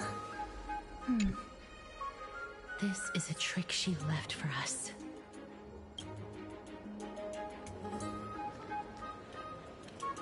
Two spears, one correct.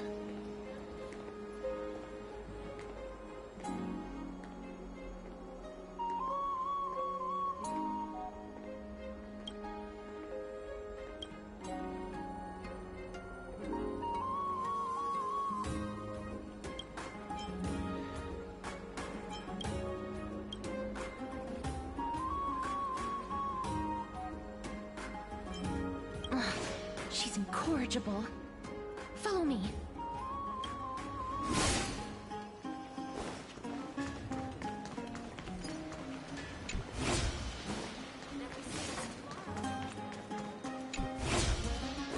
Let me guess, it was the one on the left. It's about time you do some exercise. Yeah.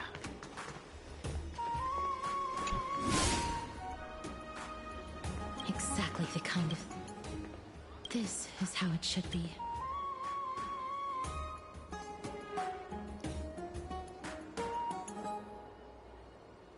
We must pursue her.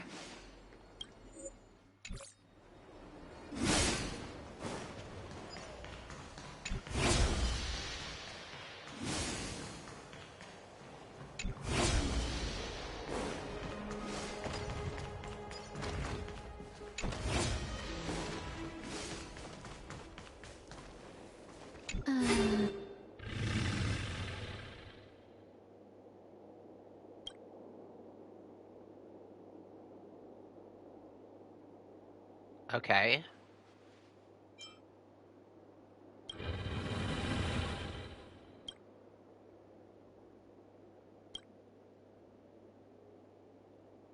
Definitive conclusion. Lady Cypher, please come on out. You're still careless as ever. Shouldn't you keep such a precious gift near your bosom? Since you know it's a gift for someone else, please give it back to me. Stop hiding among the people and letting the wind carry your voice. Now, since I know it's a gift, that just means I need to milk its worth. The children of the wind never stay for long in one place. Unless your offer is tempting enough to still the wind. What say you? Name your price. I'll give you however much you want.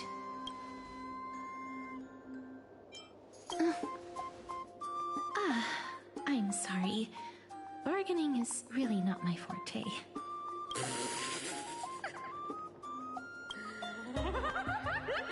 Okay, yeah, no, I don't like Cypher. Why don't you two come over to my place? It'll make a better venue for proper business discussions. You can find where I live through the winds I've sown. Piece of cake. I can do that even if I can only sense your soul.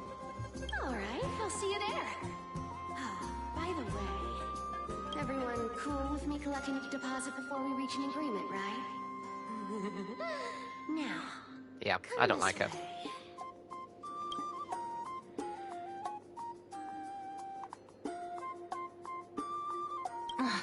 She's incorrigible. Follow me.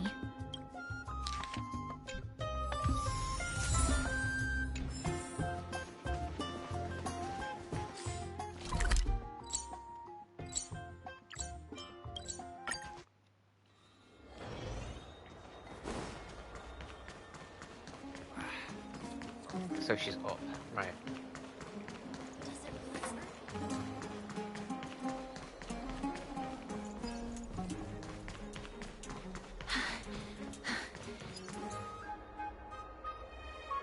over here! Over here! No, not that way! This way! Come on. If I really wanted to hide, you'd never find me. So relax, you two. No need to get your hackles up. I'm not that scary, am I? Meow. Ew, what a Whoa, kind of prick. that upset? Calm down. I'm just putting on a show with the meowing. Some people might have been into that a millennium ago, but it's long since gone out of style. Loosen up, buddy. Shall we get down to business? Give me the jewelry piece first, or everything's off the table. Oh, come now. Don't be so upset. Relax. Relax. No. Look, isn't the view here just great? You can see what everyone is doing and where they're going. Because you just They won't even popped know you're into here. the story. Now that we've broken the ice, let's get to the point. Everything I've said so far has been a joke. I'm inviting you two here for 3 things. 1. The seamstress found me and wants me to take you to Styxia to look for the Death Titan. Mm-hmm. 2. 2. The Council of Elders also found me. and wants me to make sure the core flame of Thanatos ends up in their hands. Right. And last, but not least, I'm telling you that I'm not interested in doing either of those things. Don't go look for the Death Titan. The end. Okay.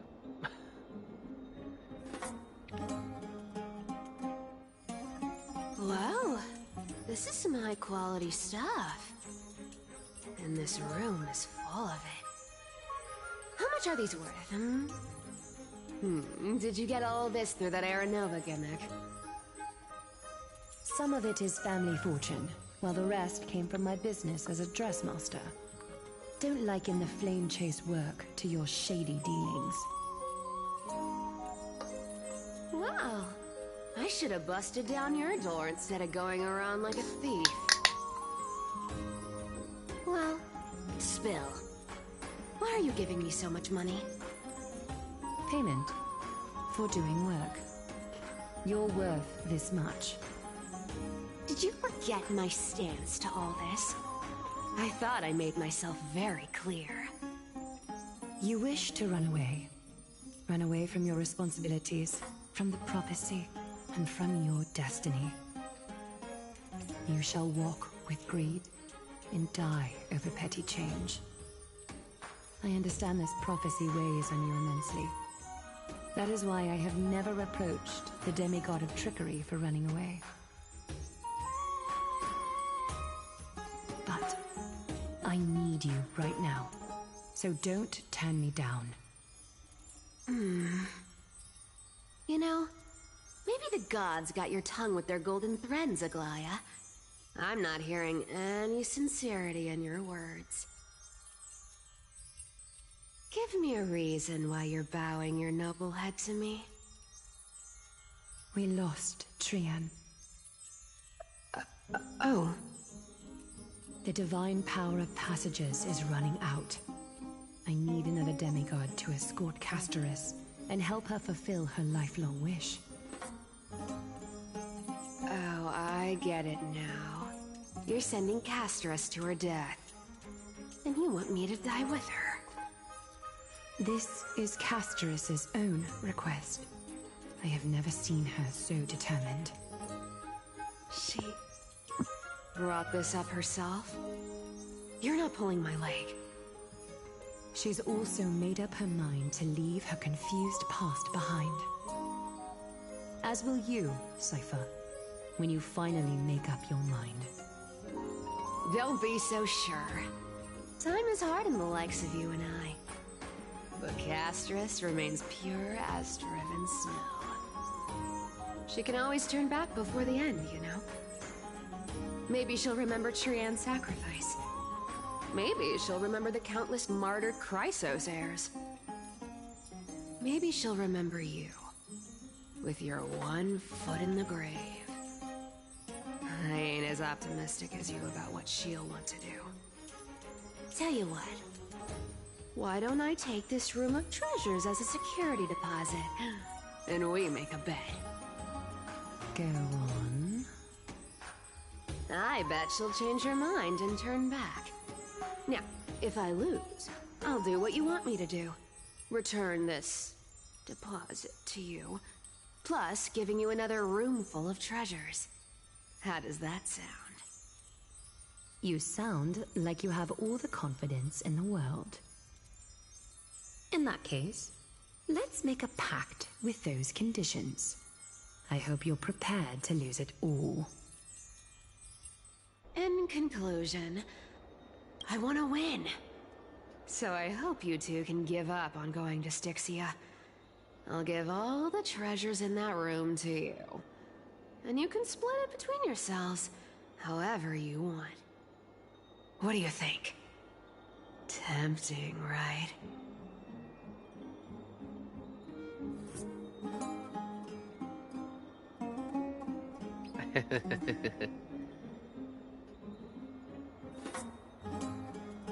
I decline. If we don't find the Death Titan, his soul will... Oh? I can't go into the details, but we have to go to Styxia. I really don't get how. Princess, homebuddy, you keep talking about needing to find Thanatos, about getting rid of your curse, and you don't care about anything else.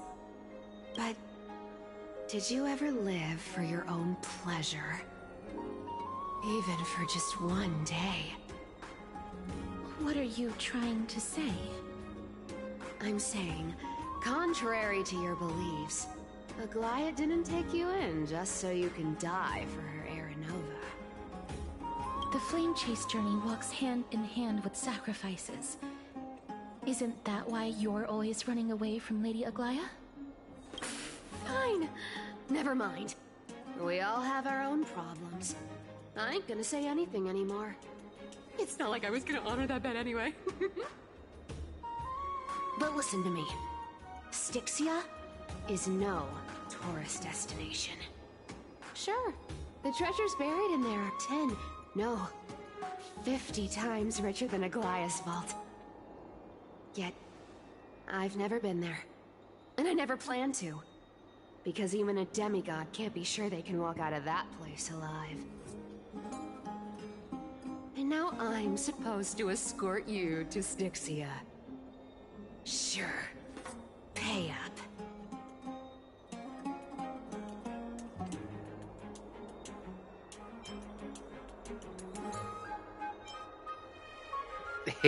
You know, you're not wrong. At least it's part of my responsibilities. I don't like this. However, I have lived a longer life than most people. Though I'm not as good at doing business as Lady Aglaia, I still have some savings. I can give them all to you. Then how are you going to live the rest of your life? Then I'll give you 90. No, 80%. Well, don't mind if I do. 80% of Castorice's savings and a bottle of dew of divine blood. Not a bad trade. I'm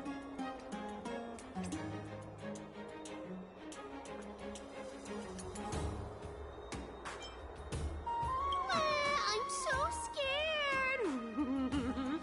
Can you even catch my tail? Here. Catch. Be careful with that. A minor change in plans, though. Don't go to the bath tomorrow. Come look for me at Akama's city gates instead. So, why are you changing the meeting place? Oh, nothing really. Just a bit scared of the seamstress's frosty face. I wouldn't stay a second longer in Akama if it were up to me. Well, now that we've struck a deal, why don't I give you guys a lift back? It's gonna be a long ride. So have a good rest.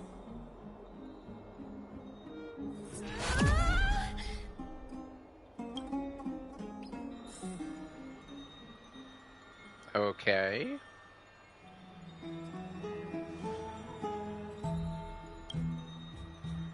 Is this a coin? It was Cypher. And she even took me in. Never mind, it's getting late. I better get going.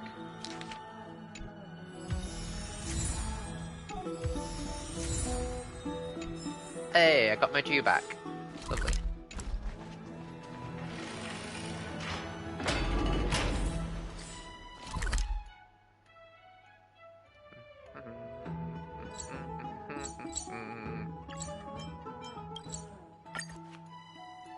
Just fast travel.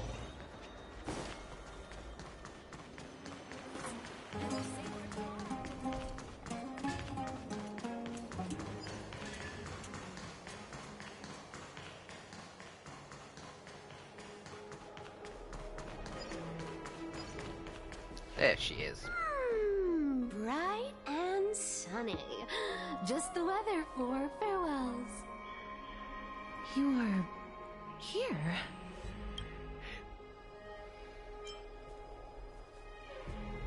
No need, I already told her. She's fine with it. You sure know how to put me in a spot, Castorice. I need to travel with you, but I can't touch you. What a bother. Sorry. Aw, I was just teasing. Don't take it to heart. Did you know that the legends say you have to put an obol into the mouth of the dead or over their eyes if you want them to successfully cross the River of Souls and enter the Nether Realm? That's the fairy fare for entering the Nether Realm. However, I honestly won't ask you to pay this time. I'll pay. And then we'll just have to go through the motions.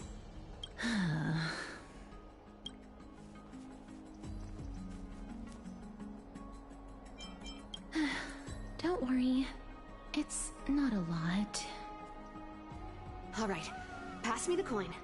It's time to get the gods' powers going. A fleet-footed trip to the Netherrealm. Here we come. Oh, one last thing before we go. I gotta give you this piece of advice. Especially to you, Princess Homebody. You can't catch the wind by waiting. You only live once. So make the most of every moment you have. Get ready. Oh, my Be little steady. Hi, your turn. Oh, wait, she turned Castorice into a coin. Don't be nervous. After all, it'll be gone in the blink of an eye.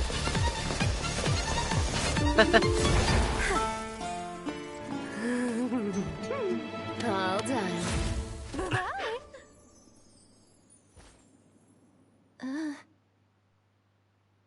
Okay.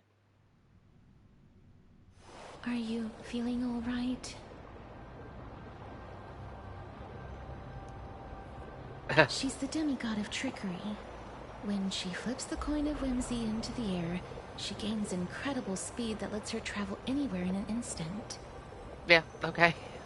Just like how she clearly had no intention of lingering here for even a second longer. We can only depend on ourselves for the rest of the way. Okay. Don't worry. Mem's here to help. Did you pay your fare? I don't think I even meet the height requirement for the ticket, so I won't need one, right? This is Styxia, the city of dragons and waves. Anaxa hypothesizes that the missing Thanatos is somewhere in these ruins.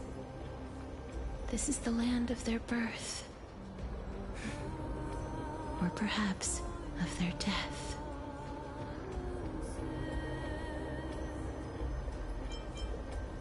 Anaxa had used a secret alchemical art to temporarily fuse his soul with Circe's and Kephae. And when he was on the verge of death, he was pulled by Thanatos and caught a glimpse of the flowing river of souls. This alchemy, considered a sacrilegious act, might actually make the souls of mortals and titans attract each other. Okay. Even though Thanatos has been missing for 1,000 years, and even their followers haven't been able to find them, perhaps that special attraction could summon them here. Oh, so are we going to use that Philosopher's Stone to conjure the Titan? I guess that's the only way. The only leads we have now are the name of this city and the fairy tale about the dragon. Thanatos is even more mysterious than I am. Indeed. Even one as erudite as Anaxa could only point us to this place, and no further. We will be entering the unknown as soon as we take our first steps. But that won't be the first time in my long journeys. I believe that we should stop talking rather than and standing go. still, taking action is by far the better option. Perhaps fate might take pity on us today and show some compassion.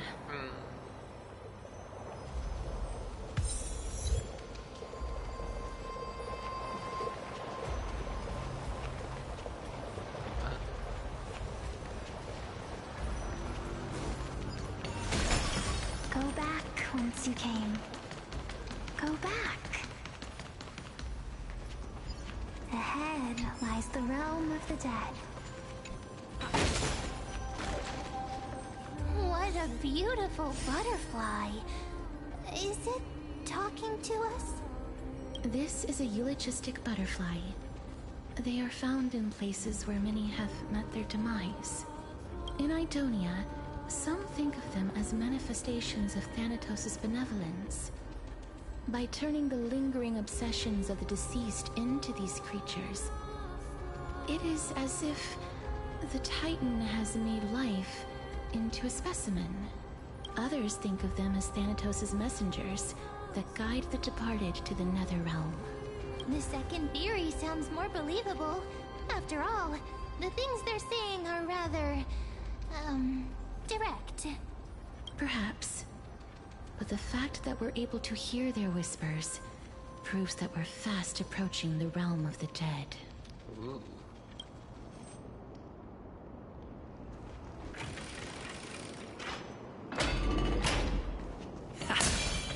These shadowy figures. Are they illusions reflected by the river of souls? Ugh. Do you want to buy any fish? No. Huh? He can see us?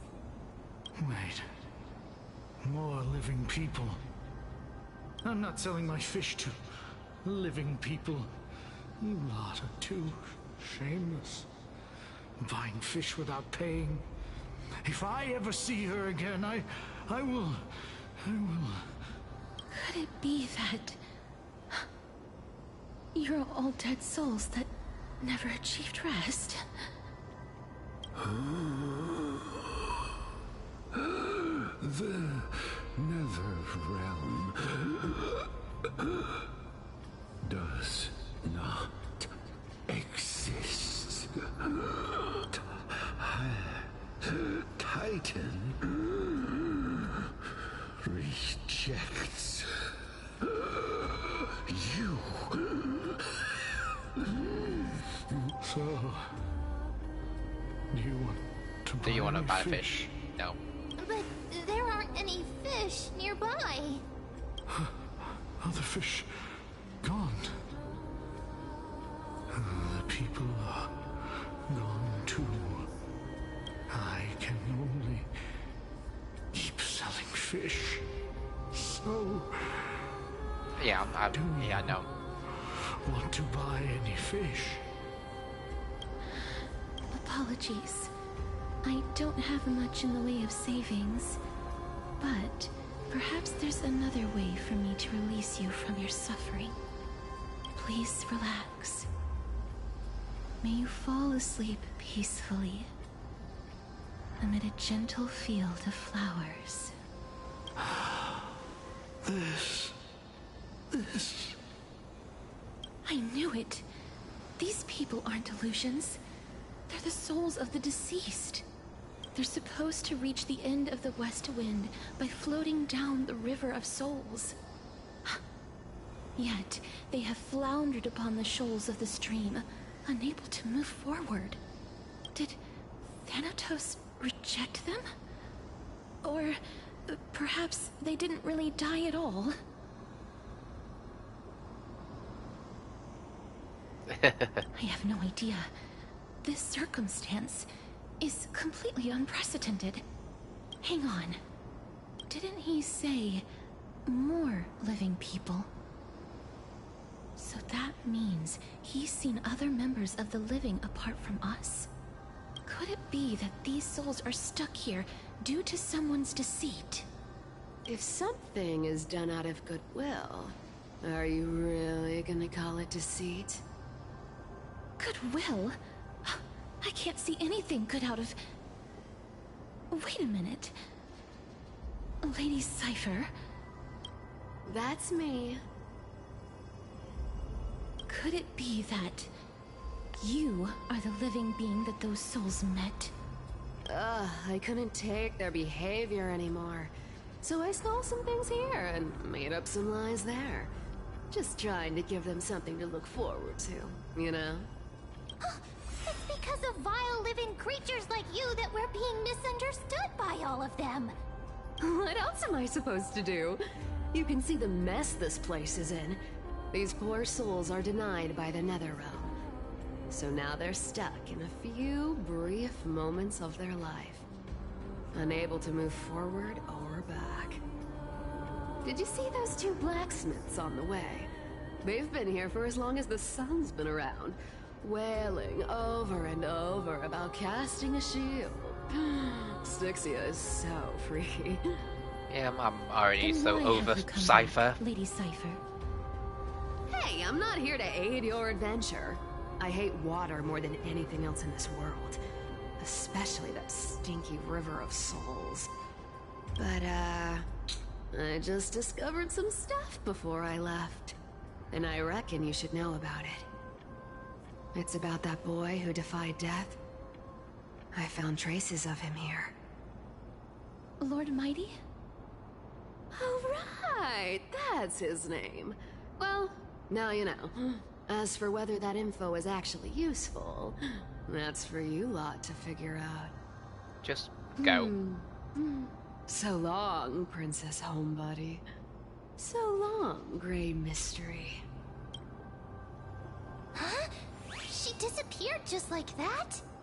Lady Cypher has always been a free spirit.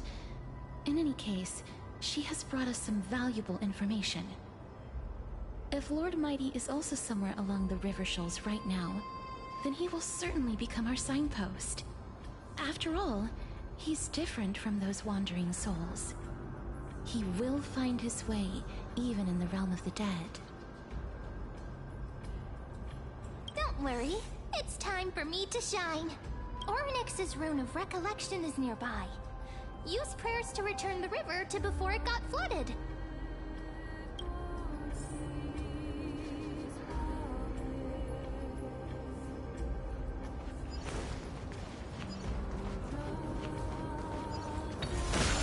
Hey, over here! Well, it was said that Archer was becoming a 4-star, but now with new information from people, apparently that's not the case anymore. So the next one maybe could be Rekka.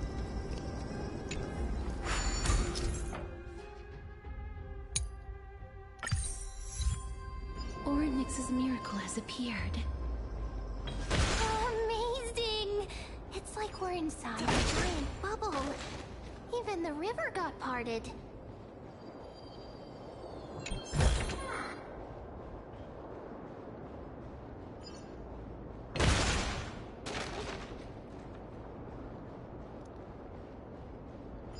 Huh.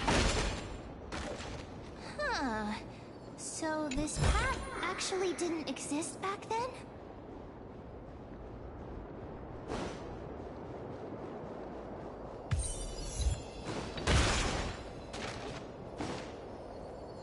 Time is not your friend.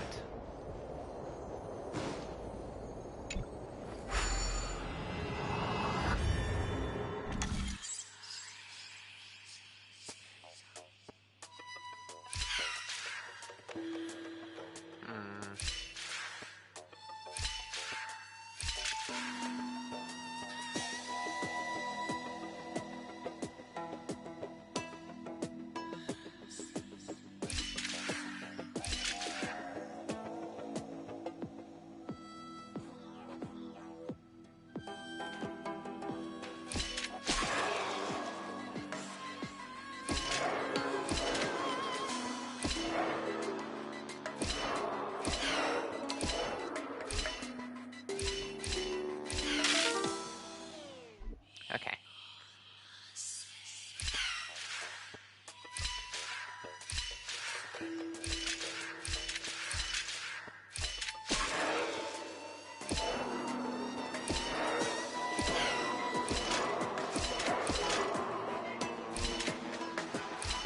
Ah, there's one away. Okay.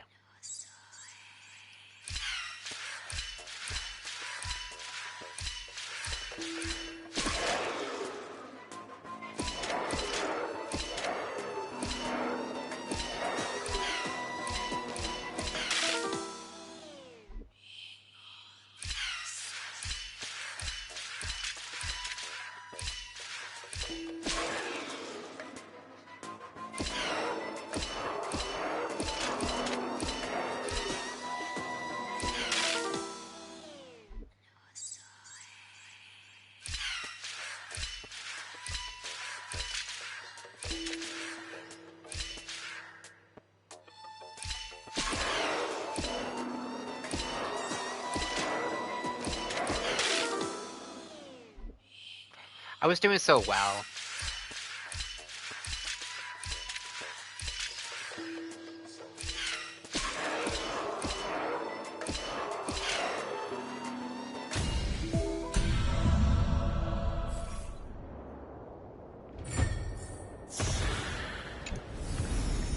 Looks good.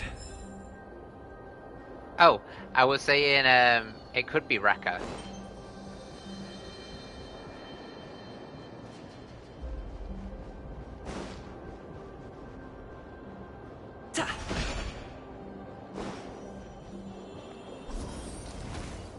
There are wandering souls of the deceased here as well. We must first return to the present before we can communicate with them.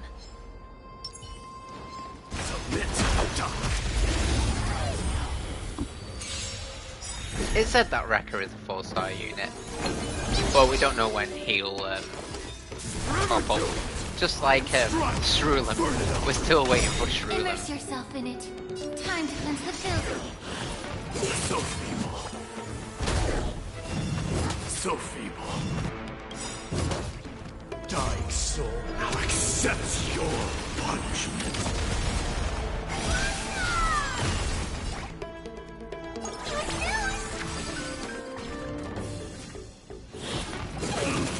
Conquer all lands.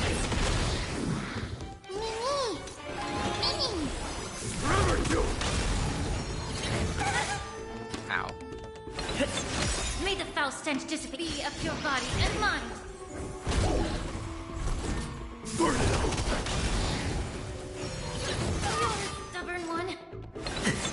Allow me time to cleanse the filthy. The truth for everything in this world is bleeding. Yeah. Someday. Underestimating us, Okaz? Someday. Winds of battle never cease. You funny. Oh, another one of these. Ugh. Right. Shush. Never. I will not shush. You cannot make me shush.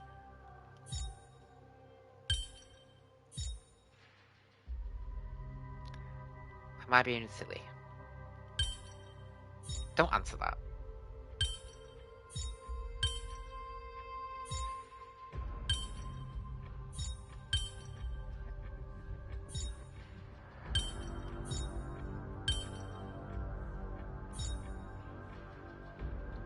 Oh my gosh.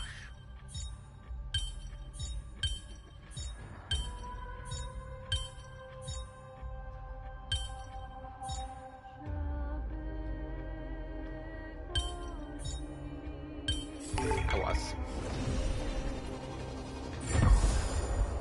Oh, thanking you. Merci beaucoup. I will go here. Ah, by the looks of it, you must be the foreign warriors that the Queen had mentioned, right? Foreign warriors? Since the current campaign requires the utmost care, I wasn't able to make time to welcome all of you. Please, forgive me. Foreign warriors? A priestess, a warrior, and a divine beast. You look identical to the blessed saviors that the Queen described.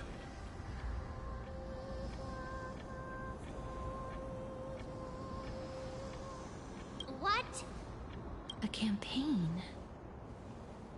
Who are you campaigning against? Nobody knows, as of now. Of the scouts that went ahead, only one has managed to return. He says that the land ahead is a forbidden land that should not be approached, as it is the doorway between the netherworld and the mortal realm. As for the rest of the scouts, they've completely lost their souls and are decaying by the day. Well? While there is still dissension within the city, the scholars agree that this calamity was so unprecedented that it needed to be given a new designation. An unprecedented calamity. Could it be death? It seems that you have indeed heard about this. Well, death is just one of the possibilities. It's too early to come to a definitive conclusion. A world that has never seen death. Looks like these people lived in the era Chrysia before the Calamity Titans descended upon the land. May I ask, where is the scout who managed to come back? So he returned to Styxia. He only had enough left in him to last no more than half a day. However, it was his intel that convinced us to rally together. Okay. He said that he witnessed the demonic specter of an evil dragon at that treacherous land. The apparition opened its giant maw and devoured everything in sight, and thus brought Styxia that thing called death. Styxia. An evil dragon that brings death. It all sounds rather familiar. Wait, wasn't this part of that fable? Sir, could I ask how the Queen and Princess are doing? The Queen?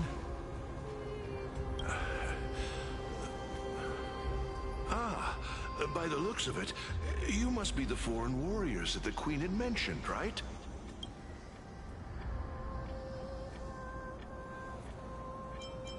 Oh, it's the same lines. Looks like he's still trapped in the moments before his death. Leave it to me. Sir, the war ended long ago. Styxia no longer exists. Styxia is no more? This cannot stand! Newcomers, hurry up and go take your positions! Oh, looks like it's difficult for this gentleman to accept reality. Sir, I am the Maiden of War, sent here by the Queen herself. If you accept my blessing, then today's battle will be smooth sailing. Maiden of War? I've never heard of this. There's little time to waste. Please don't take too long. Don't worry. I'm typically unwilling to prolong such a moment.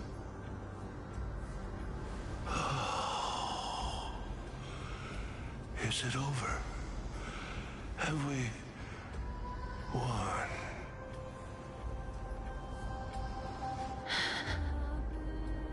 Cass, oh, are you all right? I'm fine. I just didn't expect that I would still have to embalm others, even in the realm of the dead. Is this a remnant of his soul?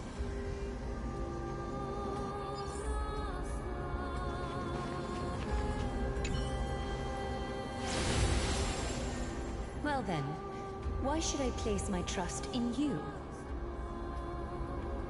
Holy maiden from afar. Wait, this is... I don't quite understand what Yeah, you're just over trying 5 to hours say. in. Since the prophecy has already pronounced Then again, your I did name as take like a Princess little Heya break dead, because of Daisy. Athena ought to treat you as an esteemed guest. However, you seem to have no intentions of concealing your involvement with the Council of Elders, while most likely being aware of my issues against them. I cannot deny your claim. That is true, yeah. It was the council that offered At this land rate, to me, and they had it only might one be... request. They want the curse of death to be completely subjugated to your will. I was About 3 agreeable o'clock? to that request. But why? That should give me enough time to finish the story, Unable to rid get Daisy myself of this sorted, innate curse. and stuff. However, Because I do want to from do this some more day Final onward, Fantasy XIV stuff as well. I shall use it according to your will. I will never make any superfluous moves on my own. I see. So that is how they plan to control the Flame Chase journey. They have shifted the heavy responsibility of granting death over to me. If I ever become obsessed with executing people, they will then have ample reason to terminate the Chrysos Heir's journey. And yet, you seem to not mind. This is quite surprising to me. That's because the fate that we were born with is a burden far heavier than that of an individual's life. I've woven many unforeseen events into the tapestry of fate. This is but one instance. Tidy up your precious garments and come with me. Akima welcomes you, Castorice.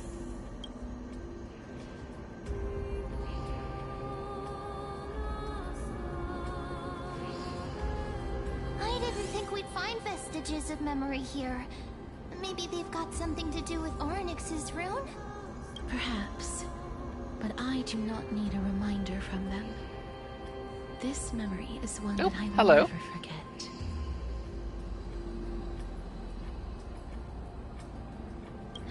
Indeed. While my relationship with the Council has always been quite ambiguous, Lady Aglaya has never taken any precautions against me. Instead, she's shown me nothing but complete trust. What did I do yesterday before I went off? I really want to repay her for that trust. On my normal raid, but it was Dancing Green, and then I did Howl. and then I did Howling Blade. I did the exact same.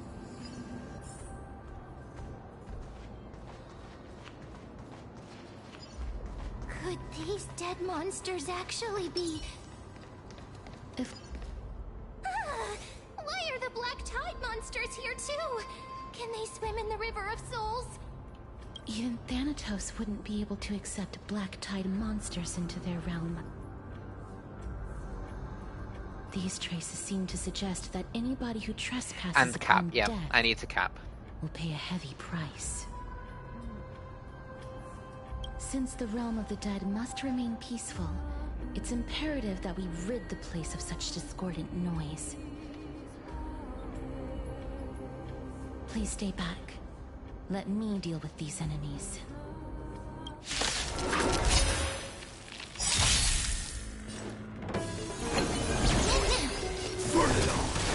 May the be of your body and mind.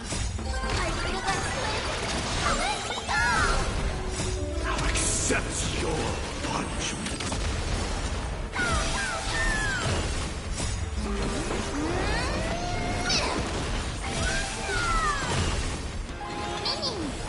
Forever do it! Through my blood! Burn it all! Nice, quick, and easy. The path ahead is blocked by the River of Souls again. In that case, let's go back to the past. This miracle sure is handy. This is yet another aspect of a Titan's divine power. I'll go do If Woodland Don Waves. was around, he'd definitely be able to raise the waters of the River of Souls into the sky.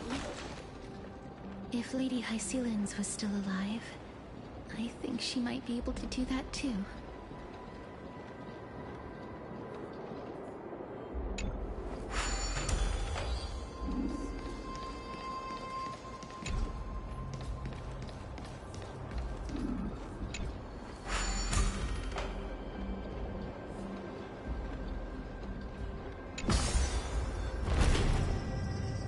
Hello, Baba.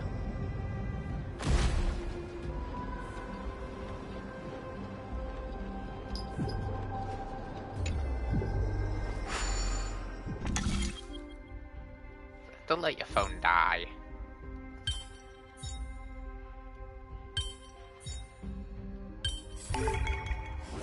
Hey, Baba.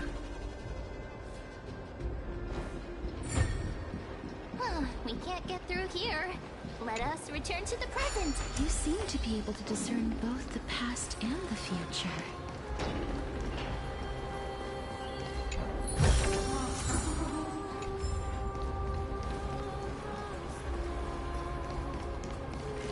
But Mom...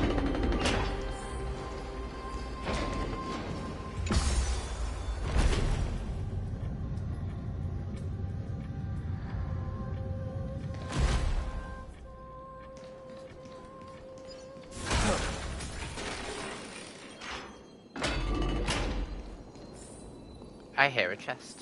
Oh, this place. Must have been a beautiful courtyard in the past.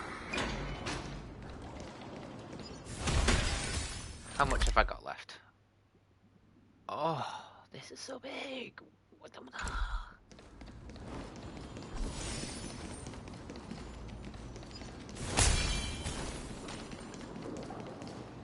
Please excuse me. I am but a scholar from a distant land who had the misfortune of falling into the River of Souls and turned into a member of the dead. Huh? This one seems to know that she's already Yep, dead. gonna be a while. Yeah. Oh, I was merely speculating, but it seems I was right. And you...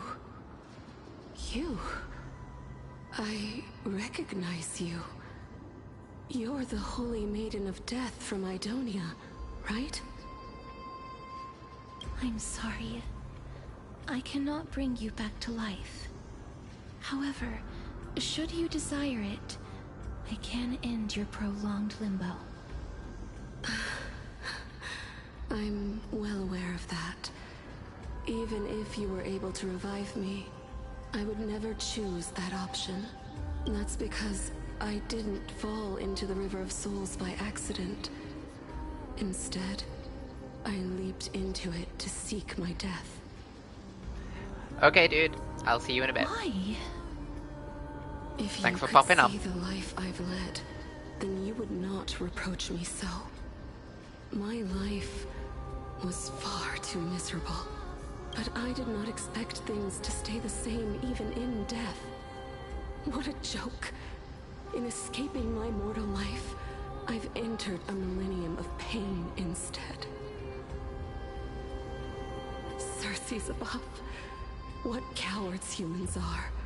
For we fear both life and death simultaneously. I'm sorry. I'm also powerless to answer that question. That's all right, Holy Maiden. At least you are able to respond to me. Please, grant me death, Circe's above. Does this count as thinking till the moment I die? I have seen too many farewells. Her distress is quite commonplace. There are those who will end their lives over what seems to be the smallest of worries. For some people, this power that I possess is a blessing rather than a curse. But I never managed to convince myself of that. Cass, are you still trying to create a world without death? Yes, because when placed under time's vast scales, there is no worry in this world that cannot be solved. This is a wish that I've held for almost a millennium. Uh-oh. My mind might have changed once upon a time if people managed to strike up a friendship with me.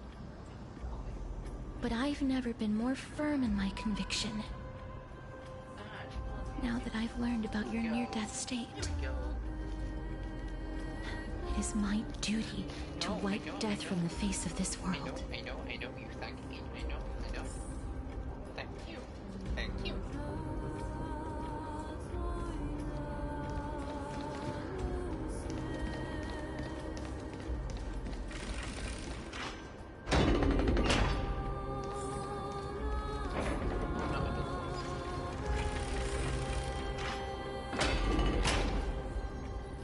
Wow, this place is so spacious.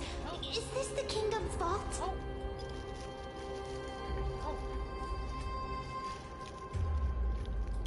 fine and all, but we need to lay down some rules. We're not gonna return to the past to steal things. Do we need to enter that doorway to climb even higher? There seems to be a person. Oh, more like a soul guarding it. But how should we get up there?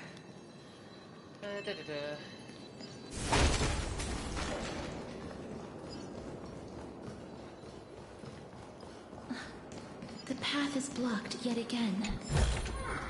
Oryx's 8 always appears in times like this. How convenient. Look, there's even a platform lift over there. Let's try and get through this quickly as possible, shall we?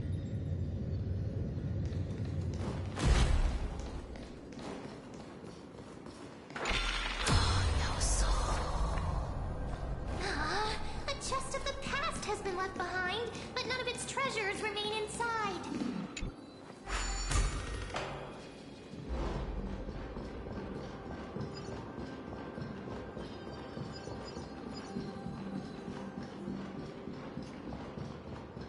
Wait, what if the miracle suddenly loses its effect?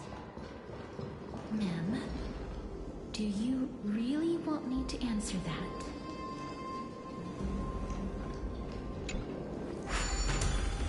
Stay back.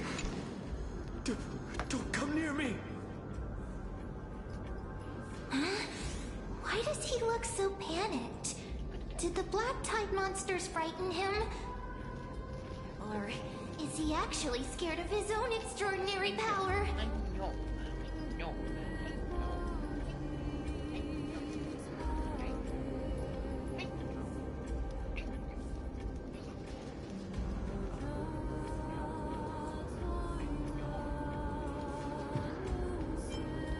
There's no need to be alarmed.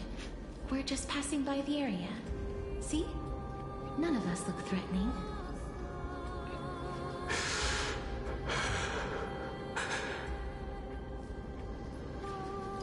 You have a point. Although,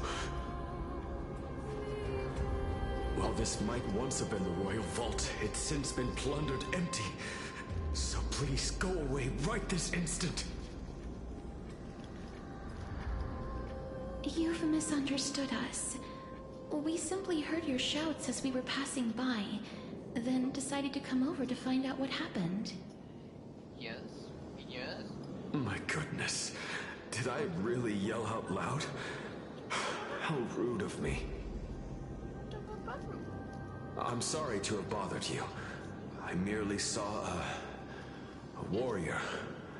While that spirit didn't harm me, his blows really packed a hefty punch.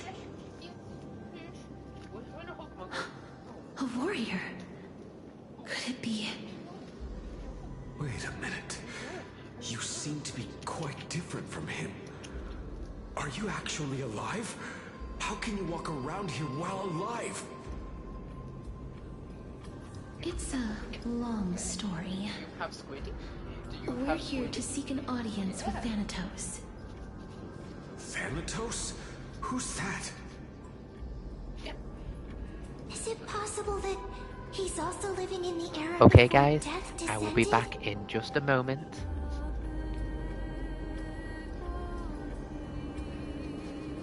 Her lordship, first. Ugh. Right, come on, take that, let me have this.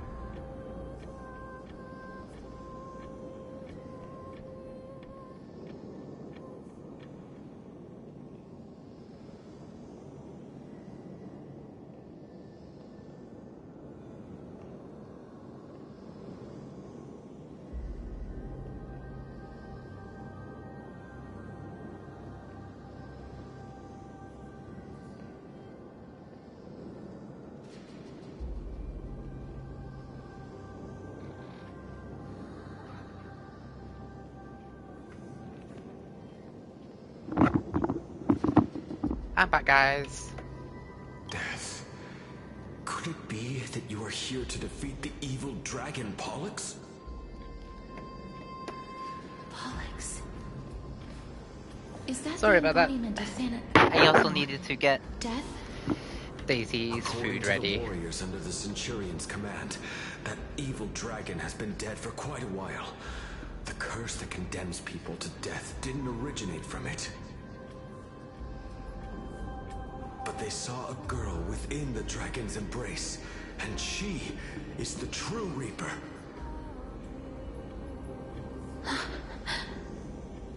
Pray tell, where is that girl right now?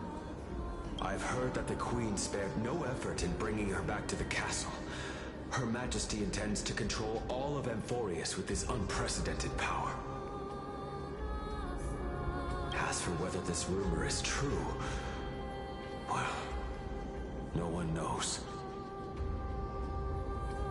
You have my thanks for the invaluable insight that Hey you've guys, given welcome us. back.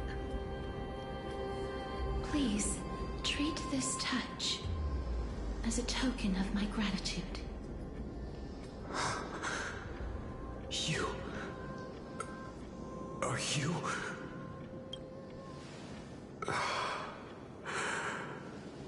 Thank you. This is his...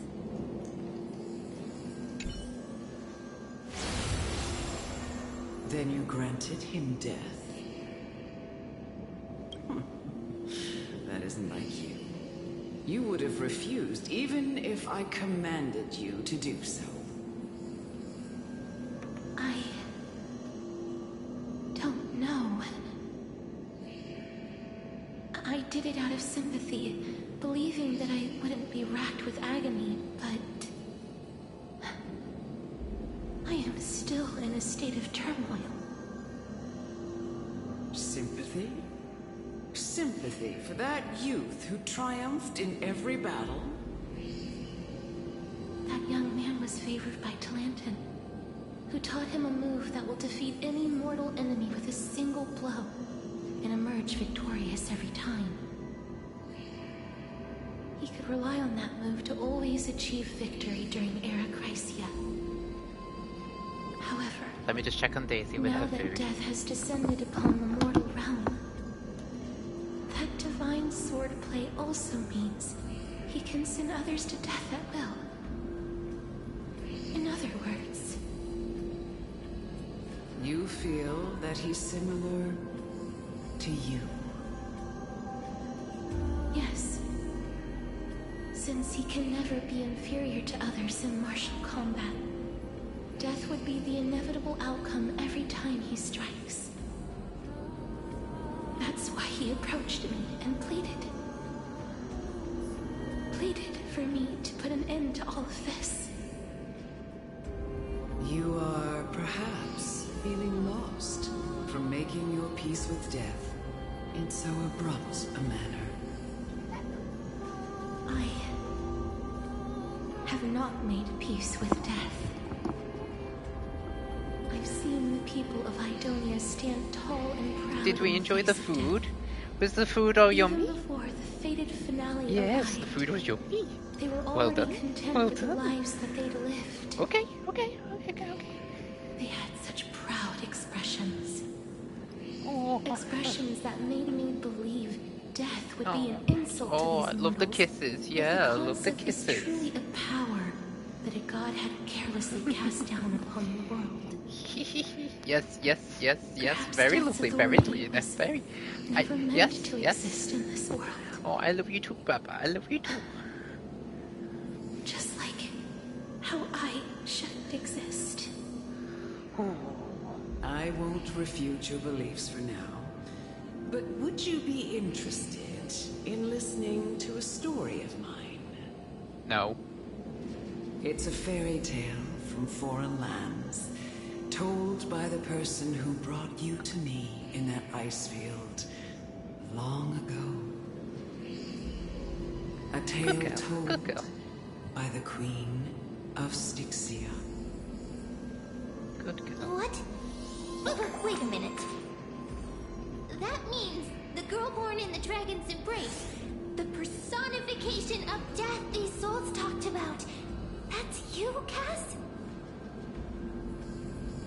I've already had an inkling for a while now. But I honestly have no memories of Styxia. My memories only begin after Amunet brought me to Idonia.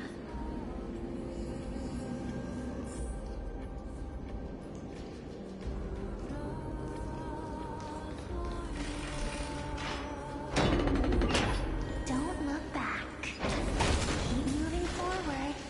Always. It's yet another eulogistic.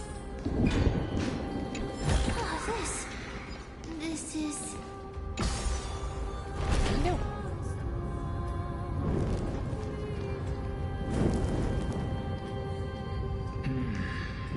Living ones? An alchemist. Oh, could you be the scions of Styxia? Scions of Styxia? Did you hear about the great work that I'm doing here? And have thus arrived to give me the last material that I need for transmutation? Great work? Ah, hello, Papa. Have you heard of the great name of Pollux, perchance? Papa. Ooh, off we go. Off we go. Yes.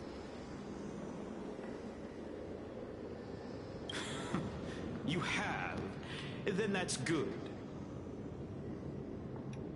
During the Age of Myth, a time likely before your birth, I was the unsurpassed zenith of alchemy that none could reach. Yes, On I the know, shores I of the know. River of Souls, hi, hello. I shall make Pollux soar again and bring death back to the world.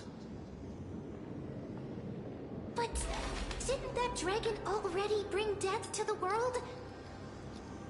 Oh, looks like you don't know the whole picture. Look what Well, I it's got. true Look that what the I missing got. girl can grant death to mortals.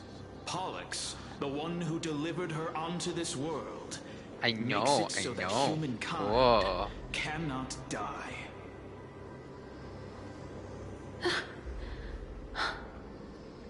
So, it's just as I feared.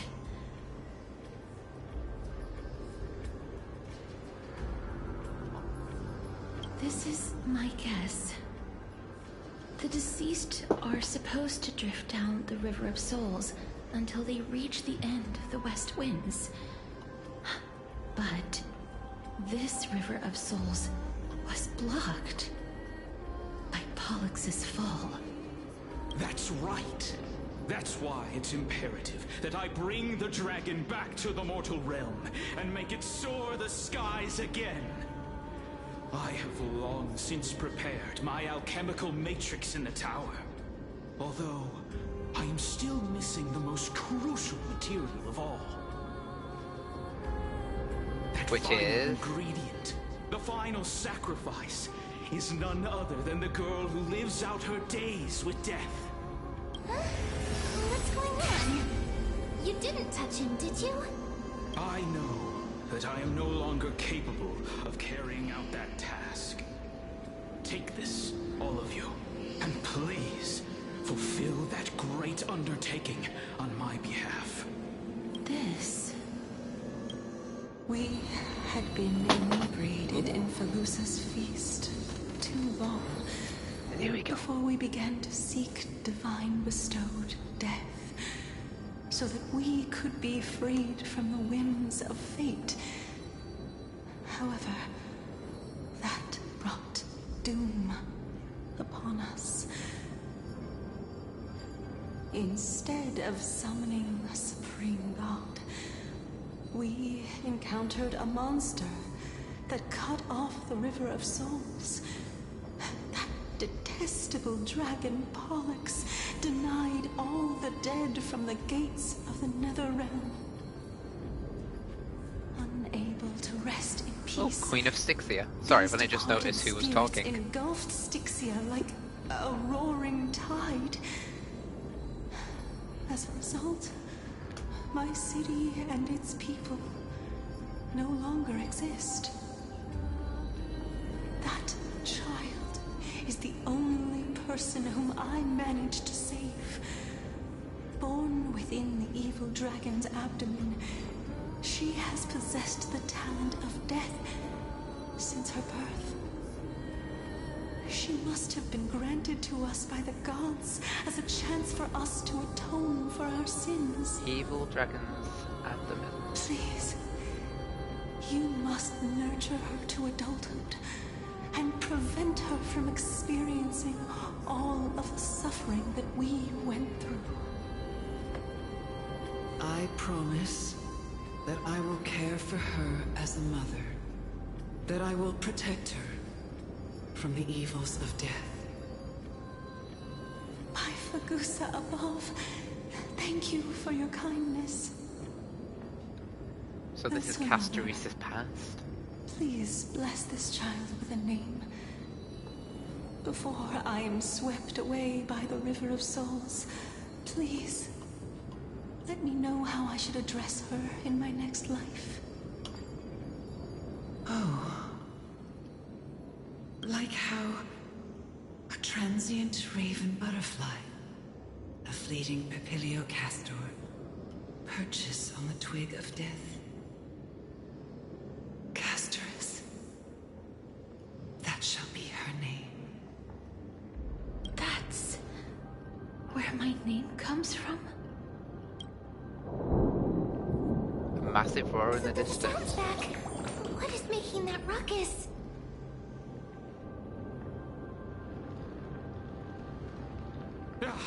Living ones, don't waste your time bickering. The Netherrealm's wrath is falling upon you. Black Tide Creations. When did they... Mister, please fight them with caution. Be careful not to suffer the same fate as those Black Tide creatures! Everyone, hide behind me! May the foul stench time to cleanse the filth. Mimi! Mimi!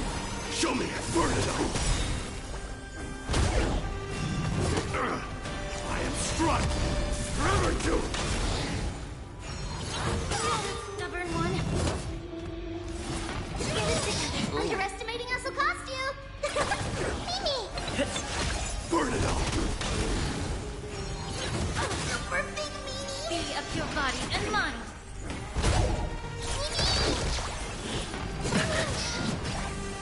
Mimi, Mimi! Forever to! Immerse yourself in it. Time to cleanse the filth.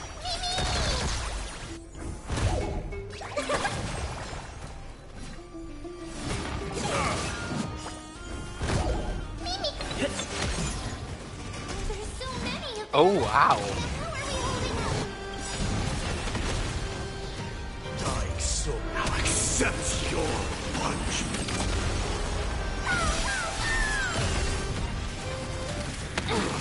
Burn it all! Mimi, Mimi! Be of your body and mind.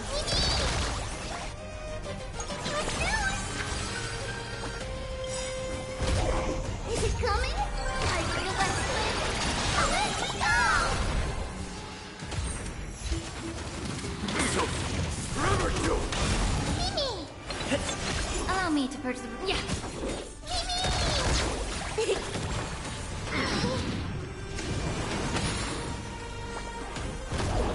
Burn it all!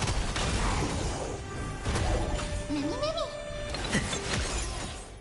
Time to cleanse the filth. Oh. For the feast of strife. On their triumphant return.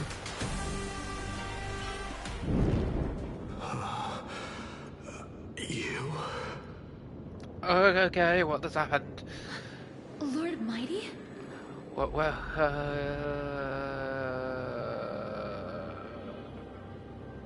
Lord Mighty. You've been through some tough battles once again.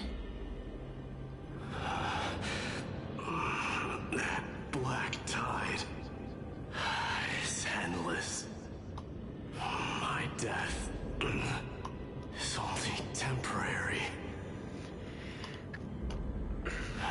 Bless me. I will find my path of return and go go back to the world of the living and continue my protection. That was my ankle. Lord Mighty, I have always wanted to. Why does death reject you? I'm the one resisting it. I must resist the temptation to go with the flow. Again, missus. Again. I'll go against the current and kill my way out of this cursed nether realm. That is my destiny. Ow, my ankle. It seems like he's completely focused on resisting the temptation of the dead's whispers. He's working hard every minute to deny death. It seems his battlefield is not limited to the world of the living. Lord Mighty, are you willing to travel with us? We're headed for the Matrix inside that tower, to summon Thanatos from their prolonged concealment. Thanatos. Challenge. Death. That's right. If we can work together and defeat them, you won't have to be troubled by the curse of immortality any longer. Let's go together, Castorice. Let the person who has brushed against death countless times guide your way. Cass, are you sure you want to do this? The alchemist said he wanted you to be a sacrifice. I'm not afraid.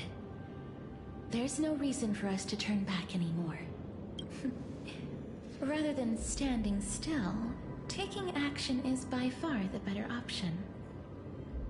Perhaps fate might take pity on us today and show some compassion.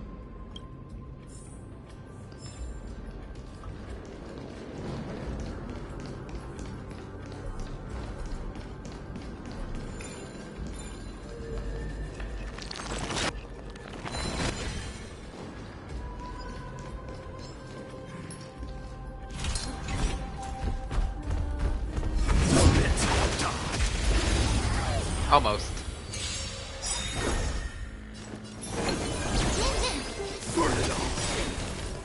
Time to cleanse the children. Dying soul now accepts your punishment.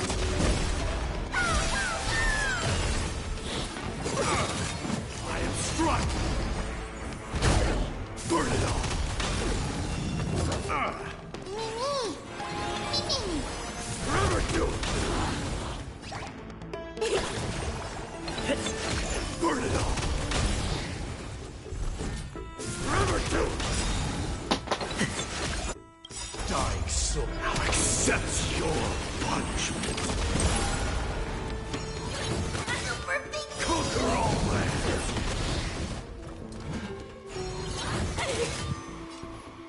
Be of your body and mind.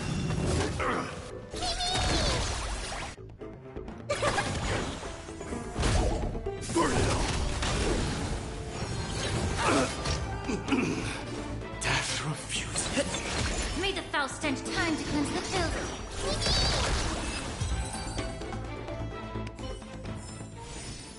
Winds of battle never cease. You may have it. Consider it your reward.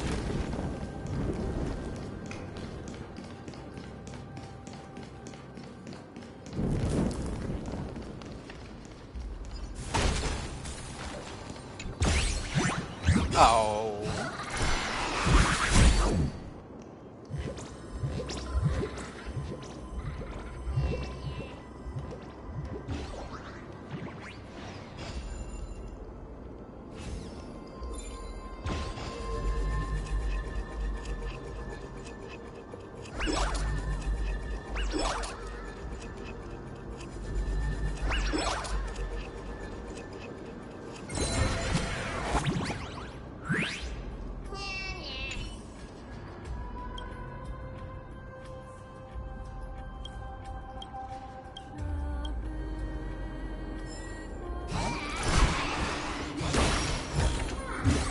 Take it.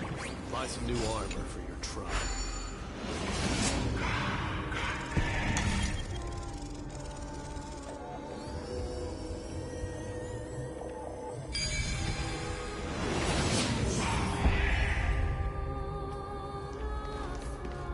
Oh, hiccups.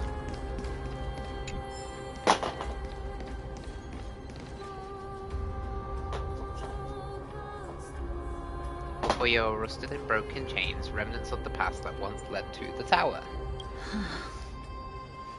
This is going to be difficult. You're so noisy. I'm familiar with this kind of mechanism. But I've never repaired broken chains. You're so noisy. You're so noisy. If I was more powerful, I would be able to carry one person with each limb and fly the four of us to the other side. The Rune of Recollection is here, but I can't find the miracle orb anywhere. So weird. Oh, could it be in that collapsed tower in the distance? It's still up to me to step up in a crisis. Wait here. I'll go check things out.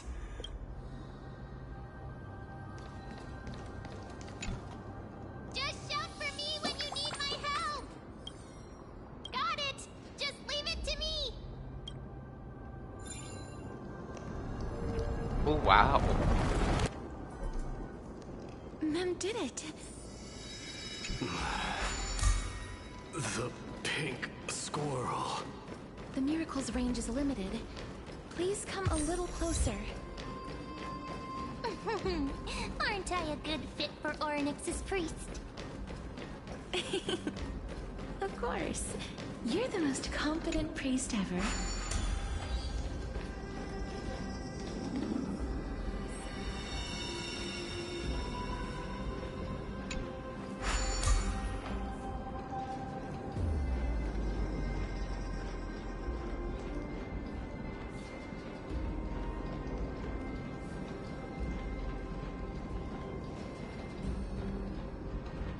Oh, very fun.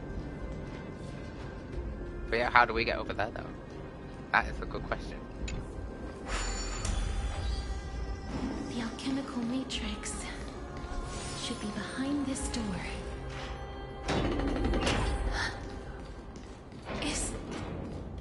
Wow, there are so many of you! Trian? It's little Cass and little Grape.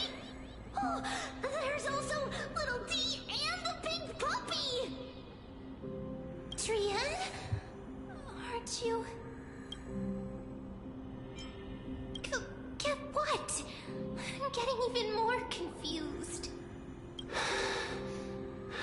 This is the first time I've encountered a deceased friend while going upstream in the River of Souls. It really works like this. Just like the other departed spirits we've encountered along the way. I'm also unable to sense the aura of the living on Lady Trian. Yup, you're right. Trian already knows that she'll not be able to return to everyone's side. But Trian believed that little Cass would eventually return to the Netherrealm.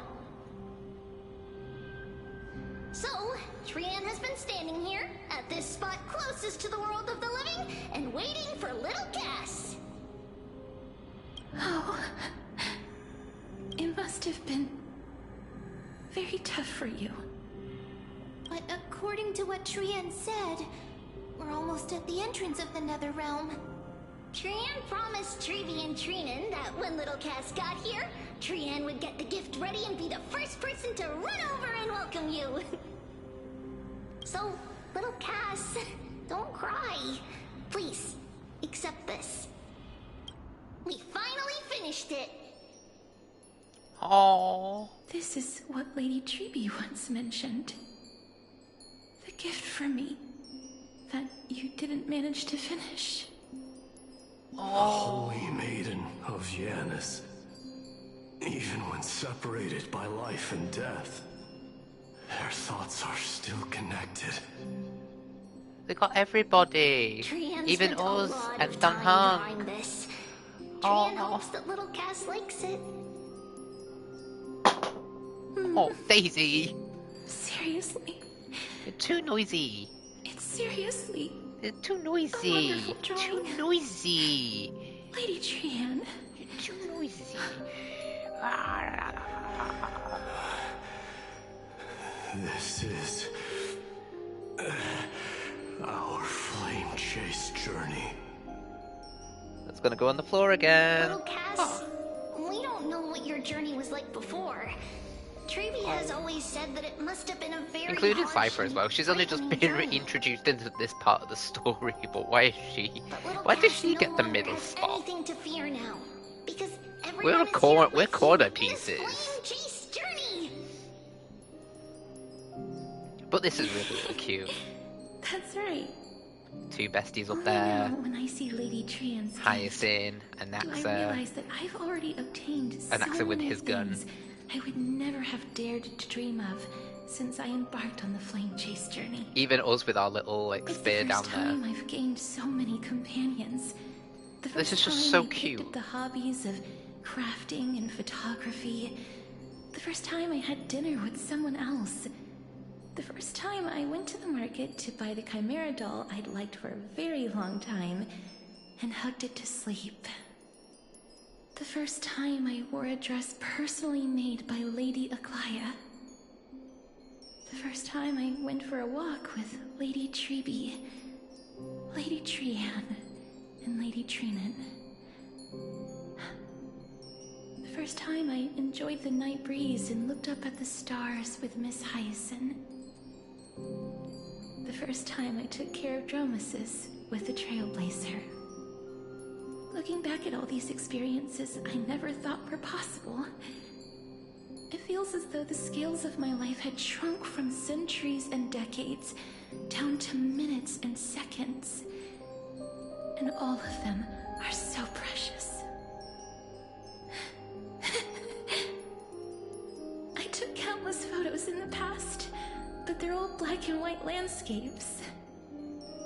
I don't have a single one with friends. If I had known, I would have taken more pictures.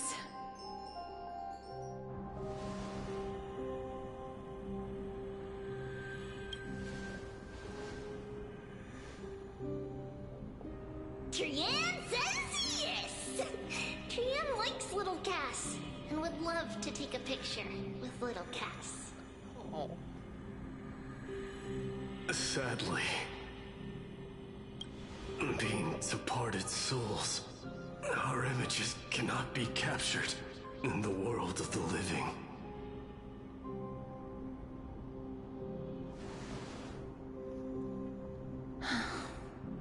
I thought so too. What? Are we seriously going to leave any room for regret?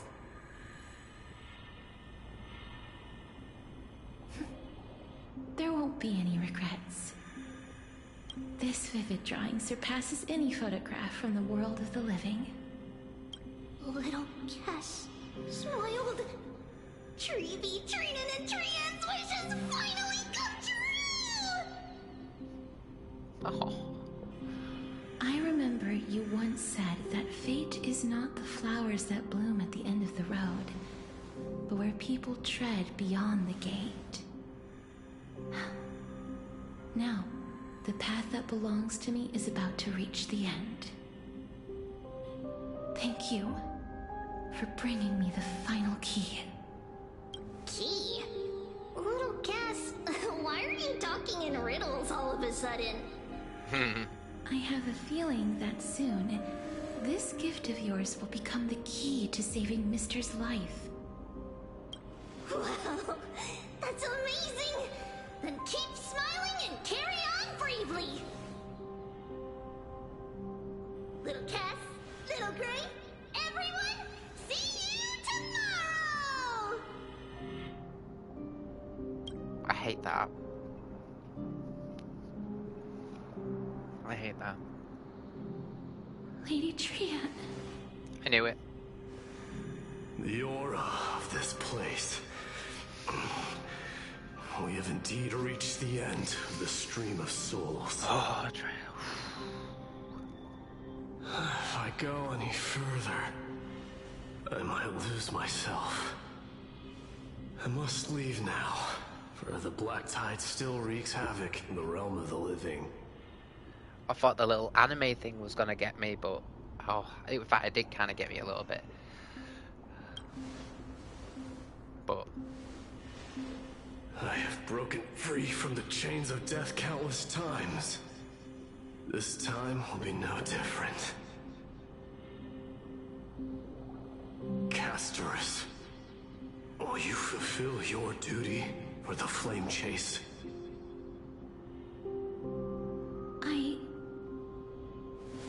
I have yet to make my decision, Lord Mighty.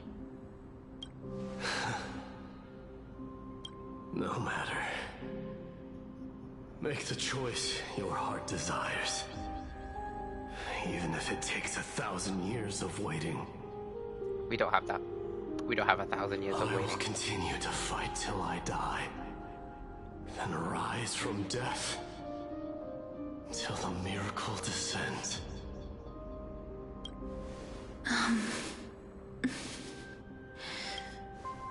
There is one more thing you should know, Lord Mighty. What is it?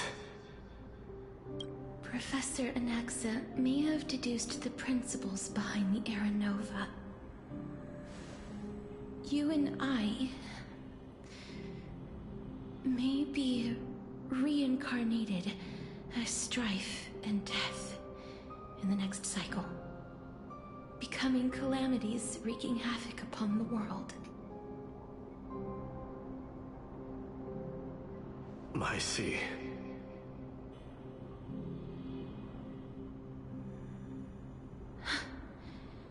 Is that all? Are you going to accept such a fate without complaints? Do you have a strategy to shatter the shackles of our fate?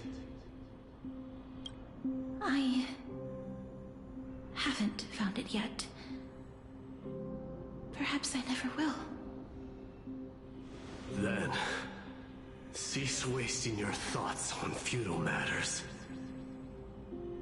Control what little you can. And when fate's inescapable grasp comes, resist it with the strength of your mighty will.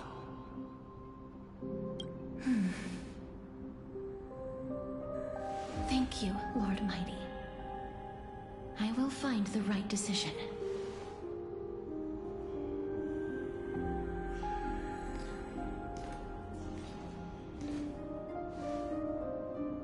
In the name of strife, may you meet a fitting end.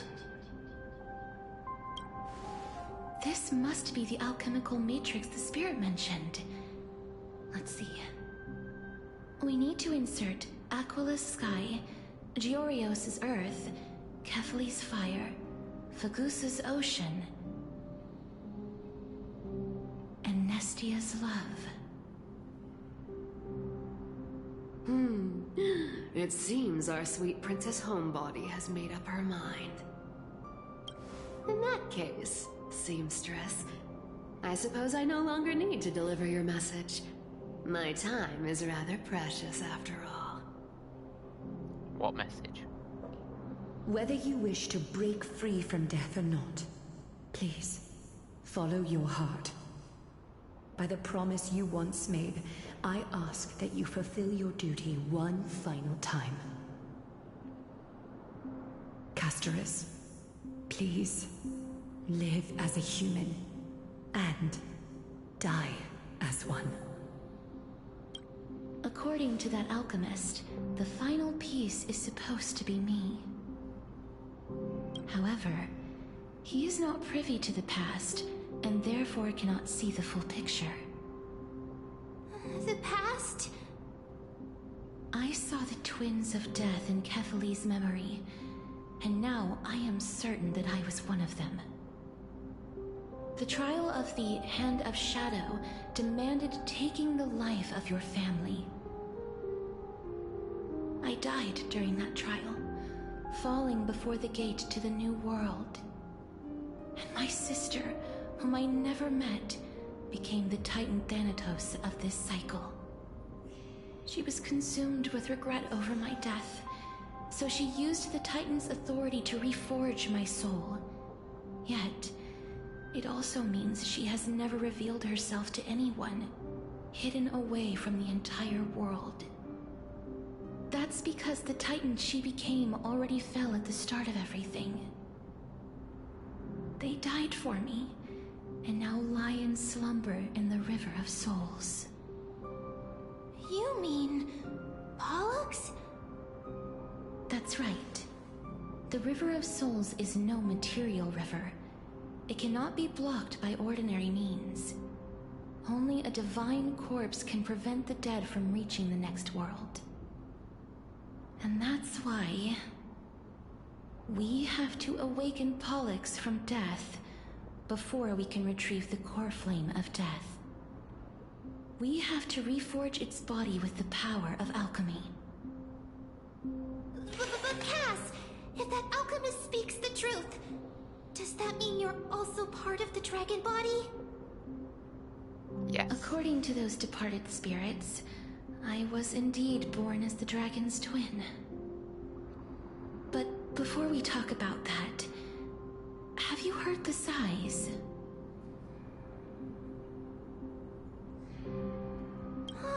I heard them too. So what are those? I think it's probably the sign of Pollux's wish being fulfilled.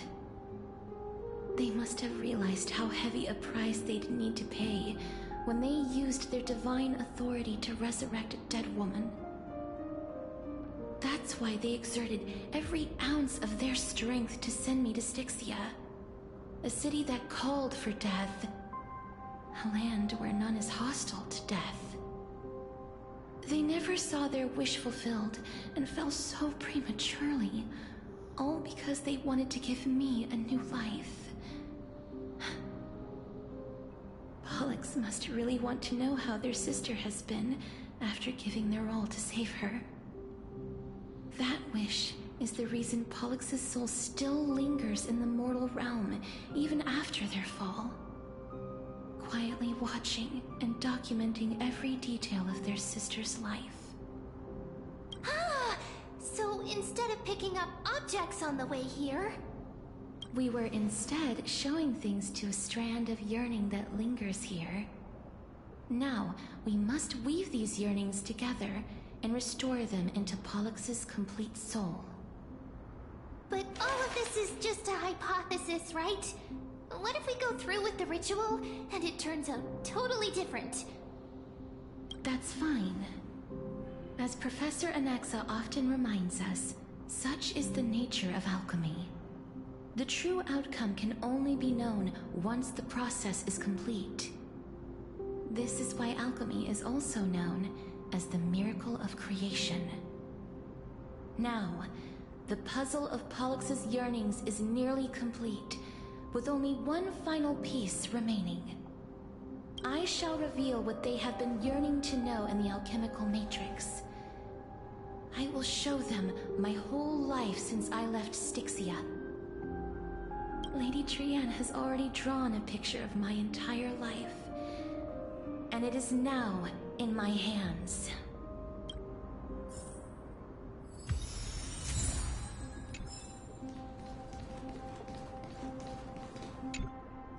Then, let the ritual begin.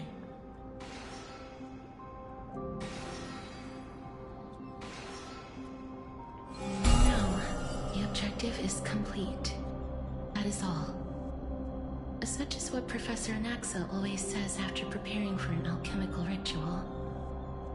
And now, Pollux, I shall lift you from the River of Souls and reforge your soul. Perhaps you will be disturbed by this, and your body may become horrifying to behold. But If even the slightest trace of your soul remains, the soul that once ferried me to this side of the shore, then please, look at me.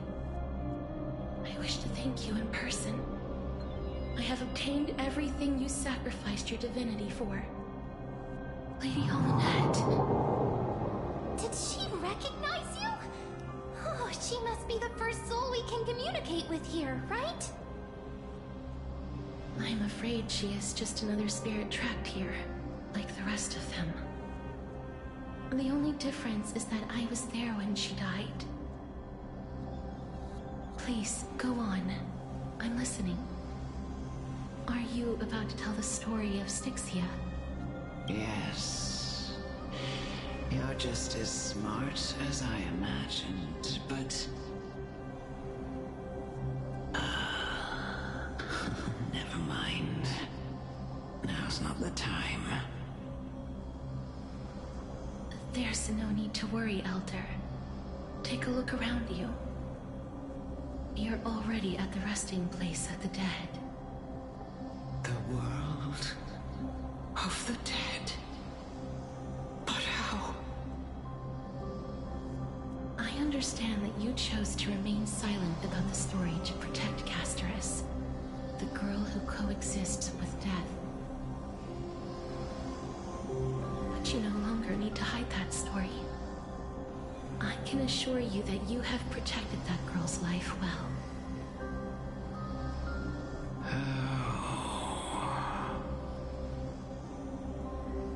Well, in that case, let me begin. Styxia, the pearl of the ocean, plagued by unwarranted calamity and ravaged by death in the fairy tale. It was the first city-state to shift their faith towards death, even before Idonia did. From where you stand now, I suppose that's a bit hard to believe. Right? Indeed. I cannot imagine that those from the era Chrysia, blessed with eternal life, could ever yearn for death. I have pondered the same question, child. But I am afraid there is no clear answer to it. Journeys and epics are only glorious and magnificent because all things eventually fade to dust. That's how someone once explained to me why death is necessary to the world. But I still can't take that as the final answer.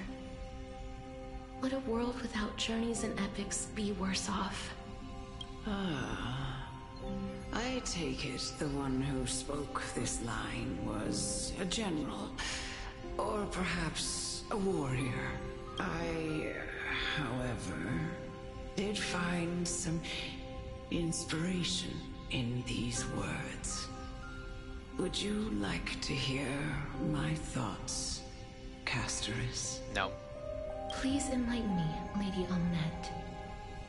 Though I have already made up my mind on how to handle the authority and core flame of death, your words might truly guide me toward the path forward. You and I are neither warriors nor generals. Therefore, journeys and epics cannot truly resonate with us. But what if I reframe it like this? What if love is not a trait bestowed upon mortals by Nestia, but a blessing from death? Love? No one ever invented the word cherish in the era when life was eternal. For all the good things in the world could be revisited endlessly, and every bond formed carried no risk of being severed. The so-called era Chrysia was an age devoid of both virtue and sin. People did not truly live. They simply existed, going through the motions without passion or purpose, then waiting for something to happen. Perhaps the people of Styxia chose to embrace death not out of fascination with its cruel and fearsome side, but instead became fixated and obsessed with the impulses and desires tied to a finite existence. Therefore, death is not a thing of fear and desperation, but... That's right, Castorice. It is the reason we shed tears when parting ways, and also the original spark that ignited the passion of mortals. If you truly intend to deprive the world of death, then be prepared to witness it return to a state of stagnation. I understand, Lady Amunet. Our limited lifespan shapes all that we know and love. Not even the Death Titan has the right to take that away from humankind again. Nestia's love was the chrysalis of Gold's first blessing, but it most likely wasn't understood by mankind. We only learned to interpret this wonderful gift after Thanatos' arrival. If the world was bereft of death, then the Queen of Styxia wouldn't have played midwife in delivering me into this world. You wouldn't have welcomed me into Idonia, and Aglaya would never have invited me to join the Flame Chase journey. None of these stories would ever have happened, and I would never have lived, let alone found happiness. Thank you, Mother.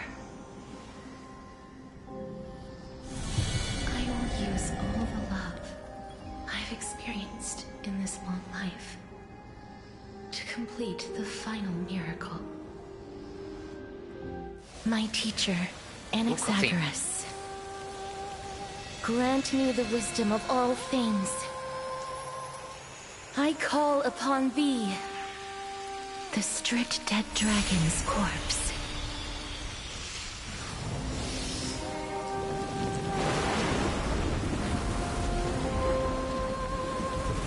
Oh wow. Rises from the earth, falls from the sky.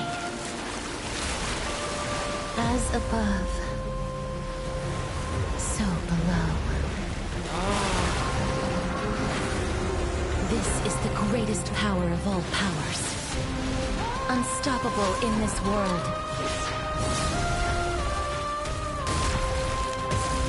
The great work that commands all death. I shall grant you embrace.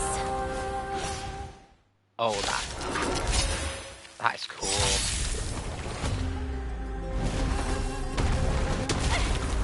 Oh, lovely. When allied target's HP is reduced, accumulates Desperate Bubble. Upon reaching the limit, remove damage mitigation and enter the enhanced state.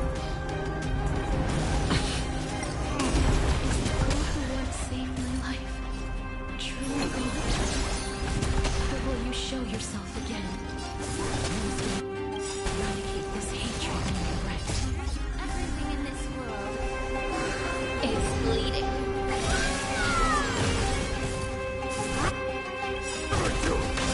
Is it coming? Die soon, now accept your punishment.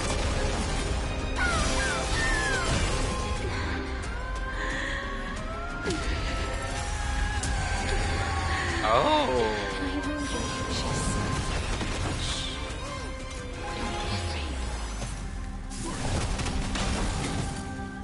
Be of your body and mind.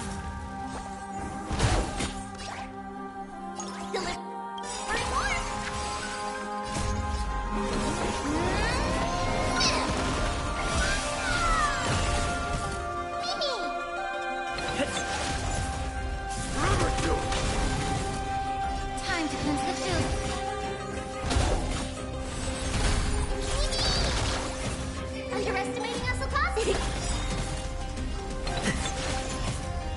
it all. There's no room to look in grief.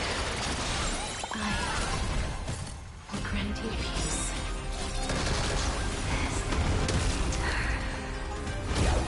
Sister. Yes, it's me. I'm back.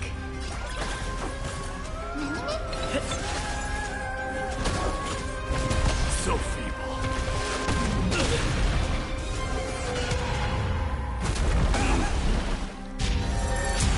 Be careful. They may be moving by instinct, in this world, but there is fury building up within them.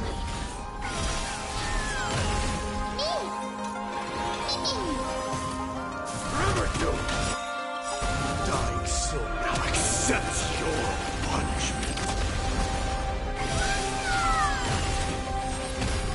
Conquer all land. Don't turn back. Nether realm.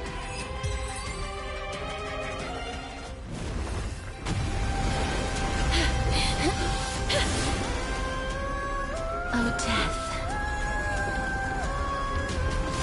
Sleep in peace.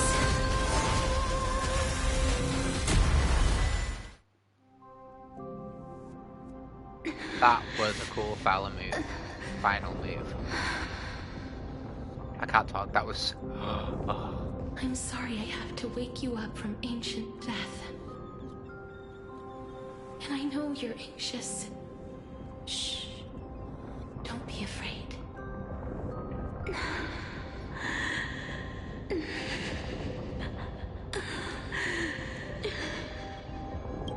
Do you remember me? I'm the girl you once carried across the Sea of Souls. I'm sorry I wasn't able to remember you, but with the help of many people, I was finally able to pick up these broken fragments of my past. I'm back, Pollux.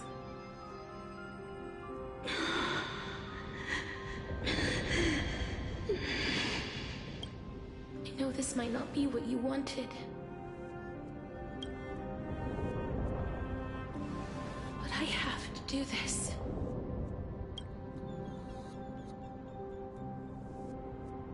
So please, carry me across the Sea of Souls again and return me to the Nether Realm, just like you did in the past.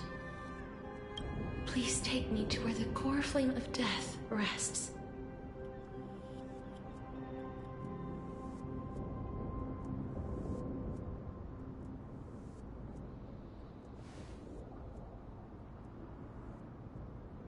I'll be going now.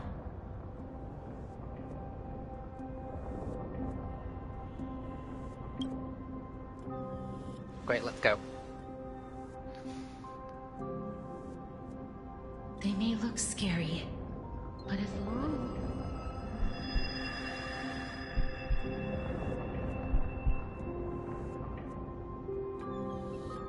What's happening? What's wrong?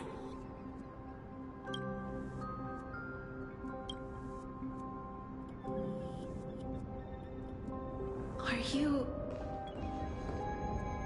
What's wrong with him? His time is almost up. If I don't go now, I'm afraid his soul will return to Thanatos' embrace before me. What? Oh no! Is there anything we can do? Don't worry. I promised I would ask Thanatos for the trailblazers' right to roam the Earth again. Mem, stay here and keep a close watch until I return, all right?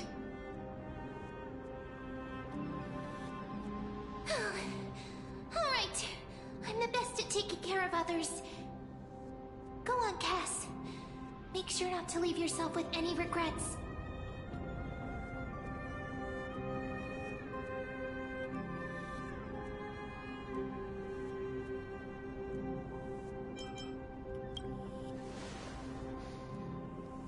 That's not funny! It's a deal then.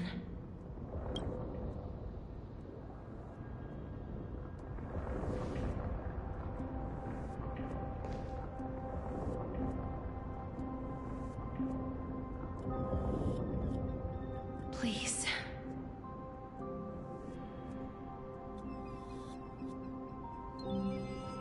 Wait for me. Okay.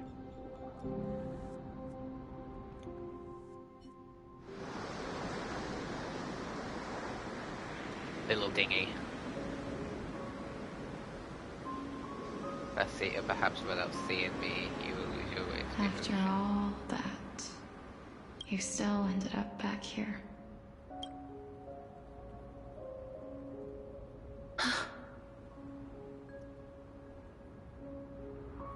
Wow. So the legends were true.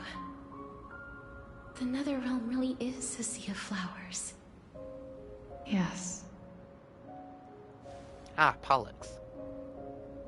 Just like the flower fields we tended to back then. Is that you, Plixia? Do you remember me?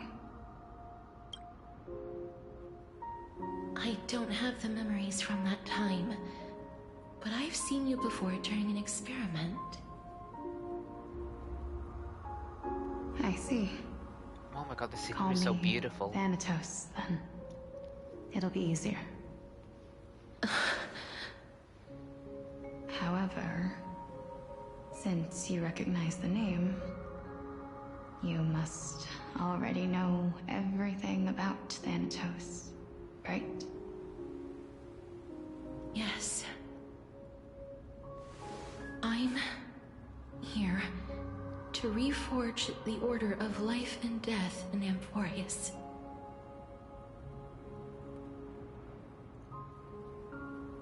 You know, my sister was a sympathetic, but rather sensitive person. Whenever she didn't want to say what was on her mind, she would avoid eye contact and look off into the distance. Just like what you are doing now. Can you tell me about the last Era Nova? What did you do, Plixia?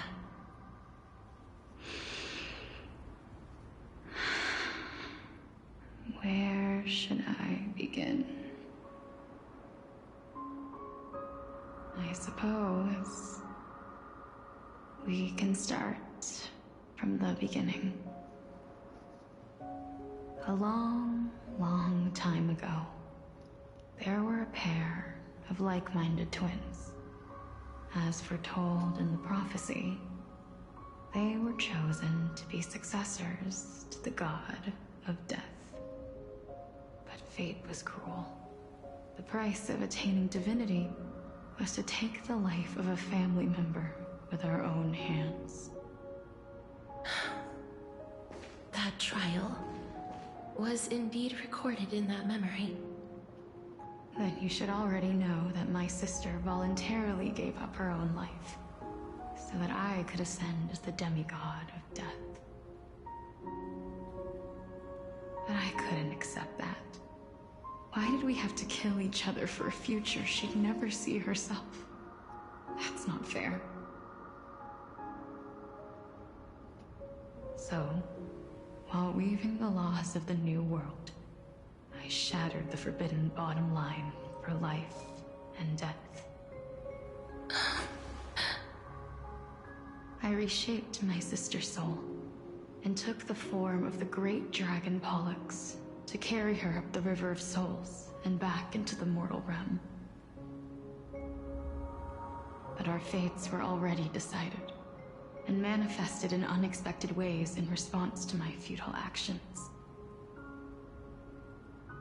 Aging is an unbreakable law of nature laid upon humankind, created at the same time as death.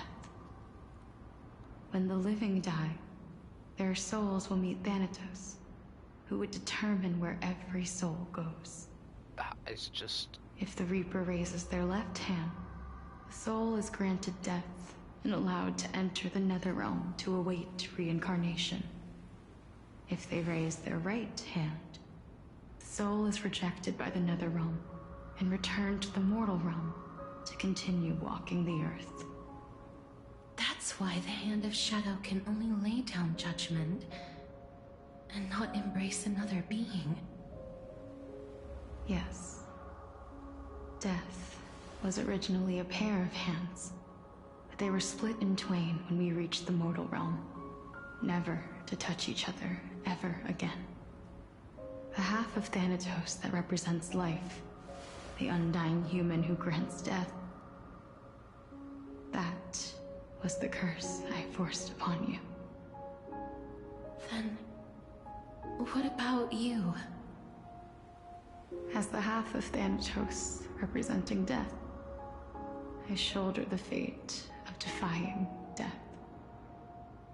I died the moment I entered the world of the living. From then on, my Titan also no longer existed in this world. The cycle of life and death stopped. Souls were denied their audience with death, and were left stranded within an ever-rising river of the dead. What irony. My selfish desire to save your life gave you and the world a fate far worse than death instead.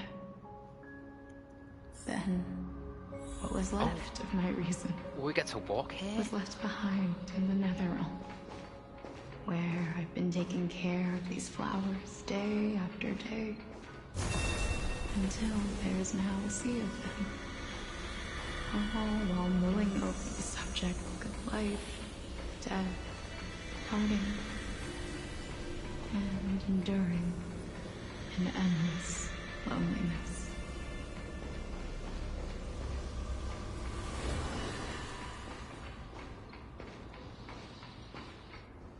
Fate is absurd indeed.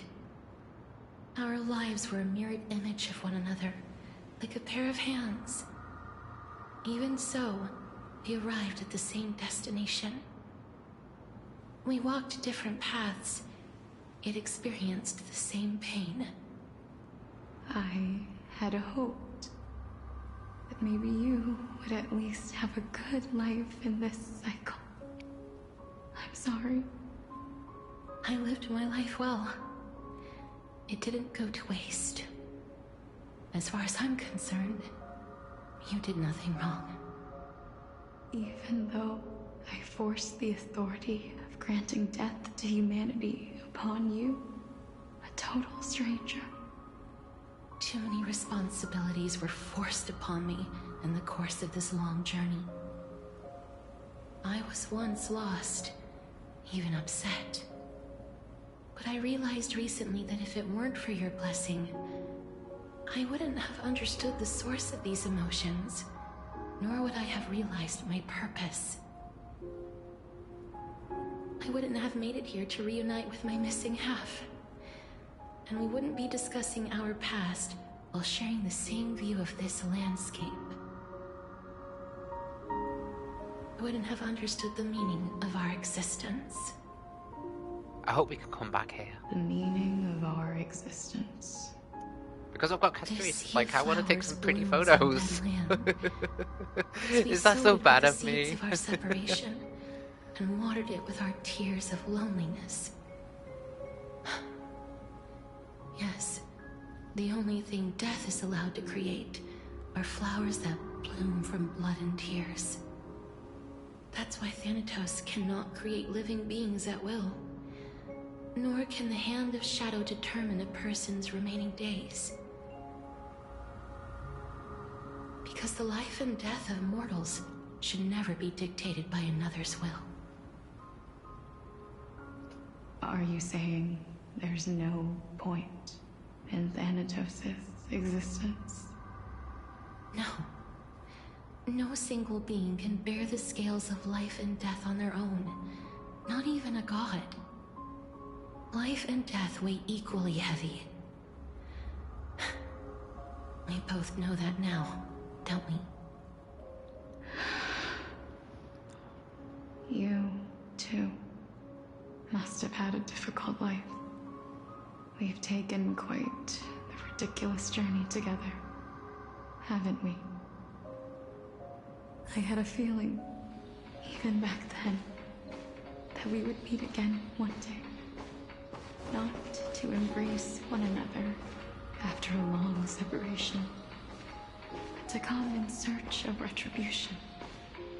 Tell me the answer that's already been written, and let us draw. It's been far too long.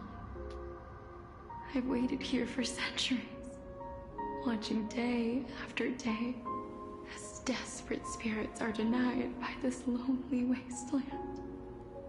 I always hoped I would see you among them, but I was also afraid of seeing you.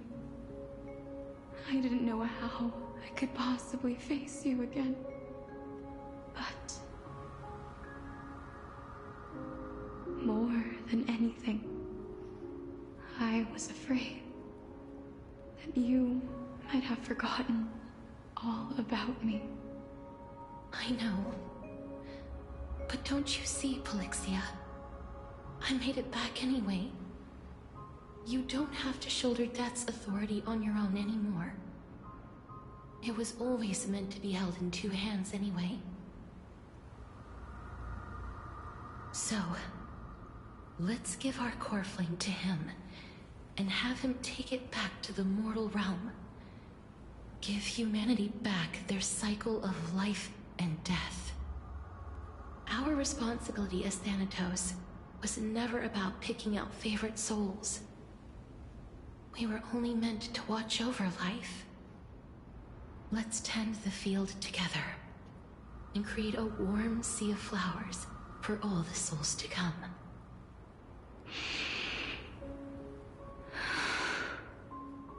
What do you think, Polixia? Yes, just one last step. You shall wither, and through that, the dead will sprout again from the remains, and be reborn with the dead flame. As foretold by the prophecy, Thanatos' authority is only destined for only one person to wield. As the Chrysos heir of death, as their demigod, as a titan, our fated moment has arrived once again. Just like before. Yes, just like before. But unlike that time, the ones undergoing the trial this time are prepared. You've made up your mind? Yes, as dictated by fate. But I won't be afraid. As long as you're here with me, complete your trial in this life. Grant me the embrace of death, and light the spark of life ablaze. You've been tempered by life and death. I know you'll be able to give this wasteland its first breath of life. Like a raven butterfly, flying swiftly into the netherrealm, perching on the twig of death. I will. After this, I will remain permanently in the netherrealm. The river of souls shall return here and rain down from the sky, scattering souls across the earth.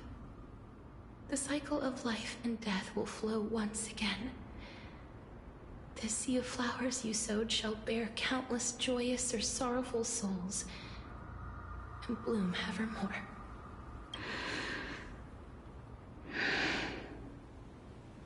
Thank you. Just one last thing. Can you grant me one wish? Of course. What is it? Please, don't forget me. I promise you, when we meet in the next world, even if I have endured another reincarnation, even if we do not know each other's names, I will still hold you tightly in my arms. Just like what I did when we were born. Castorice. Castorice.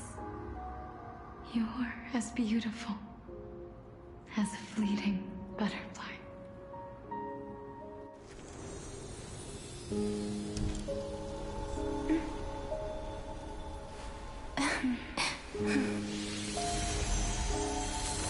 I will bring rest to death. And from now on, Such a beautiful cutscene. stagnant life will once again flow.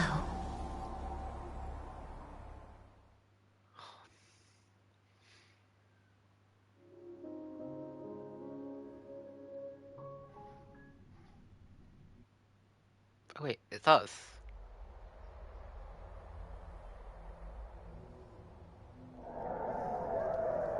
Time flies. In the blink of an eye, the 15th entry hour is already at hand. Oh, we're here. Oh, damn. When this farce is over, your soul will be placed on the scales of life and death. Are you ready? No need to ask so many times. Of course I am. Then why do you drag your feet? Is your fear of crowds holding you back again? I simply find them too noisy. Paying attention to conceited fools like them would be an utter waste of my time. Such harsh words. As I see it, you are no less arrogant than they are. I couldn't agree more. Oh. I did not expect to hear that from you. Are you not going to refute me? Nah. I know myself better than you think I do. At the very least, better than a stowaway like you. And they say men whose ends are nigh have but kind words. Well, that is exactly why I chose you. Should I thank you for the compliment? The hour of the trial has come. Do you have an answer for me? And how will you prove the veracity of your argument? I suppose there is no point in putting this off any longer. Do you recall where we stopped the last time? You were saying that Amphoreus' history is cyclical. Indeed. The demigods that bear the core flames eventually become the new titans at the world's end. Remember what happened on the Holy Mountain? Calypso, Naias. As their destined ends approached, one by one they left this world, leaving only the twins, who are fated to succeed death. Unfortunately, while their journey is consistent with ours, you and Calypso, as well as Nikador and Naias, act as supporting evidence. I can only come up with a rough sketch for my theory of a cyclical history. For all the pains I took to reach this point, I had already lost hope of ever obtaining definitive proof. After all, the past is in the past. Proving that we are the legacies of heroes of the past is a hopeless endeavor. That is, until I met a girl named Polixia and her sister. If Castorice was truly sent from the past to the present for the Titan's self-serving reasons, then having lived through 2 cycles, and with Styxia as the pivot, she will no doubt be the link to connect all of this together. If the Twins of Death can bridge 2 cycles to reunite at the shores of the Sea of Souls, then my hypothesis will no longer be just a hypothesis. And you too will get the answer to your question. Well, that is all well and good, but how can you be so sure? If there is even the slightest error in your hypothesis, the girl will be shattered. It matters not. The most important quality a scholar must possess is foolhardiness. If you are overly cautious, then you'll never have the gumption to make the first step, and change will never come. Besides, I, an Exagoras, am destined to overturn this farcical world. Come, let us go and teach those pathetic worms one final lesson.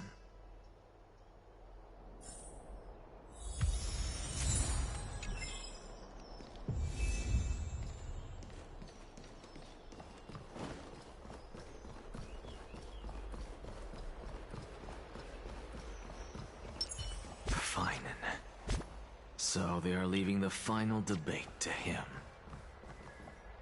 Let those Chrysos heirs who started this terrible war hear you. Let them hear the voices of the people!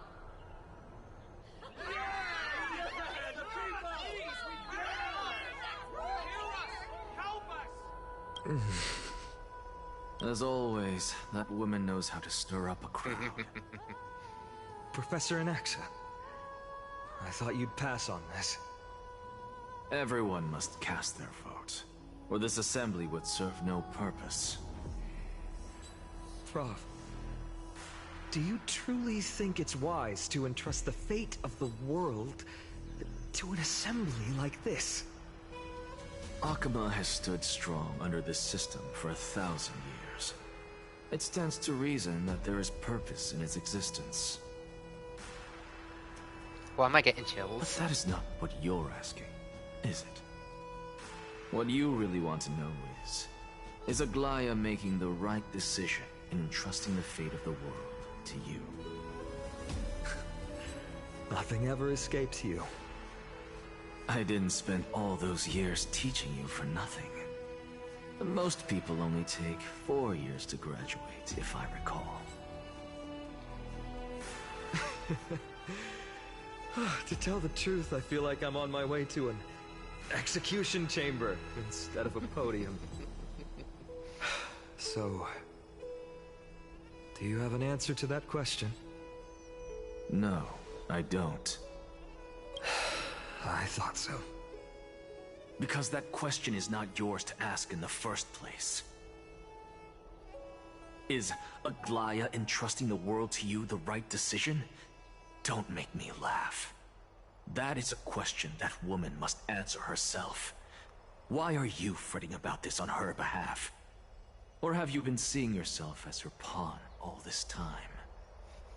Listen up. I'll say this only once. Flip your perspective around and ask yourself this instead. What should I do to ensure that the world doesn't stray from the correct path? That is what you should be thinking about. You still have time, so give it some thought. Oh, and don't bother telling me the answer. Tell it to those begging for salvation from the gods. Got it. Thank you, Professor We'll find out Anaxa. in 3.4 then. That's an Exagoras to you. Who will you be voting for? That'll depend on how well you perform. May Circe safeguard your thoughts. Nova.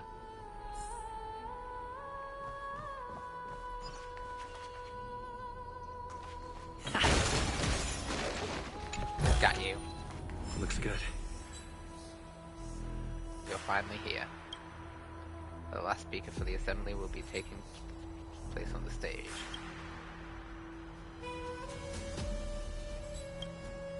Lead the way. Actually, not necessarily. Elders and citizens, silence, if you please. As the Theoros, I present to you Finan of Ides Elysiae, virtuous citizen of Akama, and the last speaker of the assembly. Much obliged, Lord Lycus. I remember him. He's the penniless lad working for Aglaya. Where's Lady Goldweaver?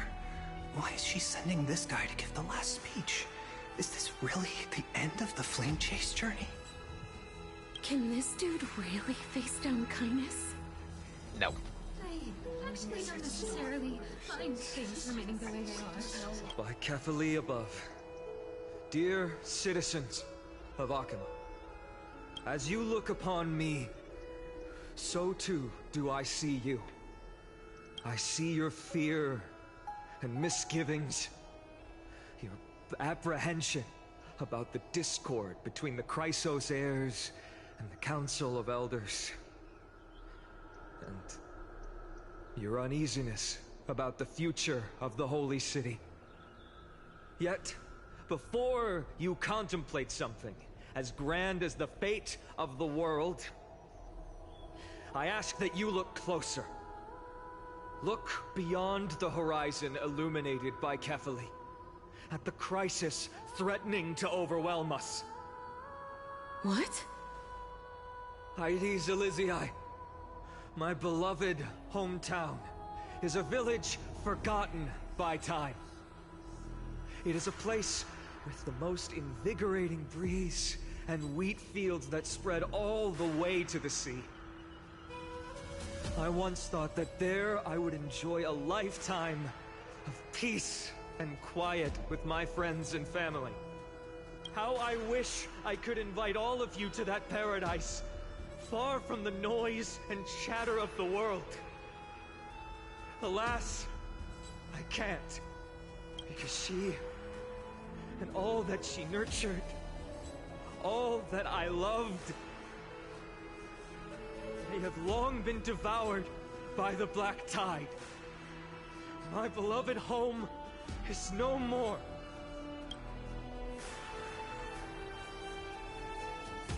I will never forget the day the black tide struck. My father, Hieronymus, fought with a broken sword to his last breath to protect his child. My mother, Aldada, she was ripped apart by monsters. Also, I might live to stand before you here and now. Galba, he was a hunter. But in the end, those arms that once drew a bow instead embraced Piso, his beloved son, as they both breathed their last. Pythias, the teacher, risked her life to save her students, but a burning beam fell on her, crushing her. And what of Livia, her daughter? Did she make it out alive? No, she didn't. Livia, Piso, and so many other children. My childhood friends. They were all swallowed by the black tide and turned into monsters. They kept saying the same thing over and over. Even up until the final moment, I finally steeled my heart and granted them eternal peace with my sword. Why, Final? Aren't we the best of friends?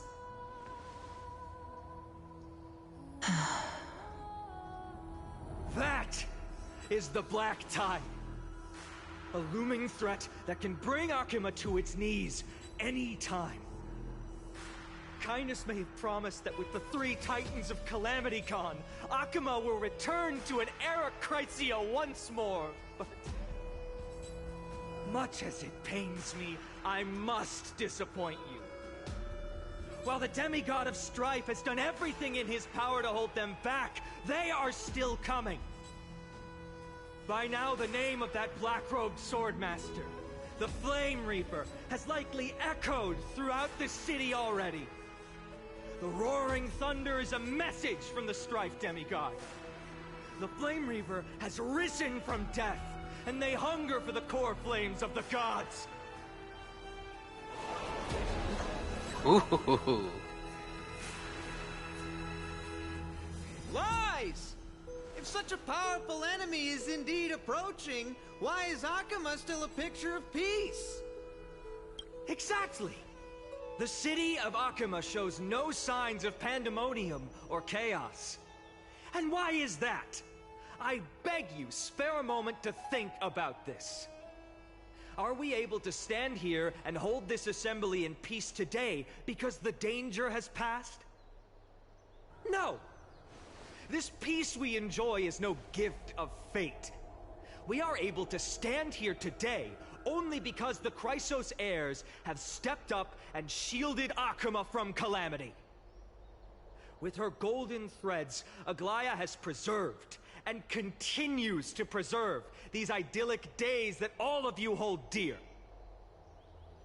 The Council of Elders claims that Aglaya will one day forsake the people because her divinity is eroding her body and soul. But ask yourselves this. Rather than offering her aid and support, why do they choose to watch and push Akuma away from the flame chase journey? The answer that no one can bring themselves to speak of. A truth stained in blood and buried in greed, fear, and vanity.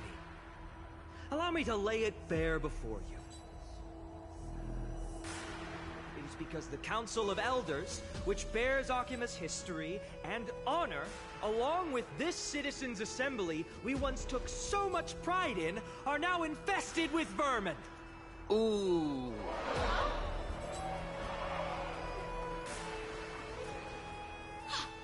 You insolent whelp! How dare you! It is true that Aglaya has reached her limit. Why? Because she has been working tirelessly to weave the defenses of our holy city against the encroaching evil. All while these vermin are making up baseless accusations about her and scheming in the shadows. Not once has she ever failed Akuma. Yet these vermin attempt to tear her apart, tarnishing her name with unfounded allegations. She may have been blessed by divinity, but hasn't her heart always stayed true to humanity? They attempt to mislead you and reduce this assembly to a crude standoff between gods and humans, but citizens of Akuma. Once more, I implore you to open your eyes and look at those around you. Examine them closely. Beneath all that finery, do you see the good heart of a human or the poisonous glands of a pest? Make your judgment, then turn your gaze to the demigods whom so many of you regard as cold and merciless.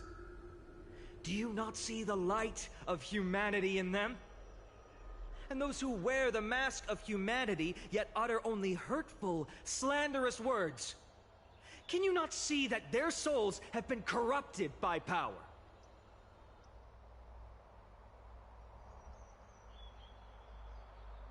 Yet, no matter what your answer is, and no matter who your vote goes to, rest assured that you have nothing to fear. For Aglaya, Tribios, and I will remain your faithful guardians and pledge our lives to upholding your decision. And this vow will stay true until the end of our days, where it will be passed on to future flame chasers. A steadfast and unwavering promise that shall endure through the ages.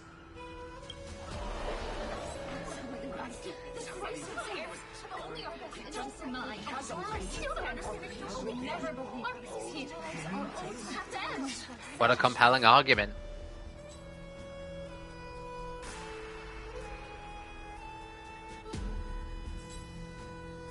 At the present time, on the scales of Talanton, those who call for the continuation of the flame chase journey, and those who demand its suspension. Each faction holds an equal share of votes, resulting in a perfect balance. As expected, this is the moment when the flame chase journey is the closest to its end. And now, it's your turn to vote, Lord Anaxagoras. Is there anyone else who hasn't voted? No, you're the last. Cast your vote with care, for your decision will break this impasse. Oh, it's a 50-50 split. I have long since made a decision. Very well. May you bring much needed change to this farcical world.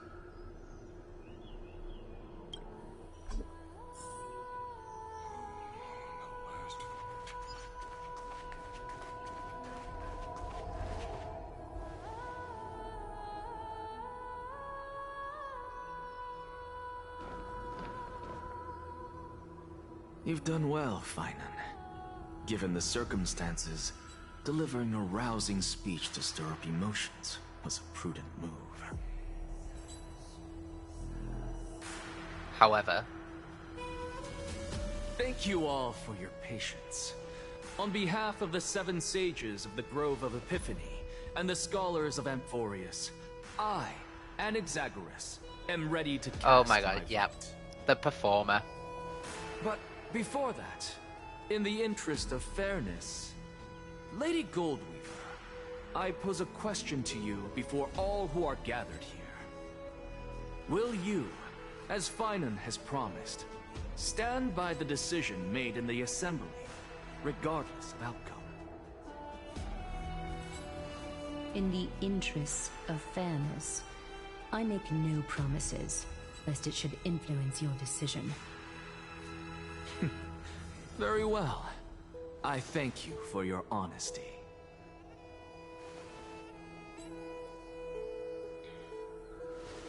Just finish up.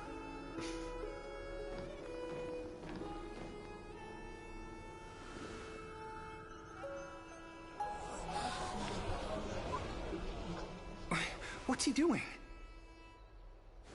The stakes are high. Let's be patient. Cut the act!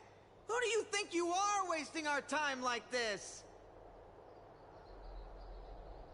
Lord Anaxa, please do not forget that I... Rule number 1. Do not call me Anaxa. Rule number 2. Never interrupt me. Silence is golden.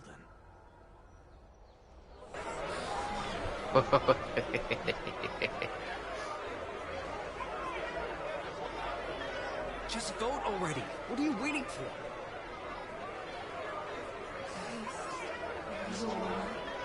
Vote. Cast your vote. Cast your...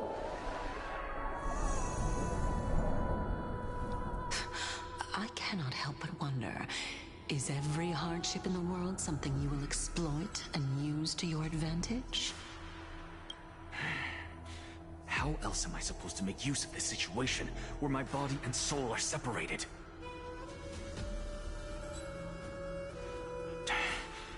Oh, Circes. Or should I say Calypso? Accompany me on this final journey. Let us journey to the Netherrealm and see how she will substantiate the answer to your question and validate my decision.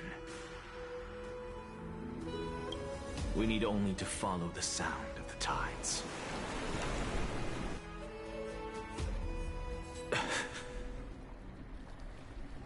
You are... Well done, child. Just as I foresaw, you have achieved great things. Teacher. What a twist of fate. A blasphemer raised in the doctrines of the Venerationists. It's like a foal kicking its mother in the belly after taking all her milk. I respect you immensely, sir, but... You cherish the truth even more. So, child, do not be troubled by the criticisms I have borne. Do not let those voices hinder you as you forge ahead. As the sage of the Venerationists, I am duty-bound to oppose you. But, as your friend and mentor, Anaxagoras, I say,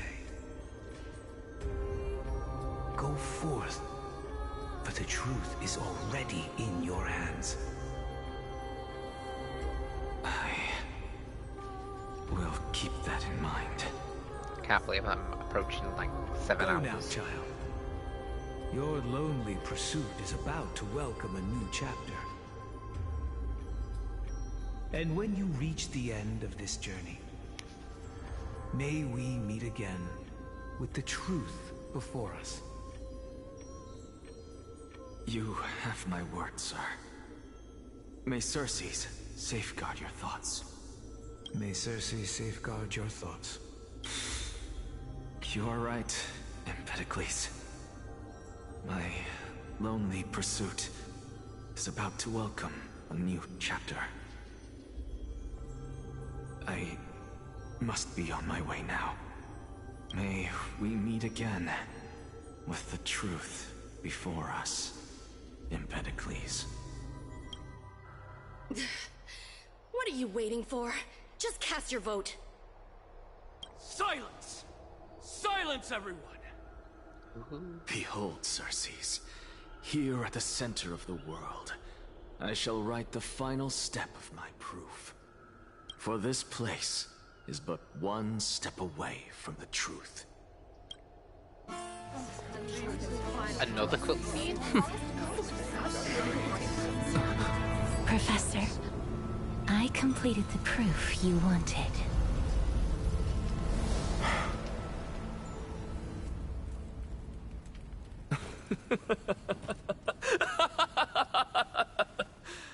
Thank you, Castorice. The answer is plain as day. My vote goes to the Flame Chase journey and nothing else! Elder Kindness, I have deciphered the truth of this world!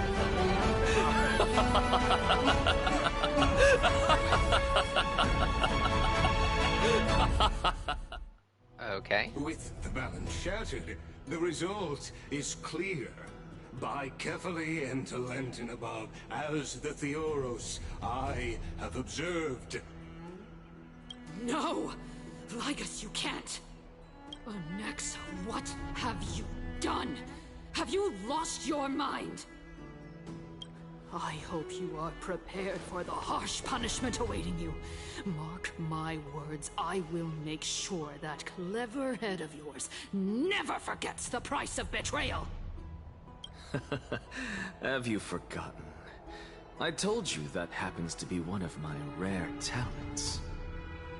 You put on such a grand performance, just to aid their preposterous flame chase journey? Performance? No, you are quite mistaken. I may be paranoid by nature, but I've always been known for my honesty. If you really understood me, Lady Kindness, you'd realize that I never had any interest in your pathetic little game of politics. Factions, standpoints, they are jokes in my eyes. I have never once switched sides. Because I, and I alone, am the truth. Lady Kindness, with all the citizens here as witnesses, we should honor the spirit of democracy and respect the decision of this assembly. I have observed that Akama has chosen her destiny. This citizens' assembly has resolved to continue the flame chase journey. This resolution shall be put up on the wall of heroes, such that all citizens are aware of the city's way forward. You! It seems not everyone is ready for the assembly to end. Very well. Let me entertain you for a little longer. By your leave, Lord Lygus. Interesting. Elders and citizens, your attention, please. Stay for a moment more, if you will. Anaxagoras of the Grove of Epiphany has an announcement for the Assembly. What is this performer up to now? What is this performer up to now? Just moments ago, all of you made a decision on the fate of Amphoreus. As a supporter of the Flame Chase journey, it pleases me to see the choice you have made. But I regret to say that I still harbor doubts about this outcome. Thus, I hereby challenge this resolution. Tell me, who among you dare swear to Kephalli's name that Era Nova will truly welcome the fairy tale ending that the Chrysos heirs have promised? A beautiful new world free of calamity and madness? Nonsense! That's impossible! No one? Must I pick somebody to answer? Very well. You, the one acting so wise and profound, in front of all present here, do you dare swear that it will happen for sure? No? Fine. Next. You, the one with ignorance written all over your face. Yes, you. Do you dare swear by it in front of the Titan? What are you trying to do? Confused. Useless. Your turn, then. With that smug look of yours, you must be confident that the Flame Chase journey is the best course to take, right? Hey! Mind your tongue! So, no one? I see. In that case, Finan, answer me this. Your speech was filled with such passion just now. How confident, then, are you in making this promise? Professor, what are you doing? Let him continue with his performance.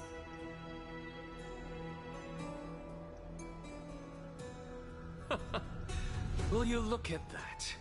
Even Finan and Aglaya lack the courage to make such a promise. And what's even more absurd is that no one but I can promise you this new world. And yet, the Assembly passed the resolution anyway.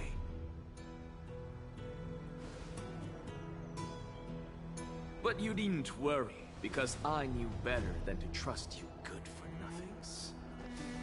That is precisely why I am here today. To give you one final lecture. Go on, tell me. Now listen up and listen well. I, Anaxagoras of the Grove of Epiphany, hereby declare everything that the Flame Chase journey promises is true. Finan of Ides Elysiae, the prophesied demigod who shall succeed Kephalli, will reforge each and every one of us in the new world with his complete, intact memories. What? The core flame-bearing titans were the Chrysos heirs of yesterday, and the Chrysos heirs who carry the core flames today will become the titans of tomorrow. All of our souls shall endure for eternity in the miracle of the World-Bearer. And all under Kephalli's protection shall step into that new world.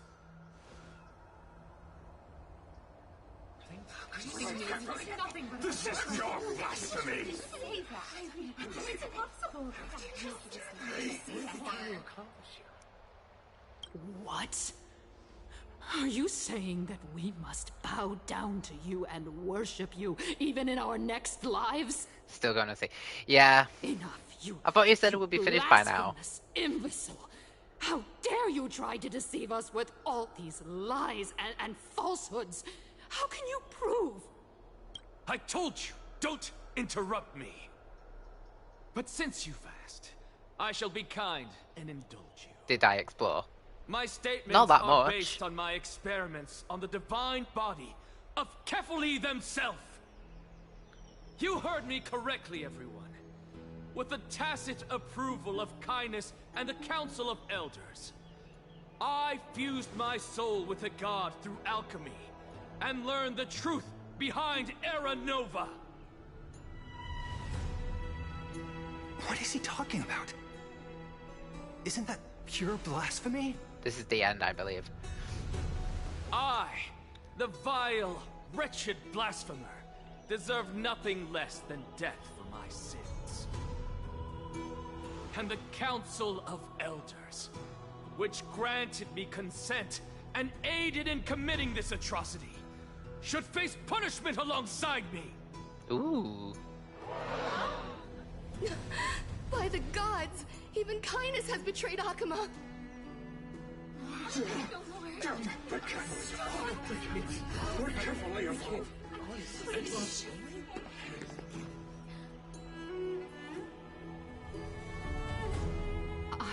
I had no knowledge of his transgressions. He did that on his own. The Council of Elders bears no responsibility for his actions.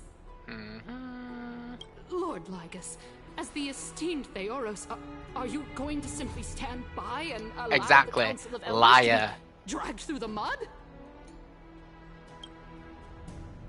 If the accusation is true, I will acknowledge it.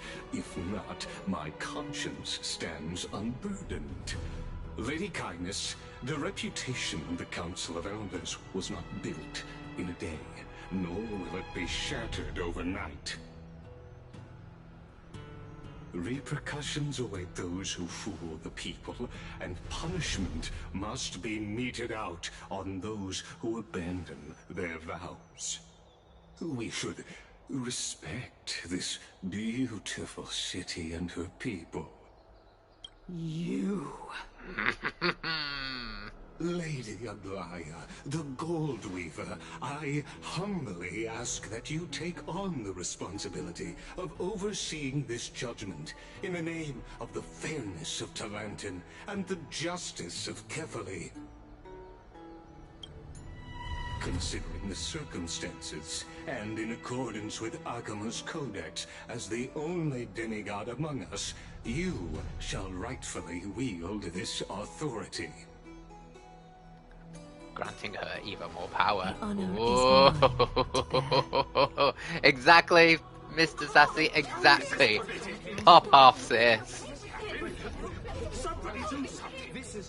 Hear that in the background. Somebody do something. Elders and citizens, silence, if you please.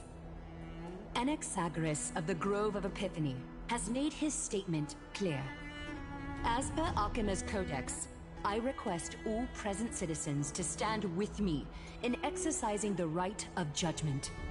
First, Elder Kindness of Akuma and Lygus the Theoros stand accused of neglecting their duties and abusing the law, leading to the egregious blasphemy against a god. In the names of Talantin and Kefali, Akuma is to form a committee before the 7th action hour to conduct an investigation and disclose the findings to the public for subsequent judgment. That's what we deserve! Curse you! Now, concerning Anaxagoras of the Grove of Epiphany, he has confessed to grave blasphemy against Kefali. In the names of Talantin and Kefali, the accused must be allowed to hear the people's voice prior to the execution, for a chance at a reduced sentence and possible pardon. Let him die. Oh my gosh.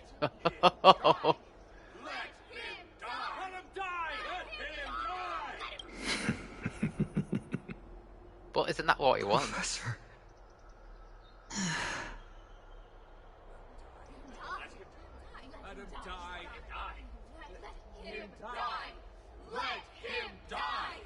Let him die. Let him die. Let him die. Let him die.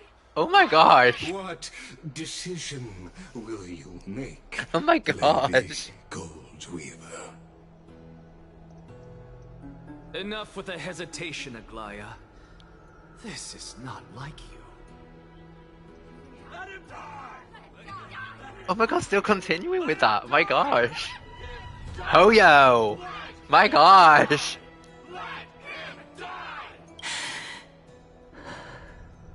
Then, in light of the people's voice, No. O Talantan on high, may you bring death upon him. What am I watching?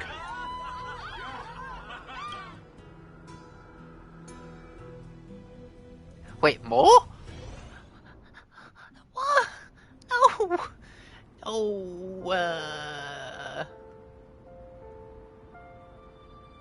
Oh, wait, Sea of Flowers. It's us now. Okay. Castorice! Allow me to reintroduce myself. I bore the name of Castorice while walking among the mortals. Well, yeah, And okay. now, I stand as the demigod of death, the living side of Thanatos. Welcome to my realm, where the west wind ends. I mean, a wonderful home you have here, Castorice. A wonderful home. It's a beautiful place. Mom, I made it!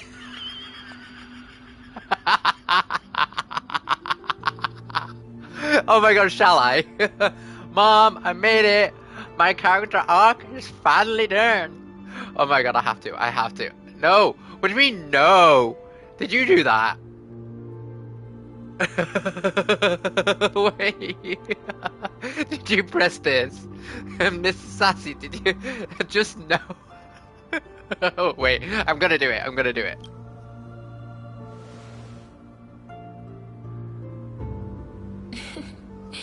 You're still as energetic as always.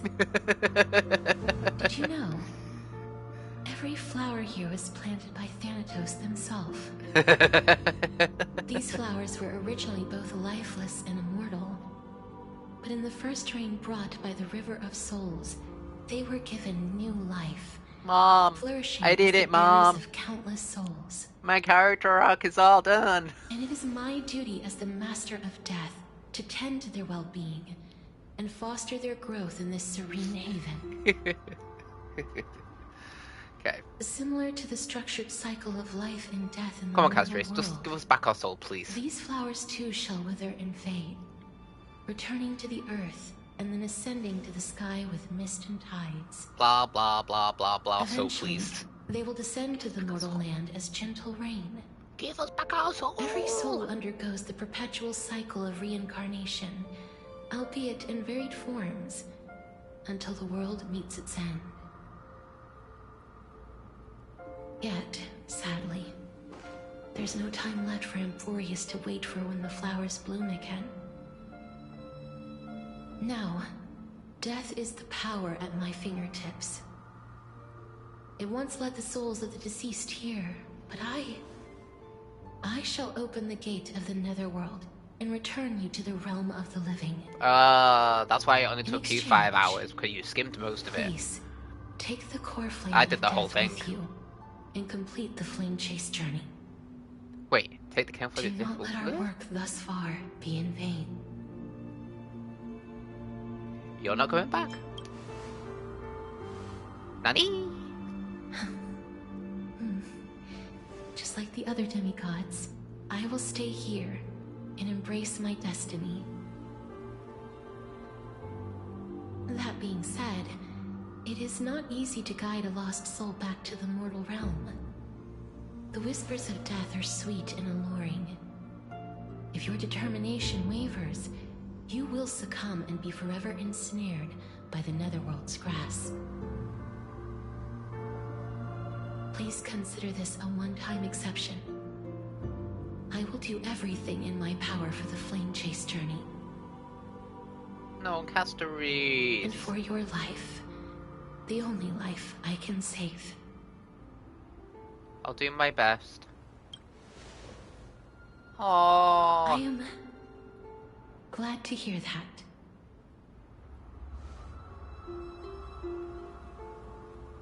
Oh no. Over here!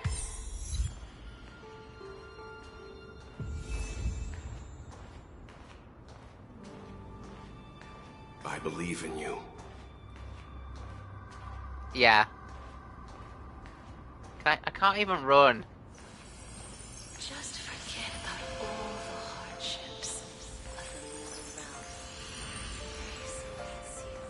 Oh no! Your chin up high. Step forward with us toward tomorrow. Oh, the Firefly one! Keep your eyes on the dawn. Onward. Show me your courage. Ah, my day. Oh, yes. Partner, we shall become heroes together. I'm fine on.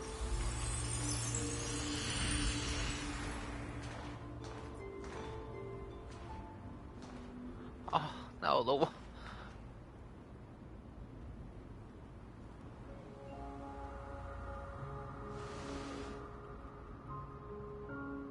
Thank you, Castorice. Since I've already made up my mind, maybe I will one last glance at the sea of flowers.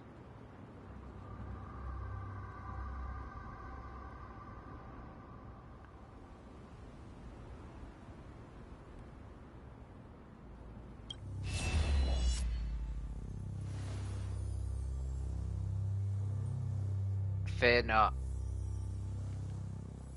As a touch of the red will be awaiting you at the end of the path.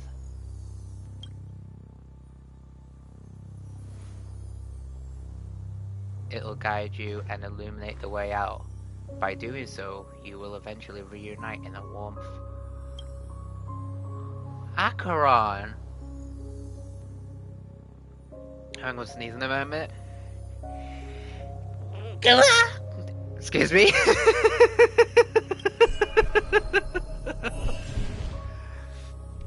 All the memories are coming back.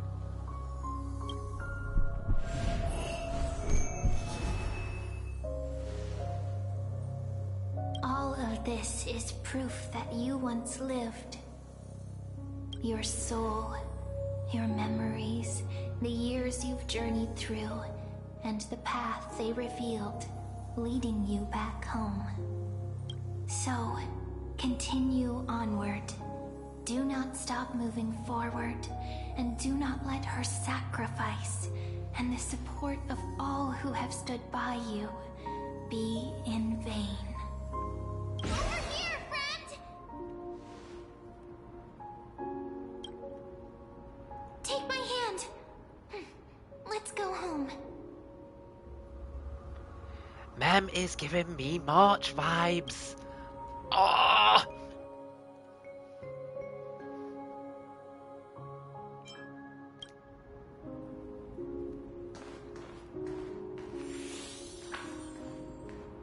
Let the trailblaze continue.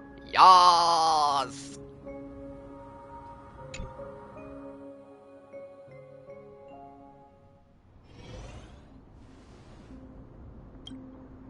At last, I knew you could do it. Your soul is still perfectly whole, as if some kind of force is trying its best to keep it together. Is it Orynyx's final blessing? Or is it a miracle of your own? The Stellaron. It's truly incredible. Such a strange surge of familiarity. So hard to describe. Perhaps it is fate, once again fulfilling its own design.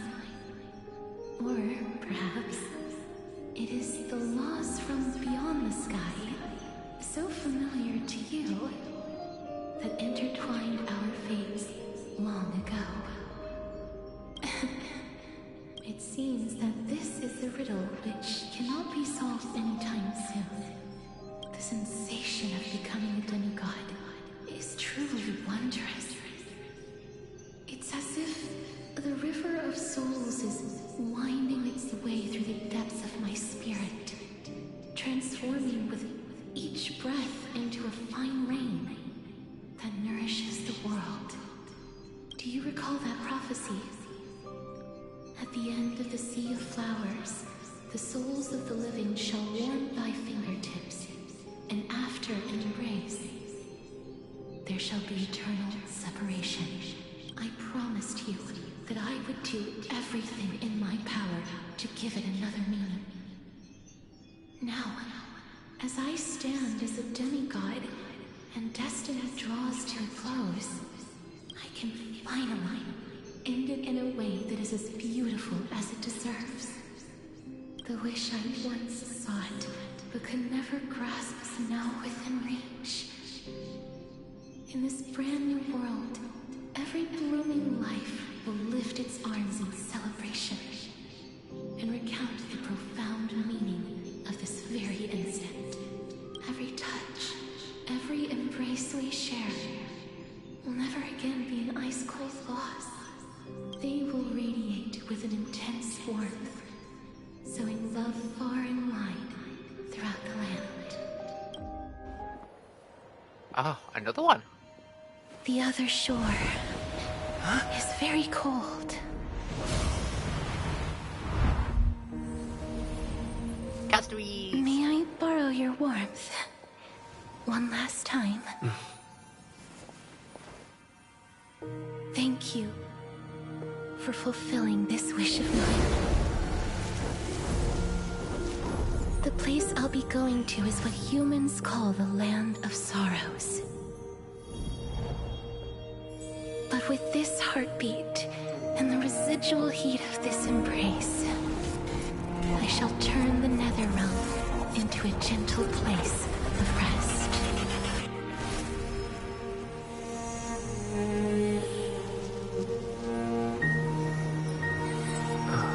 Oh my god, so beautiful. This embrace may be brief, but it's the proof that I once lived.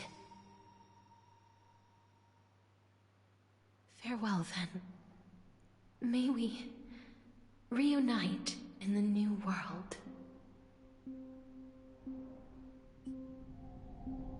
Presently in Arkema. That grand and absurd performance was what you've been seeking your whole life? I gave up everything in search of truth, and it culminated in this very moment. You, on the other hand, performed as I expected. You did not hesitate when you saw the chance to attain power. It's as if you... crave power, like a fly craves rot. Those are your words, not mine. But what you said at the end, did you already know what I had planned for Thainan? I may have lost an eye, but my vision is clearer than anyone else. You've nearly exhausted your humanity. You're no different from my current state as a walking corpse. That's true. I've long since burned to ash over the past 1,000 I know. years. Only he is capable of unleashing a raging fire that rivals our final great enemy, Aquila. So, this is our last chance. How about we let go of the bad blood between us? May I resonate with your core flame, Aglaya? Please do. That's impossible. To persist with your soul thin to such an extent. You're insane. Just as you fight to lug your corpse onward to complete your unfinished goals, I have my own reasons for doing this. Until Thainan grows into his position as the prophesied leader, I must continue to lead everyone on the flame chase journey. I must keep inching forward, even if only as an empty shell. I've long predicted this was the case, but I didn't think you'd already lost so much. How ironic. We would have avoided so many misunderstandings if you and I had just spoken this candidly before. But casting aside our ideological differences, there is one thing you and I agree on. I know, I love this man as well. Thainan. Yes. He was born to be a hero. He understands the hearts of the people, and I can confidently say he is a far better leader than you. Only he is capable of fulfilling your mission. Just plant that there, why don't you? Sadly, he is a man cursed by Nestia. But by my estimates, his horribly elaborate sense of style should not impede Aranova. Congratulations are in order. Yeah, at least he's honest. Common ground at the very end of At least he's honest. When you put it that way, it makes me want to take back what I said. Glaya, we're back. Come welcome our great hero reborn from the ashes. I hope he didn't hear your earlier assessment. It wouldn't be the first time I criticized him. A man should be aware of his own shortcomings.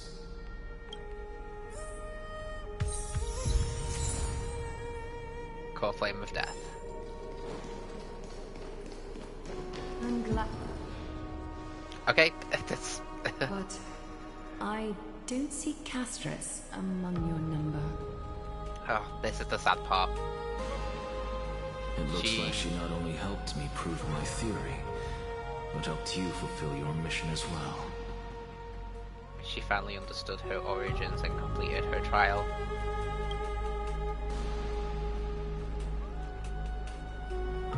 She might not have been able to change her fate, but she still wrote the final verse of her epic herself. Trinan, please recite the prophecy for us. Trailblazer, please surrender that scalding cool flame for us as well. You are the only life she ever saved by her own hand in her 1,000 years on this earth. I believe no one is more qualified for this noble task.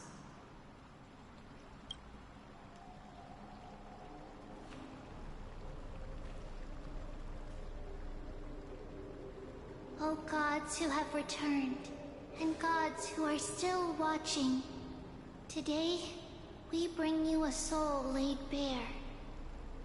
The Hand of Shadow, Thanatos, remembered their name from the past. From daylight they came, and to their fragrant dwelling they return, to walk now among your ranks. And there was one who joined hands with the Titan, a traveler risen from the dead and reborn among mortal kind. He is the everlasting night, and shall now proclaim in his good name, O Majesty of the 12 Titans, pillars of the world. We seek your divinity to mend the rifts of the world. Fill our bodies with blood of gold till we wither in willing service to the prophecy. Step forward, trailblazer from beyond the sky, and together with us, surrender the core flame and carve their star into the sky. I never thought the Death Core Flame would be here so soon.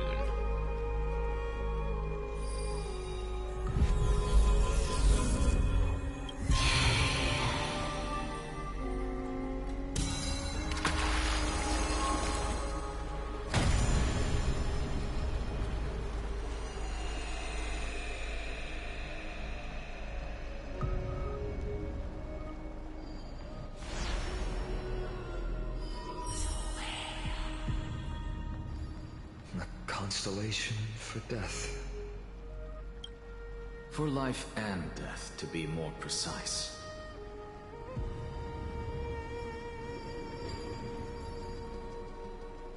Look, it's... Castorice!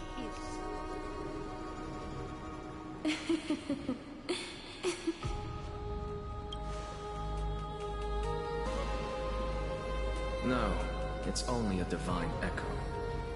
I think she's here for the trial.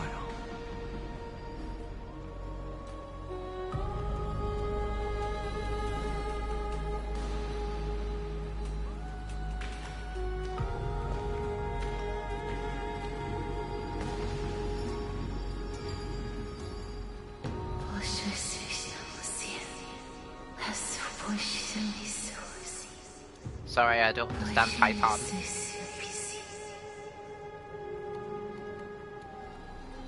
What did you say?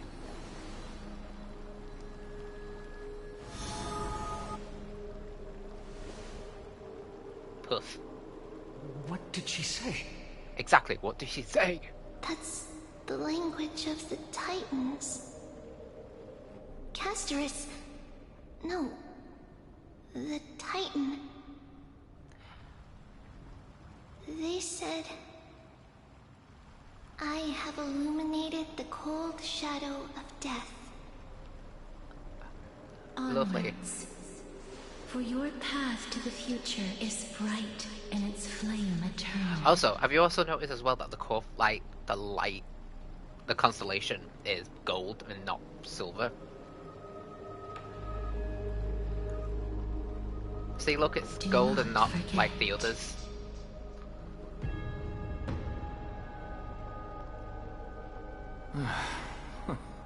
She made quite a scene. I suppose it's my turn now. Maybe that is a... I won't stop you. I'll say one of the Professor, core, like the proper core flames. Not like the others, but like one of the, you know... So, let's get this execution over with. S-class tier core flames. 5-star core flame. Never change, do you, Professor? 5-star core flame. If your theory is correct, you'll lose. The rest are all 4 memories stars. of your past life once you become a Titan. So what's the point of becoming a god? Of course, there's a point. I'm so funny. Even if I forget who I am, That so bad. I'll still have my brilliant mind. It goes without saying, I'll find a way to retrieve memories of my past life.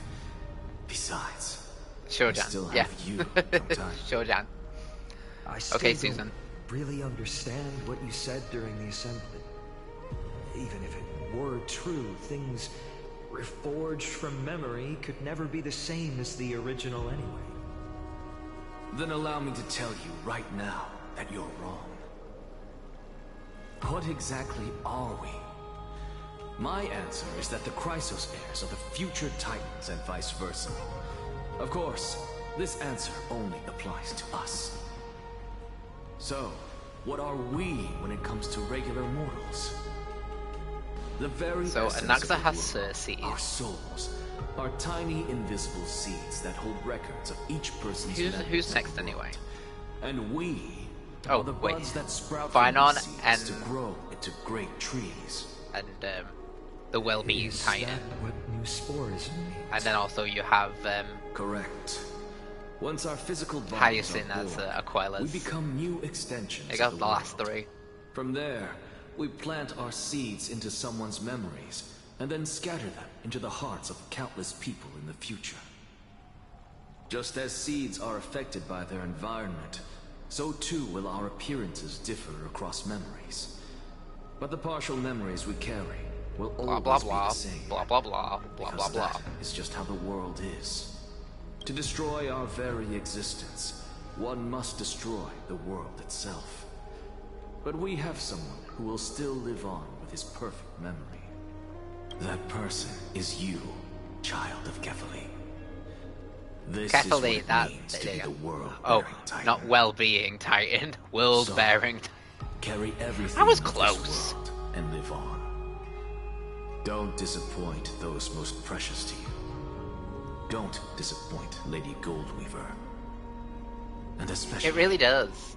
don't bring dishonor. I also to my need the theory. bathroom as well. I'm almost done. Final Fantasy awaits. I know. I swear to you, I'll lead everyone to our reunion in the new world. Good. That is all I have to say. Farewell, everyone. May we meet again in the next life. Where are you going? Farewell, great performer. May Cersei's safeguard your thoughts.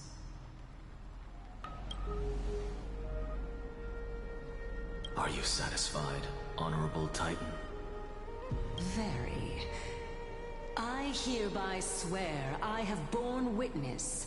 Anaxagoras of the New Sporists and the Grove of Epiphany has successfully overcome the trial of reason.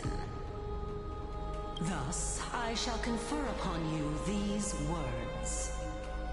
You shall transcend the peaks of purity and return to corruption and hardship. Oh, so that's a god's prophecy. It sounds like you just rephrased my past, present, and future. Ah, Circes. Is that all you've got? Well, you've already transcended the peaks of purity, and you were never the type to give me any leeway. That is true.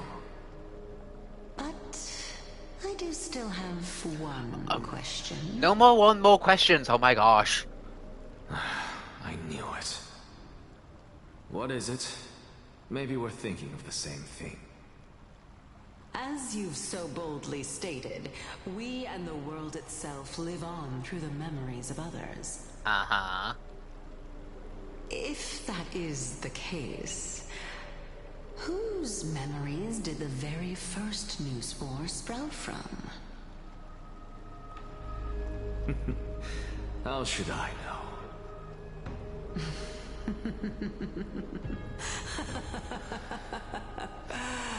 Oh my.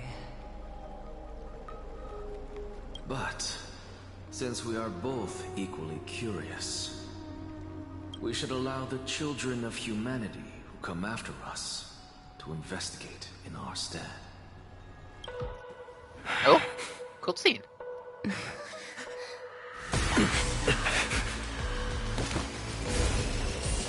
Rejoice, Circes. I sow the seeds of suspicion in the new world with your soul! And now, the objective is complete. That is all.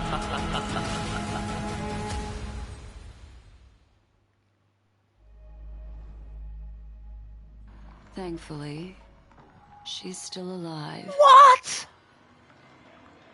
Was March 7th also in this condition when she was first rescued by the Express?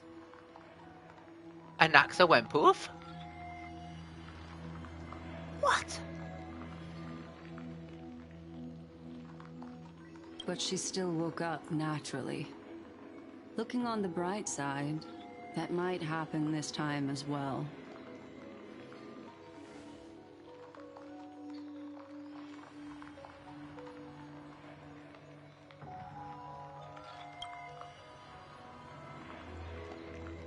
I do not have conclusive evidence, but judging by her current condition, perhaps March 7th's memories have been hijacked. By Mem. Think about it, Miss Himiko. What will happen when someone loses their ability to remember?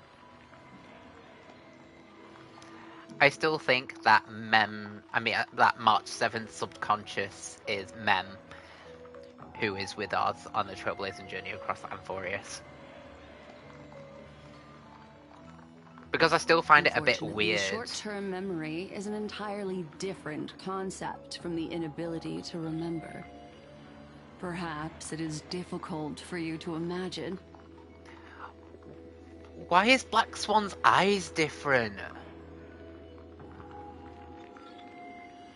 But an individual who has lost their ability to remember turns into nothingness. The belief of the Garden is that everything in this universe can be interpreted through I swear her memories. eyes are different. They're more kawaii This than is usual. the driving force behind the continuance of this path.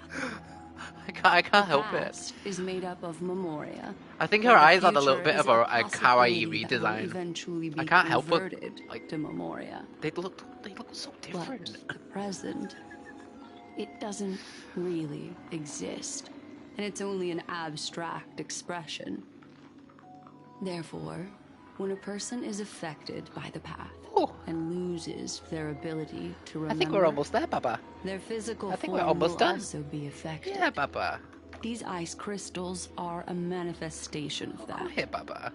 Hello. Did we have a wonderful nap again? Did we have a wonderful nap? Oh, I know. We'll go outside and have a bit of a play. Get you all tired out again. Yeah. Not now, though. Not now. Is Miss Himiko suspicious? Ooh, that was a yawn. Ooh. Merely speculating. In other words, now is the time for me to prove my innocence. That's not a problem, of course.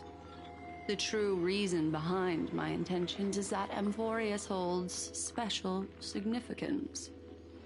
For some memo keepers of the garden with extremist views, it is a perfect example.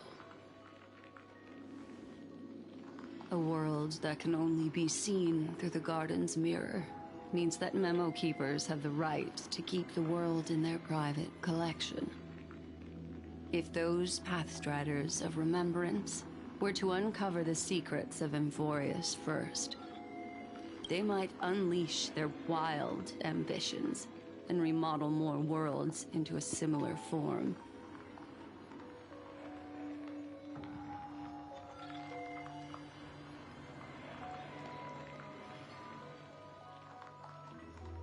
I chose to remain quiet before, because I did not want to involve you in the garden's internal conflicts.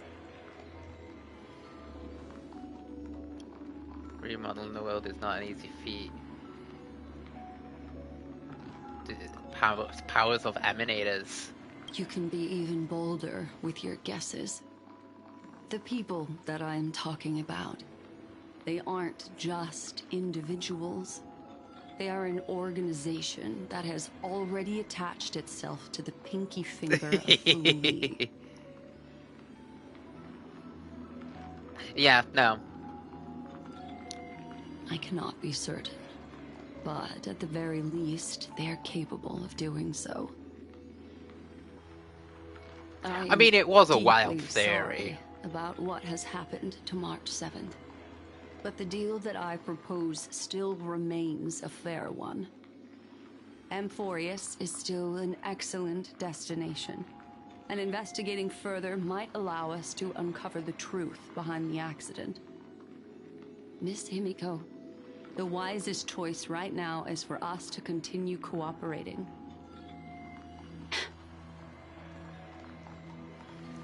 What's wrong? Let me take back a part of what I said just now, Miss Himiko. Although we indeed struck a deal, it seems like I have involved you in some unforeseen danger. Please accept my deepest apologies. Black Swan, what are you not telling us? What has changed? It's Fuli. Their gaze has just swept across Amphoreus. Bum bum bum. Oh, how interesting. I never expected a mere memo snatcher to be actually hiding so much inside her head. What's even more interesting is that the word Amphoreus has appeared in her subconscious. This lady seems to be having fun. Is she usually like this? It's hard to explain. What are you two whispering about? Here Has we it go. occurred to you that I can hear everything? Here we go, what? Please pardon me, Madam Herta. Would you mind sharing with us what you've discovered? The ones who need help are the Astral Express. You will have to put up with my methods, even if they are rather unconventional. Let's get back to the topic. By using the fourth mirror, I rummaged through the brain of this memo snatcher and learned a good deal. Not only does this person know of Amphoreus, but there are also many memo keepers who are interested in the place. I searched through her consciousness and found the following terms: The Eternal Land, the Rejected Land, and the private collection of the Garden of Recollection. The Rejected Land. It seems like Miss Black Swan is indeed hiding some things from us. Since I'm not able to find any useful clues from the outside, why don't I personally visit this mysterious Amphoreus? Planning to head to Amphoreus yourself? Yes, but not in the flesh like you all foolishly did. See these Herda mirrors? With them, I can project my data spirit entity to any corner of the cosmos through spatial warps, without even needing to leave my room. But of course, these corners of the cosmos must be within the coverage zone of inter-astral peace communications. After all, this is collaborative technology. I see. You do seem like the more indoor type. Although that star zone is not within the network of the IPC, the Express itself can serve as a signal station. Come, give me the astral chart coordinates. Then, sit back and enjoy the show.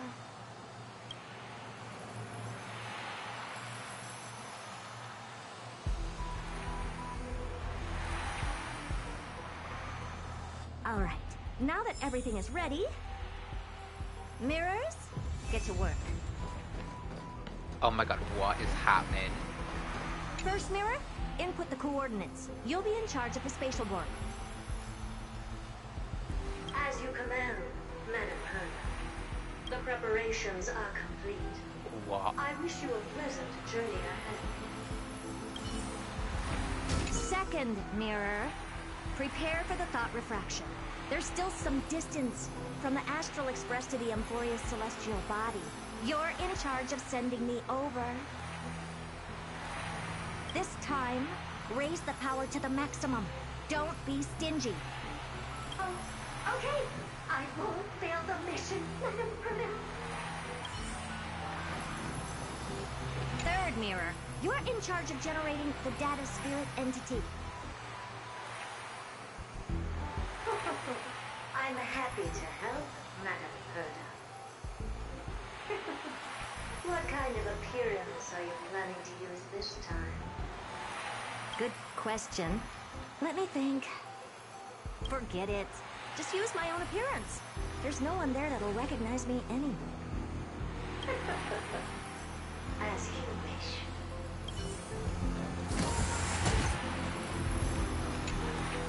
Preparation of the data spirit entity complete. Thought refraction at max power. Excellent. First mirror. Let's get going. Have a safe trip, Madam Herta. May your journey yield good results. Coordinates input complete. Preparing to activate spatial warp. Destination, unknown celestial body. Amphoreus. Spatial warp countdown. 5, 4, 3, 2, 1. Warp activated. Oh! So that's Amphoreus? Its appearance is, well, sure is unique. Second mirror. Prepare for thought refraction. It's time to send me in. Alright! Please read the safety protocols carefully. Can't you hurry up? Yes, ma'am.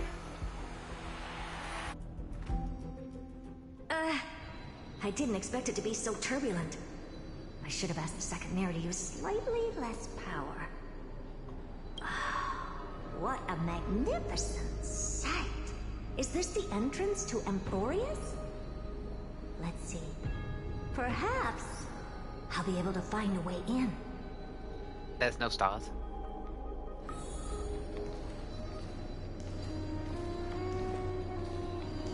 What's this? A statue? It's ugly. I don't like it. Oh, I finally found your traces. How esteemed must you be for the great Herda to come out personally? When we return, get ready to become free labor for the simulated universe for the rest of your lives.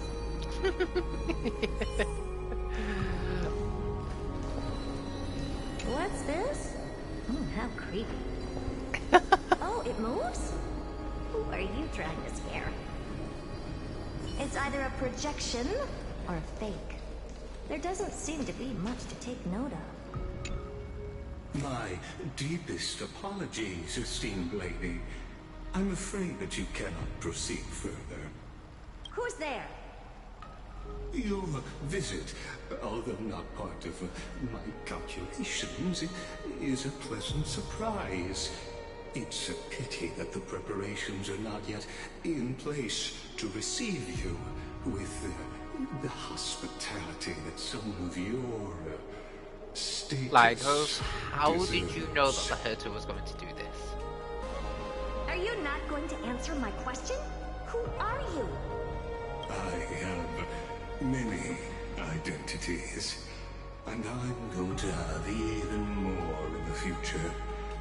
But if you just need a form of address, you can use my common alias. Lycurgus. Lygus. All right, Lygus. But you can't possibly think that I'm just asking for a name, can you? Regrettably, I do not have the authority to share more information. However, standards are always flexible. While not violating the ultimate agreement, I'm able to disclose this piece of information. As you thought, this is the entrance to Amphoreus. Now, please, kindly turn back. Amphoreus is not a world that you should be involved with, regardless of what kind of magnificent achievements you have accomplished. This place will not open its doors so easily. You seem to understand me very well. Then you should know that I have no reason to listen to you.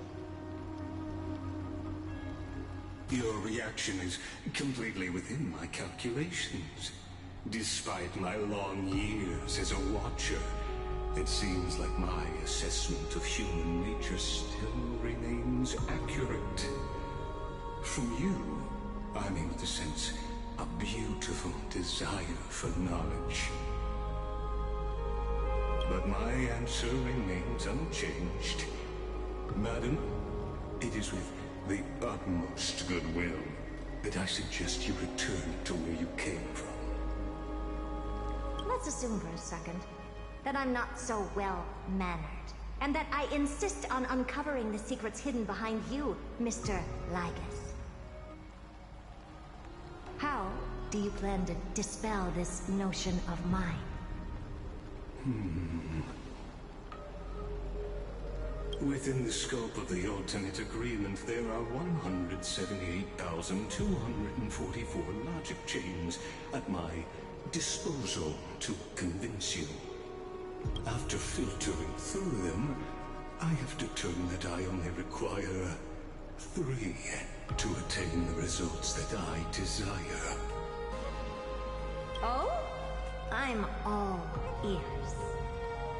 First, for reasons that cannot be disclosed, Amphoreus is a completely isolated celestial body. Apart from me, no one else will be able to help you enter. That's not a good argument. Second, if your plan is, as you've alluded to previously, to force me into cooperating by showing hostility, do know that, just like you, I have basked in the gaze of the erudition. I stake my honor and assure you that, in the worst case scenario, our mutual destruction will be inevitable. Oh? No wonder I couldn't find a back door. when I did a scan of our surroundings, the safety protocols on you are comparable to Screwy's. How interesting. I assume that you still wish to hear the third Yes, logic please. chain. Give me that third logic chain. Of course. Why wouldn't I? Third, even if you exhaust all your means and find a way to break through, you will surely give up once you understand the consequences of your actions. After all, throughout your long life, as much as you'd hate to admit, your conscience has played a crucial role. How crucial? What a brazen robot. You think that you can actually understand Daisy. me through your paltry calculations? Daisy, what Let's we do it doing? that way. Where did Why that don't go? you tell me what these consequences will be? It concerns the third path that is entangled with Amphoreus. Where did that even That go? you and your friends still very much lack understanding of. Hey, where did that go? The destruction. Oh. So, if you ignore my warnings and persist in your ways, you will break the shackles of a Lord Ravager. What? And when that happens, their fury will engulf the cosmos. Are we talking about Fantilia again? Oh, come on.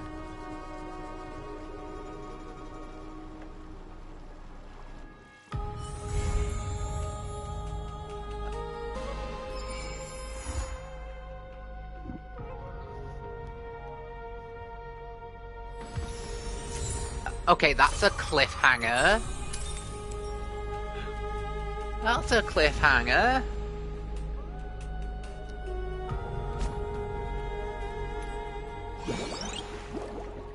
Yeah. Okay, cool. I can do that now. Nope, the actual Aeon of Nanook. The actual Aeon of Nanook.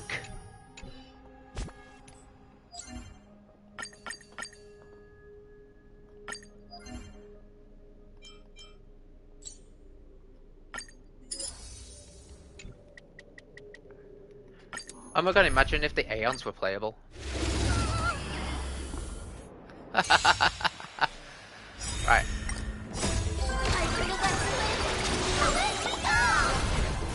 Let me just finish up the rest of my dailies, and then let me sort her out. Yes, I know. We need to sort everything out, don't we? We need to finish up where we were. We need you to sort yourself out. I need a number one. Oh, look at you, Wiggles. Oh, wiggle.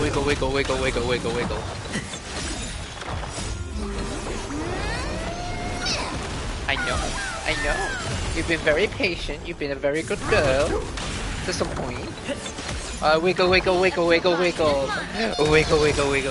Who's a happy doggo?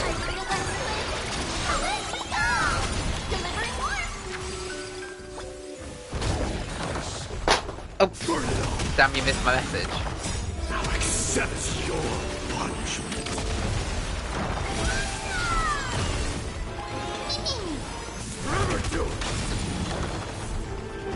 He is the third path entangled with Amphoreus.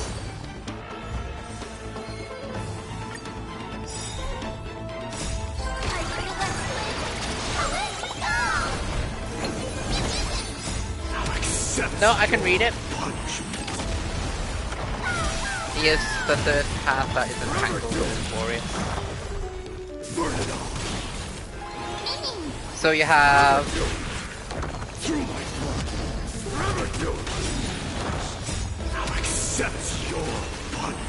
So you have Fuli, Nanook, and Time to cleanse the Destruction, everything in this world. Remembrance, It's bleeding. And what else?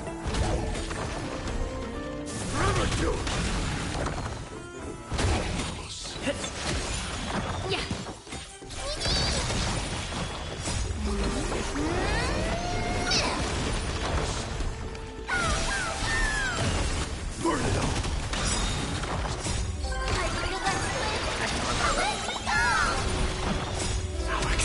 Oh, that was interesting.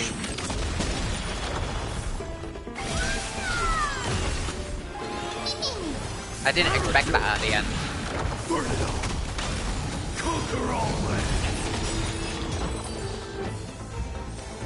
And one more. That should be 120.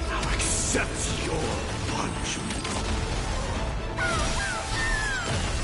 Erudition. Okay, there we go. Erudition, remembrance, and destruction. I am struck. Stop being noisy.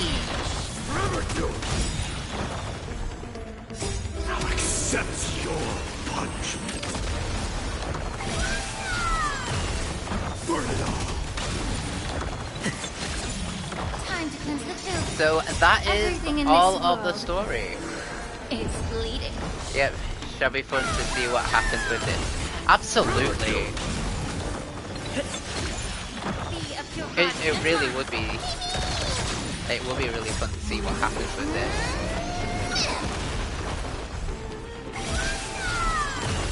Burn it off.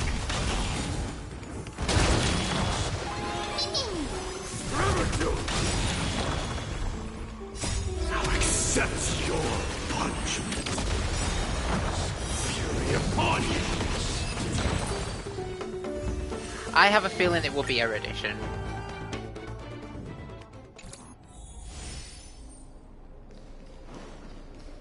That's my guess. It will be Erudition.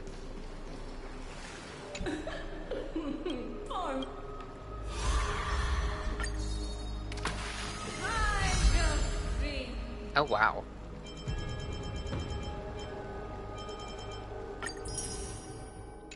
Lovely. Right, there's all that done. I hate it when that happens. Right, there's all that done. Anything else? I got this. Oh, lovely rewards.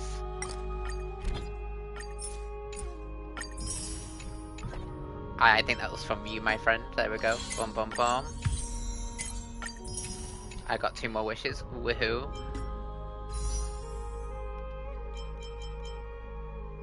Okay. Let's just get rid of these 6.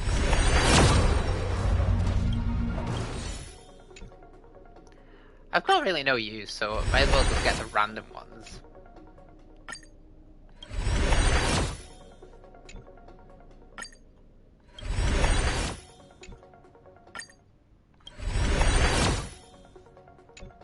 And one more. Lovely. Cool, nothing. So, okay, so here we go. I have 30, in fact less.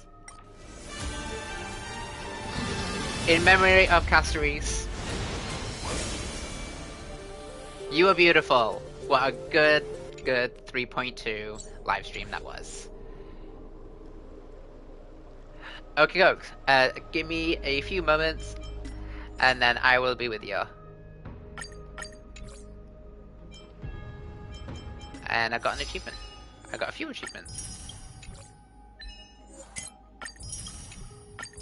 Okay, I will see you in a bit. While we collect all the achievements. Here we go. Cool.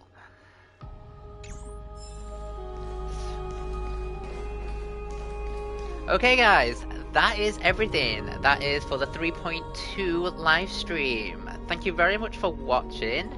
I know Mr. Sassy has. He's been in and out, but no, he's made it to the end. He's watched the majority of it all, so I thank you, my dude.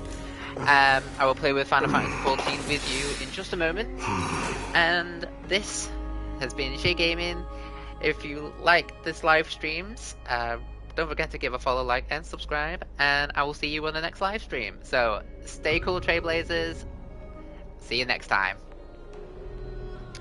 Yeah, we're going now. Yeah, we're gonna go. We're gonna go. You wanna say bye-bye? You wanna say bye-bye? Come on. You wanna say bye-bye? Oh, Daisy also wishes you bye-bye as well. I know, I know. Say bye-bye to everybody, Daisy. Bye-bye. No kisses. I don't want kisses. I don't want kisses.